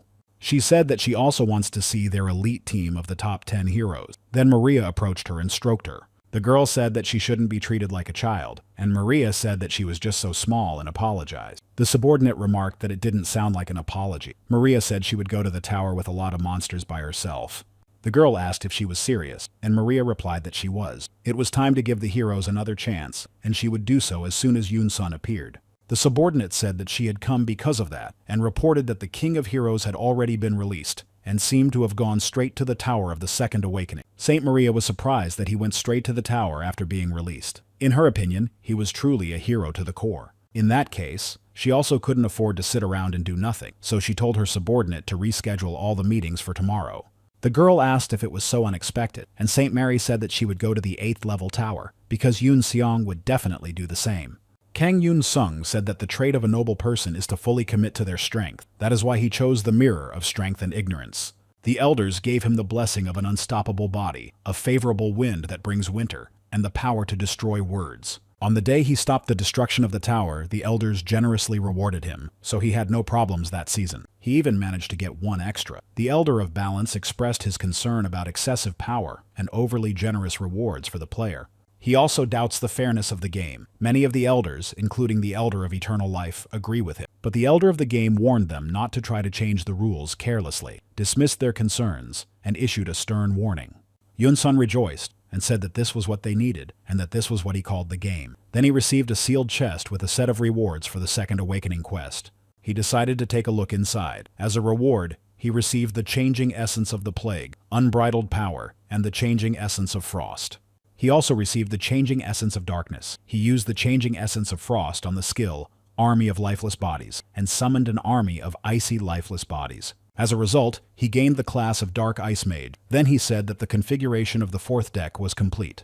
Then he decided to choose a tower and looked through the list of available ones. He saw the Zombie Apocalypse Tower, where he met the black player Natasha Ivanova. She returned as an 8th level tower, and he wondered if this was really the same place. After that, he entered the tower. 5 players entered the tower world. They must join forces and survive or be the last one standing. Kang Yunsung said that it was the same thing again, and that from now on, they would destroy each other. But it was clear that the choice was up to the elders. He said that it was similar to a type of tower that does not allow anyone to leave a certain area, and that this tower seemed to be in the cyberpunk genre. A large number of infected people approached him, and he ordered his lifeless bodies to rise up against them. The lifeless bodies began to fight against the zombies. Kang Yunsung watched this and said that no other events were visible yet. Therefore, he thought it was a trap. The tower is one thing, but he is more interested in who the other players are. Meanwhile, a zombie crept up behind him, and he destroyed it. He thought that the players who entered the tower would be in greater danger than the tower itself. Then he saw Saint Mary and was surprised. She said that it was as if he lacked the attributes of a dark assassin and the plague. Now necromancy has been added to the list. How is his character getting worse and worse every time she sees him? Kang Yunsung said that she only gets better every time and that the mace perfectly complements her image. He asked if she knew why Reapers carried maces in games. Seeing a sword blade stained with the blood of an enemy is considered a sin. Therefore, they decided that it would be better to deal with their enemies mercifully with a mace. Maria said that it was a great relief that he had relaxed, even to the point of talking nonsense. But he feels fine, and he is grateful for that. He said that everything is always wonderful for him. Saint Mary approached him and asked if he was sure, and he replied that he was, and asked if she had seen a madman telling everyone about it. Fortunately, he is completely healthy and in his prime. She replied that she didn't even know what to say. Then she asked if they would do it together. Kang Yunsung joined Maria Yeager's team. After that, the sacred blessing grew stronger. he received a buff of valor and a buff of decision that blessed the player and his self. Kang Yunsung was very happy and said that it had been a long time since he last received this buff. Then he wanted to hug her and told the saint that he loved her. She asked if he had lost his mind. He asked her if she felt immoral looking at these skeletons who had received a sacred buff. She replied that of course she did. Kang Yunsung thanked her for her help, and she said she just did what she had to do. Then they noticed something was happening. The Elder of the Hideous Fusion greatly increased his influence over the tower and said that they would be reborn as one. Kang Yunsung said that something had finally happened. His skeletons and zombies had merged into one. The real threat in the 8th level towers and above are the elders who sit in power. They are capable of spreading their influence to the tower. The skeletons and zombies turned into a giant monster that they must defeat. Kang Yunseon said that his breakfast unexpectedly wanted to escape and see the outside world. Saint Mary remarked that she could see he had had a wonderful breakfast today. After that, they began their battle, and Mary delivered a powerful blow. Kang Yunsung said that it seems like her character is getting tougher with each season. Maria said that couldn't be true. He said that violent actions in games really change a person. She asked if he wanted to see how violent she had become. Kang Yunsung replied that even when she was wearing a helmet, he felt like he could see her face, and it even scared him. Maria said she was joking and that it was time to move on. But thanks to the merger, the hive virus gained immunity to damage. It also gained immunity to frost, darkness, light, and destruction. The fusion also activated the ability of accelerated regeneration. In addition, his immunity to fire and blood magic has increased. The virus has gained immunity to the powers used by the players. Kang Yunsung said that most types of immunity have increased, but why do they look like they only have immunity to frost? The core of the hive virus has successfully mutated. They are one and the same and must not stop merging until everything in this world becomes one. Maria asked if he could handle this deck, and he said he had no choice because there was no store here. In that case, they couldn't change their equipment either. It seemed like someone had used their frost skills like a madman after entering the tower. Whoever it was, they only made their situation worse. Maria said that now was not the time for judgment. They needed to decide what to do next. She thinks the best solution would be to join forces with the other players. He said that giving them a chance to get used to them was too risky. Therefore, he suggested that it would be better to stay together and destroy the main core as soon as possible. Kang Yunsung said that this armor was upsetting him, and Maria told him to stop talking nonsense and move his feet. After that, he changed his equipment from the Banishing Death to the Baptized Darkness. Maria asked what he wanted to do. Yunsung asked if she had ever been on a sleigh ride and then told her to hold on tight. They took off into the air, and Maria said that it was Commander Kilgore's fighter jet. Therefore, the problem of finding other players was solved. Yunsung said that this guy was good at commanding. After that, they decided to join him, and Kang Yunsung asked if he was working hard again to maintain world order. Kilgore sent him away. Saint Mary also greeted him, and he was surprised that she was there too. She asked if he was going to wait for the other players, and he replied that he wouldn't say that the two who remained would show up at all. Since they had seen the fighter, one of them would definitely not come. He had heard that immunity to blood magic had increased. Among the players using blood magic, only Count Vladimir could reach the 8th level tower. So they decided to start, and Kilgore said that now they would look at the main core. After that, he shot at it. Then someone attacked them, and Kilgore thought it was a player and asked what he was doing. Yunsung said it was the one who had increased his immunity to frost. They say that there is always a fly in the ointment, and told him to stop destroying everything around him and make a choice. He had to either fight with them or against them, but then they saw that he wasn't a player, and he said that they would be united. Kilgore asked if he was the guy from the Frost Apostles. Maria said that if they got rid of those tentacles, he would return to normal. Yunsung asked if they didn't remember the incident with the Lord of Plague. Even if they destroyed the boss, the infection would not disappear. It seemed that with the death of the Lord of Plague, they had a new player. They didn't know how to bring him back to normal, and what choice they had left. Kang Yunsung took all 3 decks and told them to destroy the tentacles for his sake, then suggested they destroy him quickly before he mutated even further, because that was the most merciful thing they could do for him. Before that, the blood magic count saw that the blood was only a small part of this grand and complex harmony. The Blood Elder asked how he dared to break their agreement and betray him. He said that he would suffer forever from the inevitable curse of blood. The Elder of Blood broke into a scream, consumed by an indescribable feeling of betrayal.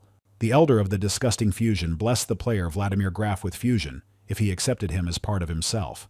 Kang Yunsung used the first form of the Heavenly Demon Swordsman and attacked the boy from the Frost Apostles who had attacked them. He destroyed the Have virus. Kilgore said he had not received a message about the raid's failure. Kang Yunsung lost his vigilance, but Maria and Kilgore protected him. Kilgore asked if it counted, but a clash began, and a family of high-ranking vampires who served the Elder of Blood arrived. One of them said that they were here. Vampires drink human blood and cannot be exposed to sunlight. They also fear crosses.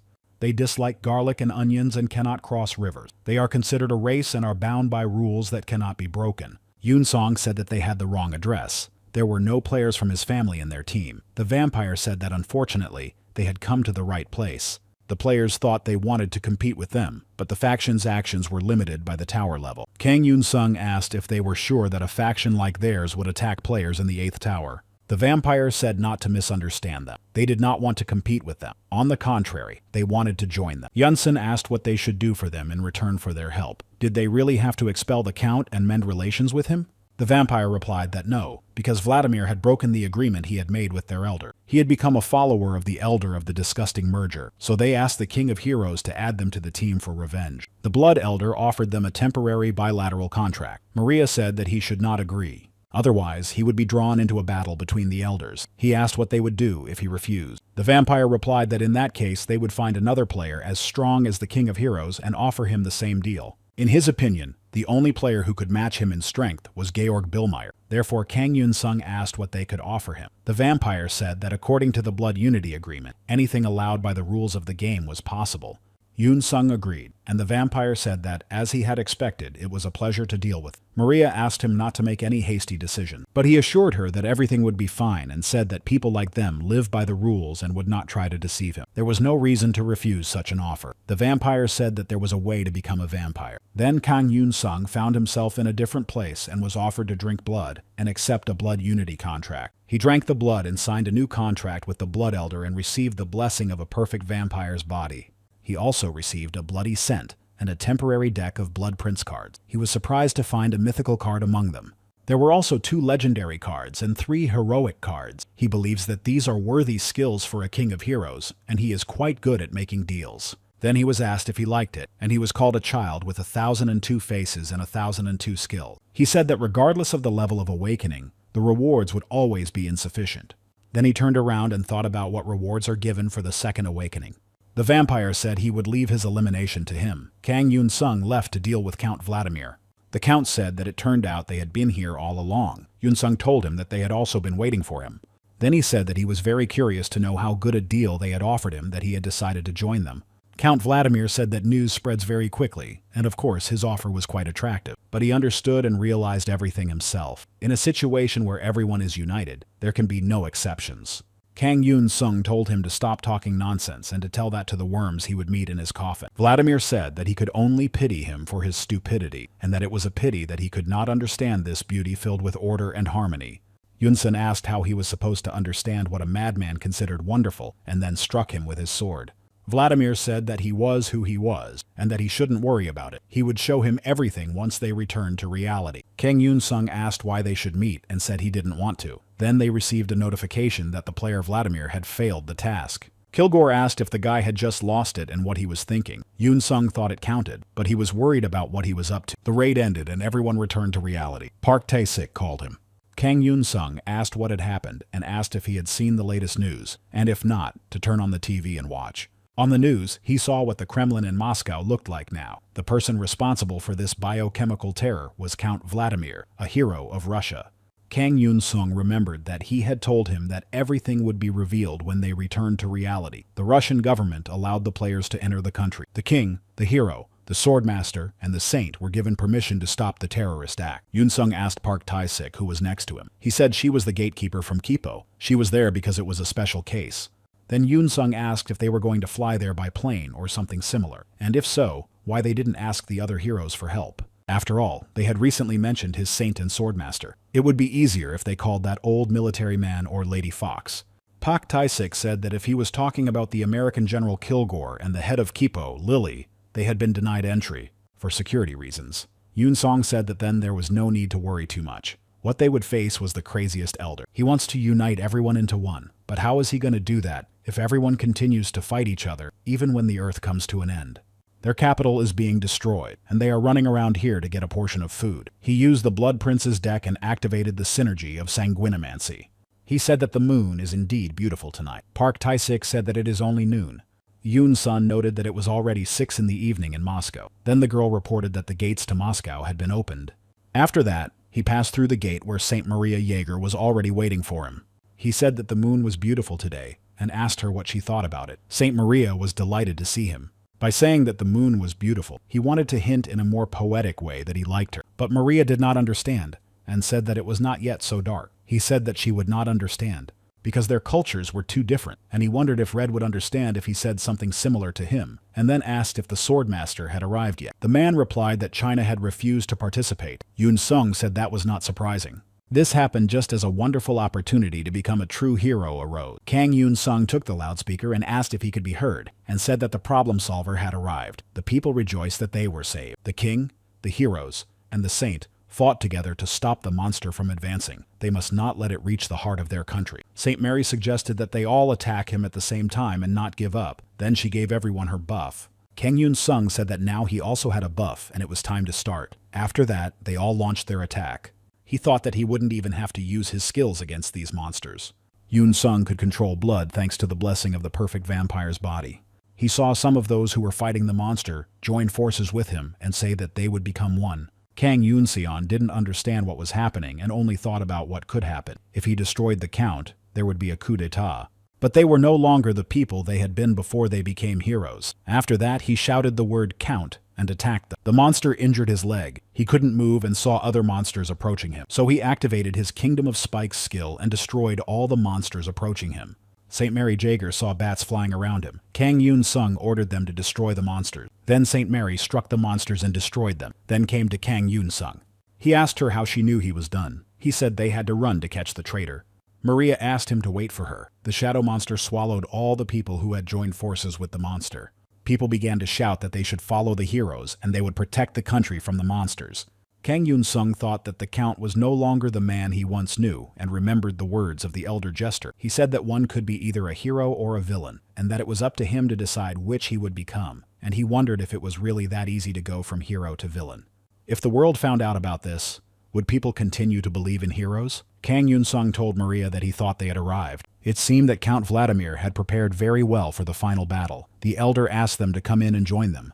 Yunsung asked Maria where she thought he could be, because he had never seen anything like this before. She said that this place looks like it doesn't belong to their world. Yunsung received a notification that he must fulfill the terms of the contract and make him pay with his blood. Yunsung said he was too impatient. The Elder of Blood urged the player to fight the enemy face to face. Kang Yunsung said that he was already on his way. St. Mary said that she would go with him. Yunsung replied that he would not let her go. This is a battle between two elders, so she should just relax and take a walk around Moscow. St. Mary did not want to let him go, but she could not enter. He told her that he would return soon. She replied that in that case, she would wait for him right there. After that, he went inside. Count Vladimir said he had been waiting for him. This was the highest beauty of harmony and order, so he should enjoy it to the fullest. Kang Yunsung replied that he was too busy to listen to his nonsense, and that someone was waiting for him outside. Vladimir told him to think carefully about becoming one with the absolute being who looked down on everyone from above. This would help him gain power beyond human capabilities and limitations, so let him merge with him. The elder of the disgusting fusion chirped enthusiastically and gave him a wonderful chance to work together. Yunsung struck him. Vladimir asked if he really intended to oppose him, because now he was not just an ordinary player. Yunsung replied that he knew. He called him crazy for being tempted by the elder's power. After that, Vladimir attacked him. Then he said that he was just a lower race that would split into dust if he refused to unite. They were creatures whose path led to self-destruction, endlessly dividing and conflicting. As a result, they would be nothing but tumors. They destroy the order of the universe. Let him just look at him, for he has rejected this pitiful shell of a lower race. Kang Yunsung said that he would be better off continuing to talk about being human. After that, his attack power increased. He was given the title of Enemy of the World, and then said that he did not think he was capable of losing.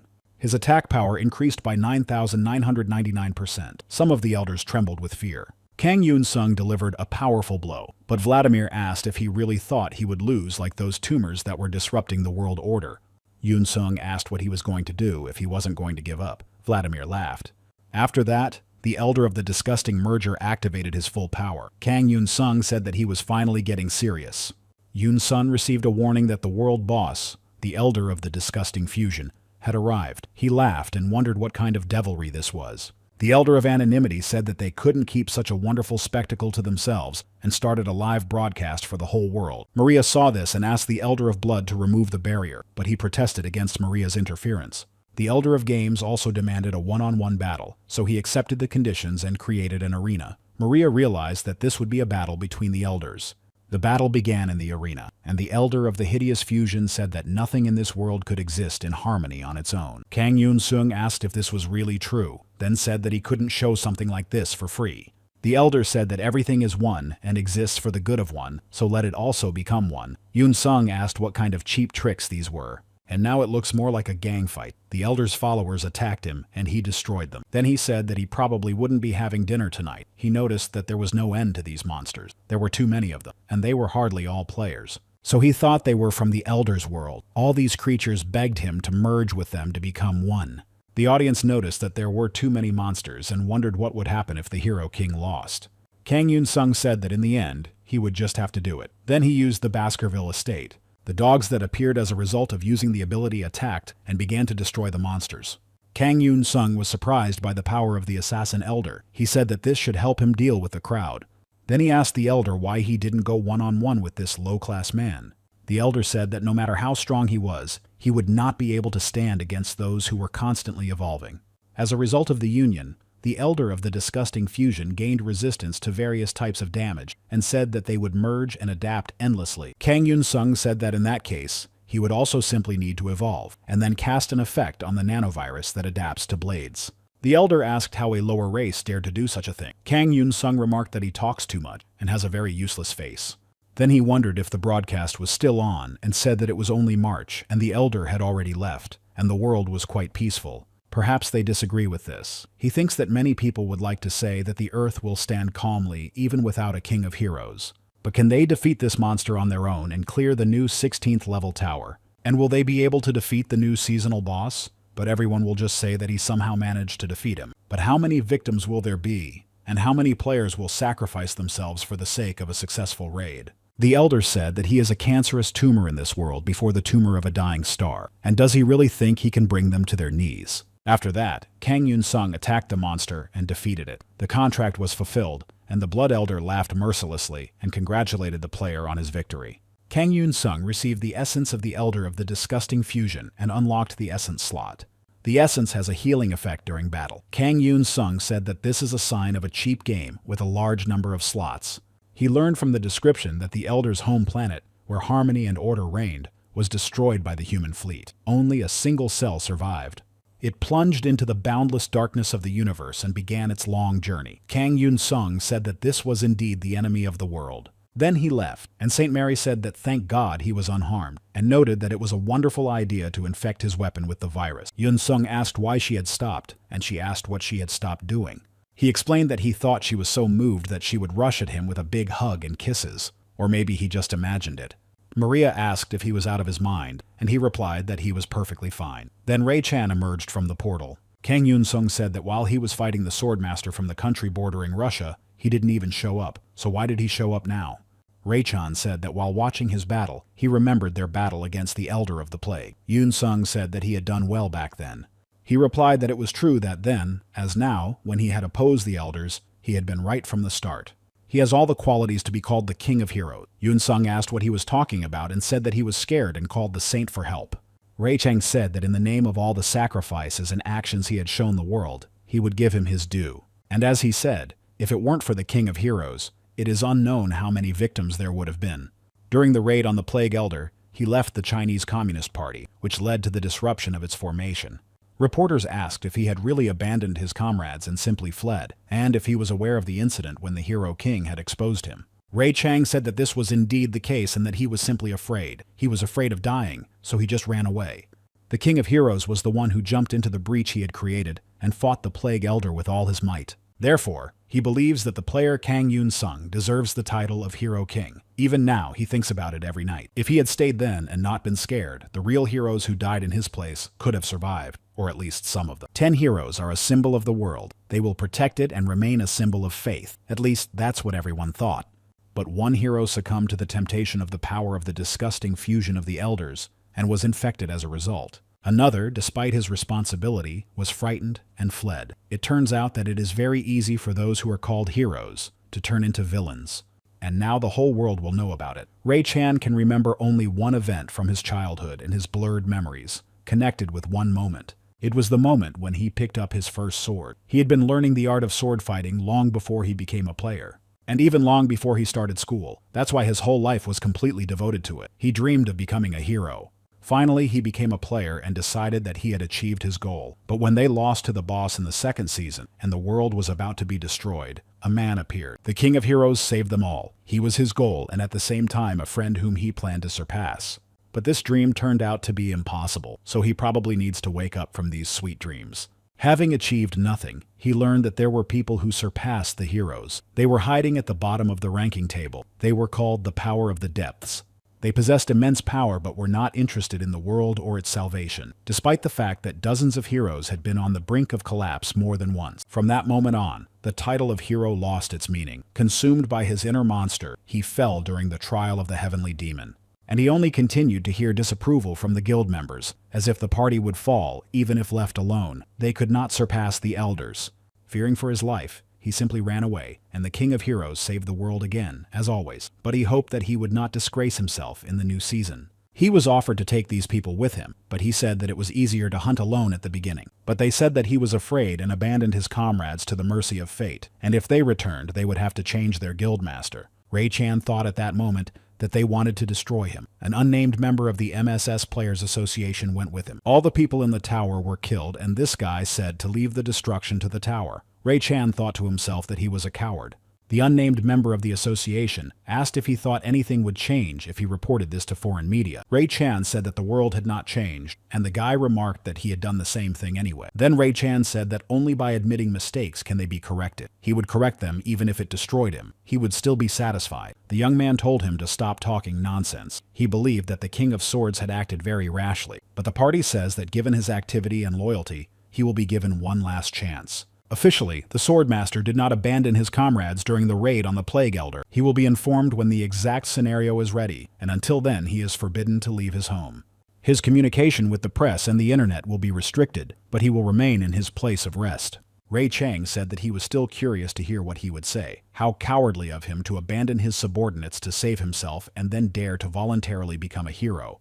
The guy said that he could deny it, but he was still a hero. And what if they made him a hero because that's who he was anyway? Ray-chan said that's how he sees it. It turns out that even the manipulation of personal data went smoothly, so maybe he can play the hero himself, because he was tired of this role. The guy said that it would be better if he didn't expose him because he understood perfectly well that he couldn't become him. After that, the guy attacked him, and Ray-chan fought him off. The guy hit him and asked if he wanted him to be a hero. He would have become one if he wanted to, so why say such things when he has everything he wants? Ray-chan said that even if he remained a hero, he would never truly become one. The guy asked why that was important. Was he really that influenced by the heroism of Kang Yunsung? Ray-chan thought that was exactly how it was, and that there was nothing he could do because he had already thought about it. When he woke up as a player, he wanted to become a real hero. An unnamed guild member said that everything was turning out well anyway, whatever decision he made. But the end of the pathetic, useless puppet had come, and he hoped that Ray-chan knew what that meant. Ray-chan asked if he would destroy him to make his elder happy. It didn't matter how he died, the party would come up with a reason. After that, he destroyed him, and the elder was outraged by the contact's actions because he had destroyed him so quickly. An unnamed member of the association asked if his pain was not enough for them. Even if he considered himself a fake, he was real to him. He had just destroyed his idol with his own hands. Now he would have to endure and envy a doll that did not shine. He just wanted everyone to die. The Iron Elder is impressed by his strength because he sent his apostle to Valhalla and offers the player an apostolic contract. The boy doesn't understand why this happened and why Chan wanted to cause trouble. It's all because of the one who has everything to call himself a hero. No one understood why Ray-chan confessed and told the King of Heroes that in the name of all those sacrifices and deeds he had demonstrated, he would give him his due. So it all happened because of the King of Heroes who went mad and cannot tell the difference between heaven and earth. Kang Yunsung doesn't understand why he had to be woken up, since he just got off the plane. He was told that the swordmaster took his own life. It was officially announced that he did it himself, unable to cope with his guilt. For now, it is forbidden to broadcast this in the news. But today, it should already be known. Kang Yunsung believes that although he didn't look very well, everything seemed to be fine after his return. After the confession, they went to the airport. Due to the increased terrorist threat, the players will be transported by private planes. Kang Yunsung asked Ray-chan why he did it. He replied that he didn't understand how he had lived all this time, and that he should have done it a long time ago. But Yunsung was surprised by his strange behavior, and asked if he was sure he was okay. He replied that everything was fine. He told the King of Heroes to continue being a hero. Kang Yunsung asked why he was talking as if he were about to die. Ray Chan asked why he suddenly had to die. After that, they arrived at the airport and Ray Chan said goodbye. He said he would go first. St. Mary asked if he would continue to be a player. Ray Chang replied that of course he would. Yunsung couldn't believe he did that after everything he said. Park Tae-sik replied that, according to the landlady, someone must have helped him after all. He tried to use his connections, and there was plenty of evidence. It seems that the powerful forces have made their move. Kang Yunsung said that it was more like the trash of the depths. Park Tae-sik said that it seemed like they were preparing for something, so he should be careful. The Dark Beast asked why he was so upset when the weather was so nice today. Yunsung replied that she was right. Right now his mind is in chaos, so he needs to clear his head a little. The Tower of the Queen of Conquests summoned the player Kang Yunsung. The tower is level 8, and the condition for passing it is the victory of his faction. Yunsung immediately went to the tower.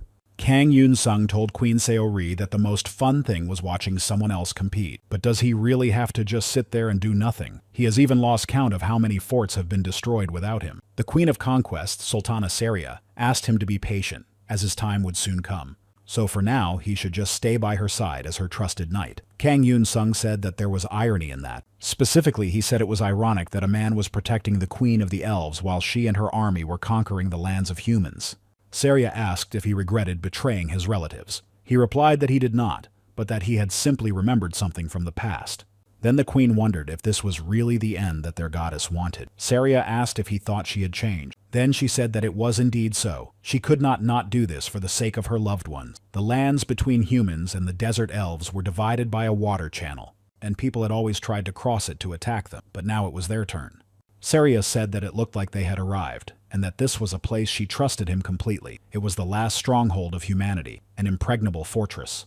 Kang Yunsung entered the fortress and saw a pile of lifeless bodies. Then a man he didn't know said he was waiting for the hero king. Yunsung asked why he had destroyed his soldiers, and he said that there was nothing to be surprised about. Who cares anyway? What matters is whether the inhabitants of the tower will die or not. Kang Yunsung said he was just curious, but that he must be some kind of madman. He must also be one of those crazy people who love art. The guy said he was just tired of waiting for him. He also really wanted to test his new power. Kang Yunsung said that it seemed like everyone already had a mythical weapon, especially since several months have passed since the start of the new season. Then Kang Yunsung saw that he was using the ability of a swordmaster. The guy said that the mythical weapon wasn't so bad. Kang Yunsung said that he was familiar with that sword. Then he asked if he had destroyed the swordmaster. The boy asked if it was that important. He said that maybe he would just get the blades of the Plague Elder, but Kang Yunsung used the same ability. The boy said that he had decided to use the Ice Master's log, but in his opinion, it was a disgrace. Then he asked if he had used it to defeat the Face Collect. News of the death of the Heavenly Demon and the Oculus. Surely this all relates to the Ice Assassin class. The way he used his skills against the Collector is truly impressive. Kang Yunsung remarked that he knew a lot about him. He wondered how this guy knew about the battle against the Collector, because no one could have seen it. Then he said it was time to see if he had the skills to defeat him and put his skills to shame. They began the battle, and Kang Yunsung asked if that was all he was capable of, even after taking the hero's equipment. Yunsung said it was a shame they met inside the tower and then marked him for death. The guy asked if he thought he could be defeated by the technique of the #1 Heavenly Demon, and then destroyed his sword. Kang Yunsung was surprised that he blocked his attack. The guy asked if the King of Heroes really thought he wouldn't prepare before their meeting. He wasn't that stupid. Those who defend this stronghold would not be defeated. A few hours earlier, something had happened. The forces of the depths discussed how the hero king Kang Yunsung could make things more problematic. The housekeeper's supervision had increased, and things were not going as they wanted. Therefore, someone had to take care of the hero king. The man asked if there were any volunteers. An unnamed member of the association said he would go. After that, he went to the Tower of the Queen of Conquests. The guy said that those were truly magical words and that it was amazing. Kang Yunsung said that now he understood why he was so calm. Probably because he had prepared a trump card. At first it seemed like an impregnable fortress, but it was just a castle that had been given a spiritual word. Kang Yunsung asked what his current level was, and the boy replied that he was at level 6. Yunsung had the difficult 8th level. So he said that they must have balanced everything out. The guy said that it may seem unreasonable, but the world of towers is truly fair. And isn't that wonderful? Kang Yunsung said he wasn't sure because even here he felt very strong and sensed injustice. The boy said that the swordmaster had mentioned something similar. Kang Yunsung asked why he had destroyed him. He replied that there was no point in keeping a useless clown on stage. Yunsung asked who decided that he was useless. The boy replied that it was people he couldn't even imagine. Yunsung asked if his cowardly boss M was also one of them. Then he switched his sword for blades. The guy said that they would soon turn the world upside down, and then even his hero act would be over. Kang Yunsung said that he was a typical secondary character that no one needed. At first, they were all so cool. But then they fall to their knees, grab his pants and cry, begging for mercy. The guy said he would show him real hell. Kang Yunsung hit him and said that he couldn't advance to the next level, but he could move on to the next scene. And it looks like he's the one who's going to hell. After that, he destroyed him, and the nameless player failed the tower raid and will be transferred to the outside world. But the Elders of Light did not like his actions and ordered the elves to leave his land. The Observers of Light joined the battle. Kang Yunsung said that they would hardly have allowed him to carry out this raid by simply destroying the player, so his experience farm arrived. But he is already getting tired of it. A powerful spell was cast on the Observers of Light. Yunsung said that his long tongue was to blame for everything. Then a shop opened in front of him, and the saleswoman said she was already bored. She was proud that he had collected 9,609,700 achievement points. Therefore, she suggested that he purchase the card sets quickly. Yunsung remarked that she was at it again and told her to show him the catalog quickly. She said that he could get a legendary card, and he replied that it was unlikely. To start with, he decided to take one of the cards in the catalog. Then he said he would take this and that too. The saleswoman suggested he take a set of cards as well. He noticed the key to the mechanism. Its purpose was unknown, but it would definitely be useful in the future. However, it could not be sold without the permission of the mechanic girl. Kang Yunsung said that there was an item here that required her permission and asked what hidden meant. If she called it that, then how was it hidden? She told him not to take it because it would cause trouble. Kang Yunsung asked if she had eaten something wrong. The girl said it was dangerous and that the likelihood of its destruction would only increase. So he decided to negotiate with her in another way. He asked if she would sell it to him if he bought a set of cards. She told him to take 2 sets. Kang Yunsung said that he would buy them, so she should give them to him quickly. Along with this, he received permission to buy a key to a mechanism whose purpose was unknown. She gave him 1 set, and he asked if she hadn't asked him to buy 2. The girl said that he would buy the second one at their next meeting. Kang Yunsung asked if she was going to raise the flag of death again. Then he returned to the battle. He told the angels if they could see that this was his secret weapon with which he would defeat them. He opened a random set of cards. In the set, he got a regular card, Uncontrolled Anger, and said that he couldn't control his anger. Then he told them to attack him and called the angels mosquitoes that annoyed him. After a while, he defeated them. He captured an impregnable fortress and raised his level. The destruction message reached the maximum level, and he could unlock this skill. The Queen of Conquests, Sultana Saria, said that here and in this place, she swears that she is not the queen of the elves or the conqueror of men. Only they, as rulers of all, would rule this continent, putting an end to the battle between the races. Under her leadership, she will rule over all of them equally. Queen Saria told Kang Yunsung that it was all thanks to him. He said he knew that. Saria noted that he had said he thought about her former self. She had previously sworn before the goddess of shadows that she would make their race pay for all the blood they had shed, but she realized that he was just like them. That is why she was able to find the answer. After that, he received a message that he had cleared the tower of the Queen of Conquests. Kang Yunsung found himself in a different place and thought it was the end, but then he received a message that it was her answer. Saria gave him an accessory as a sign of trust. It was the heart of the desert, and if he wore the necklace, he could get an apostolic contract with the Desert Elder in addition to his existing contract. The Desert Elder offers him a contract. Kang Yunsung is surprised by this. He doesn't understand how this is possible. He received a message from the Elder of the Jesters saying that there was no need to doubt, and that the Elder was pushing the player from behind. Kang Yunsung replied that he agreed to the offer, and the Desert Elder said that she would then do her part.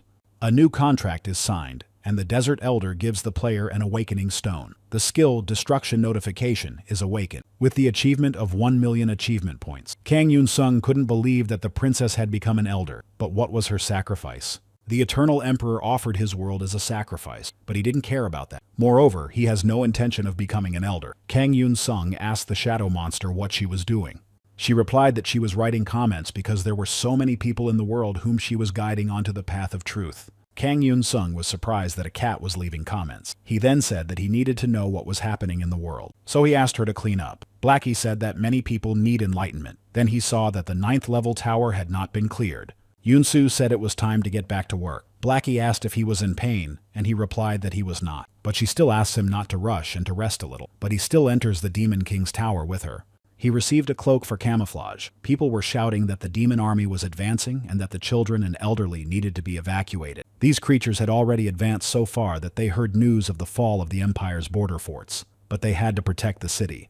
Therefore, all people must take whatever they can find to fight the monster. Yunsung told Blackie that he was her food. She called him her servant and noted that it was a 9th-level tower. He replied that he knew and used the Abyss Stone on her. The shadow monster's stats increased by 200 points. After that, she immediately launched an attack. People saw the monster and were frightened, not understanding where it had come from right in the city, but they were surprised that it did not touch them. Kang Yunsung told them not to worry because it was his familiar. The people asked who he was. He replied that he was just a traveler passing by. The people asked him what his rank was, but he didn't understand what they meant.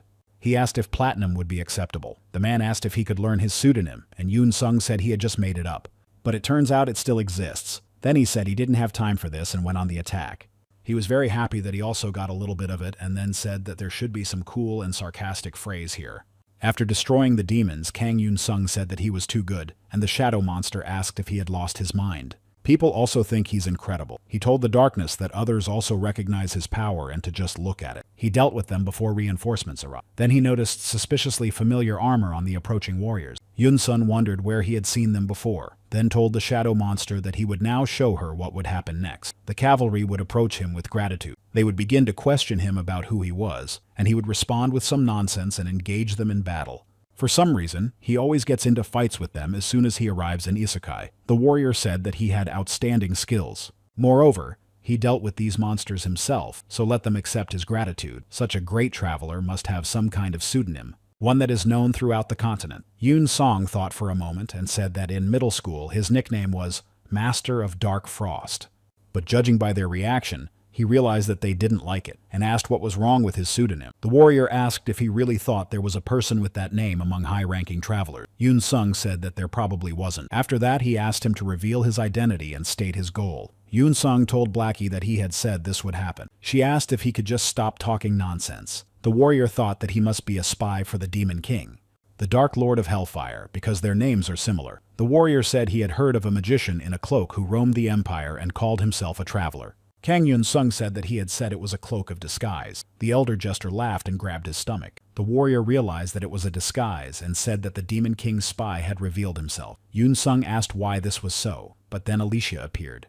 Yunsung told him to stop being a player and go to a fortune teller because it turned out just as he thought. Blackie remarked that she had nothing to say without a keyboard. Then Yunsung saw the saint from the tower where he had previously undergone the trial. She asked everyone to step back. Yunsung said, "What a meeting." The 37th saint, Alicia Celestine, said she was glad to meet him and called him a hero. The warriors asked if she had just said hero. Then they noticed that she had summoned a stranger to this world again. She told the knights of the Drago Empire to listen to her words. This man is not their enemy. They asked if she, a witch, had forgotten how a stranger like him had become the king of demons and was now destroying this world.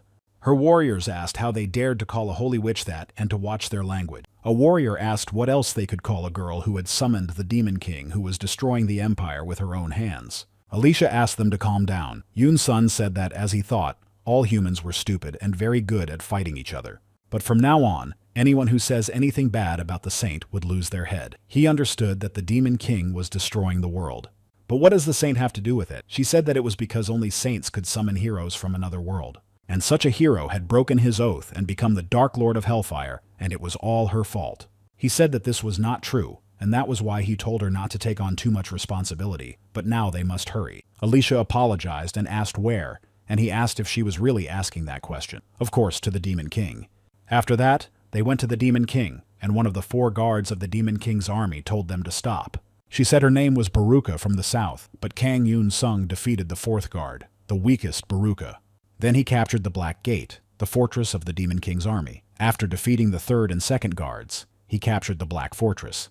2 weeks later, he defeated the elite Demon Star General Orbanom, the strongest of the King's 4 guards. After that, the path of despair leading to the Demon King's castle opened up. Everyone began to call him a warrior. Everyone decided to rest, and Alicia apologized to him for her mistake. Yunsung asked what she meant. Alicia replied that when she realized that not all heroes were like him, she should have done everything in her power to prevent them from entering this world. But she couldn't, and thought she had no choice if it was her father's order. Kang Yunsung asked what this unexpected repentance was. She said it was because the closer they got to the castle, the darker it became. He said it wasn't her fault. Alicia said that she wouldn't be surprised if he was disappointed in her because she always had a choice. But she was just scared. Yunsung thought about how everyone who had said something like that had ended up differently. He said he wasn't disappointed in her. He was amazed by her courage to challenge authority, and he didn't think that if she couldn't go against it, she was afraid. He wondered if this world was made up of different ranks. Alicia said that even now, he was taking full responsibility for what had happened, but it is her duty as a saint to protect the world and its inhabitant. Yunsung remembered Ray Chan saying the same words and asked if saints ever retire. Alicia replied that once she became a saint, she had to be one until the end of her days, and if she had the opportunity to leave everything behind, she didn't think she could. Kang Yunsung asked her how difficult it was for her, and she replied that it was, ever since she met him. He was a true warrior and looked like a man born to save the world. Looking at him, she found the strength not to give up.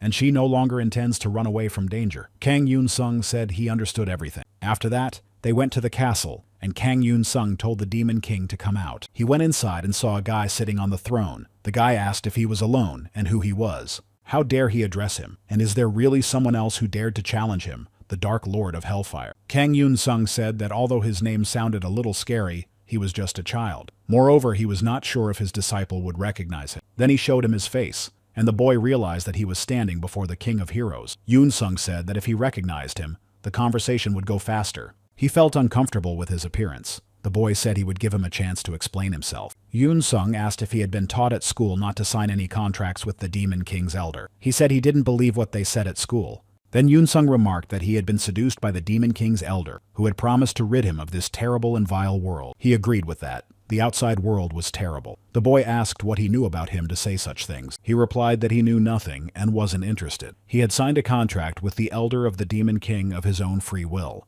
He also brutally destroyed the players who had come before him. He fully understood what kind of creature he had become. Then the boy plunged into his memories. The teacher said that the desire to become a player was admirable, and that they must remember that there were elders with whom they must never sign a contract under any circumstances. Even among them, a player who makes a contract with the elder of the Demon King will become part of the tower according to the agreement and be reborn as a Demon King. He would become an enemy of the world who must be destroyed. If such a Demon King destroyed a player inside the tower, he would effectively die. This works the other way around as well. The elder of the Demon King told him not to listen to the hypocrite's sermon and that he wanted to destroy everyone. Kang Yunsung said that there was no turning back and that he would have to pay for his actions. The Demon King said to let the flames of darkness destroy him, then used his power against him and told him to disappear. Then he asked how he did that and noted that it was his trump card. Yunsung said that it was good that he was trying to stop his attack. But if he got caught, he would lose his arm. After that, he marked him with a sign of death, which reduced his strength, speed, agility, and evasion. Then Kang Yunsung replaced the 3 side cards of his deck with curse skills and then used them on the Demon King. The Demon King wondered what it was and felt afraid, then said he was sorry and begged for mercy. Kang Yunsung asked if he really thought that by becoming the Demon King, he would not be held responsible for his action. He said that he said the same thing every season. If someone becomes a thief, the King of Heroes will find him and send him straight to hell. The boy called him a liar. He said that he had never found him. He had never come to protect him from thieves. Players who became heroes were nonsense. If they are really heroes, why don't they save him? When he needed help, no one gave him a helping hand. Then he said that if these were the ones they called heroes, then he wanted them all to die. Saint Alicia and the warriors stood outside and noticed that something was happening at the Demon King's castle. Kang Yunsung defeated the Demon King of this world, the Dark Lord of Hellfire, and cleared the Demon King's tower. Returning to his world, reporters asked him what he thought after completing the 9th level of the tower for the first time in history. Moreover, there was a risk of a rift. He said that it was unfortunate, but that there was nothing he could do. For the sake of the world, he had no choice but to destroy the thief. Regardless of the situation, if he became a black player, the day would come when he would be added to the king's list of heroes to be destroyed. Among them, he was most annoyed by those who had contracts with the Demon King's elder, the Elder of Evil, and the Elder of Pain. He will pursue them to hell itself so that they will remember this. Blackie asked if he thought that would stop the thieves from appearing. Yunsung replied that if even one of them changed their mind after remembering his words, that would be something. He never wanted to fight and never wants to compete with such a thief again. The video in which Yunsung spoke about the thieves became popular. The King of Heroes said he would find them at the edge of hell and destroy them. An anonymous player from the depths also watched the video. He wonders how the King of Heroes will find them at the edge of hell if he has never seen real hell himself. But maybe it's worth showing him. It would be nice if he had such an opportunity. The guy came up with a plan to make him come to him. A week after clearing the Demon King's tower, Yunsung asked why they had summoned him this time. Park Tae-sik said that they had received a request for assistance from Zero and that he needed to take a look at something. Yunsung asked what it was. When he saw it, he was horrified. The girl said that it had happened a week ago in the slums of Hong Kong, in an alley behind the Black Dragon Citadel. More precisely, it is believed to have happened about 3 hours after Yunsung's press conference. It was probably provoked by his words. But there is no need to worry. She does not blame Mr. Kang Yunsung. Tae-sik said that of course she should not blame him, and why would she say such a thing? The girl said she mentioned it so that there would be no misunderstandings or other intentions. Yunsung asked why he should decide, and she said it was the player's duty. He told the representative of Zero that they had previously told him that infantile defense mechanisms were destroying the world. Were they so full of a sense of duty that they didn't think to resolve it themselves? But if he said it, then he would have to take responsibility. He agreed to go because the thief was waiting for him in hell. The nameless player waited for him and wondered why he wasn't coming. After all, he said he would come, and maybe it was because this wasn't real hell. But he couldn't get to real hell right now. Just being in this fake place was so painful that he felt like he was going to lose his mind. After that, the Elder of Pain gave him his blessing. He said that pain that does not destroy them only makes them stronger and feels like their nature, even in torment, does not break but hardens like steel. The boy hopes that this time he will definitely come. In the alleys of the Black Dragon Fortress, there is another fortress. This place connects the slums of the whole world and is considered a labyrinth where a large number of vagrants have been forcibly herded. This season, a new rule has appeared in the Endless Labyrinth. Players can create weapons similar to those in the tower and plan their passage. Players who have signed a contract with the Lord of the Mechanisms build mazes around it. Usually, rankers don't know about such news. Yunsung said he had heard about it and that the reward was obvious, so he didn't go in. Then he asked where the entrance was, since he had seen the gate, and why it was taking so long. The guy said that it was difficult to determine the coordinates in this place, and that he would have to enter the Black Dragon's fortress himself. According to the rules, they were not allowed to enter, so he should go to the 9th sector, where an old woman would be waiting for him. He entered the labyrinth and saw a large number of people and did not understand what these people were doing there. Then he asked them how to get to the 9th sector. A man told him not to block the sun, because he had spent a lot of time getting that spot. But then the man saw that he was the king of heroes and decided to help him. He told him to go that way, then up, and there he would find the 9th sector. Yunsung asked why he was hiding his face. It was suspicious. So he identified the player and found out that after 6 cases of robbery for profit, he had gone into hiding. He also killed people during the robberies. Yunsung said that he knew he was a black player. The man asked him to pretend that he hadn't seen him. Moreover, he showed him the way. But Kang Yunsung killed him and received a notification that the player had been expelled from the maze and that he had received his equipment. Yunsung said that it definitely looked like a tower. Then he went further and reached the 9th sector. The higher he climbed, the stronger the feeling that he was entering an underground world. He saw an old woman who said she had heard something. An important person was coming to their dump today. Yunsung said he had heard that there was a thief around. She replied that it was true. At dawn today, he did his job again. The old woman asked if he wanted to take a look and led him away. Kang Yunsung said that players cannot kill other players in the tower, and the old woman replied that they were not players. They were ordinary people who had been brought from the slums. Yunsung asked if she knew anything about him. She said that rats always whispered news to her. Then she said that this child was the ruler who had captured the Black Dragon Fortress, as well as His Majesty, the king of the Sewer Kingdom. Yunsung asked if he was in charge of this place, and she replied that he was not. He only appeared from time to control the population density in the fortress. The old woman said she would send a guide to him and asked him to free them from him. Yunsung saw the boy and asked if he was the guide. The boy asked if he was the real king of heroes and if he was really cool. Then he gave the boy some money, and the boy noticed that the old woman had already paid. Yunsung said it was a tip, and the boy thanked him. He asked how old he was and remarked that kids these days don't say cool anymore. The boy asked what they say instead. Yunsung said he didn't even know how to explain it. The boy said that when he got his powers, he would become as cool a player as him. He wants to be as rich as him. Then they went further, and the boy said that the upper levels were confusing, so he should follow him very carefully. There are many places blocked off due to construction. Then the boy said that the monsters had spotted them and they needed to run away. Yunsung didn't think there would be monsters here, but then he destroyed them. The guy asked what was so strange about the monsters in the tower or dungeon. Yunsung said that he wasn't even a player, so what was he doing here? He replied that they pay well here. They only had a little bit left to climb, and now the 18th district was the last one. Yunsung asked if he really wanted to become a player just for the money. He said that money was money, but there were useful items in the tower. A monster attacked the guy, but Kang Yunsung managed to destroy it in time, and the guy said that was cool and that he thought he was done for. Kang Yunsung said that he almost lost his head and now he says it was cool. He said that if it was cool then he would say so. And what else did he need to say? Yunsung decided to climb further, and the guy pointed out that you can't climb before the guide. Kang Yunsung told the shadow monster to use its shield and said that now they could move forward again. Then he asked the guy why he needed money so badly. He said that the King of Heroes was indeed very inquisitive. Yunsung asked for a hint and offered money. The boy said it was just a trivial story. His younger brother was very sick. But how could he not get sick in such a dump? For his sake, he would find a way out of this hell. He was ready to do anything for his younger brother, which is why he needed money. Right now, he barely had enough for medicine. But if he becomes a player like the King of Heroes, then everything will be fine.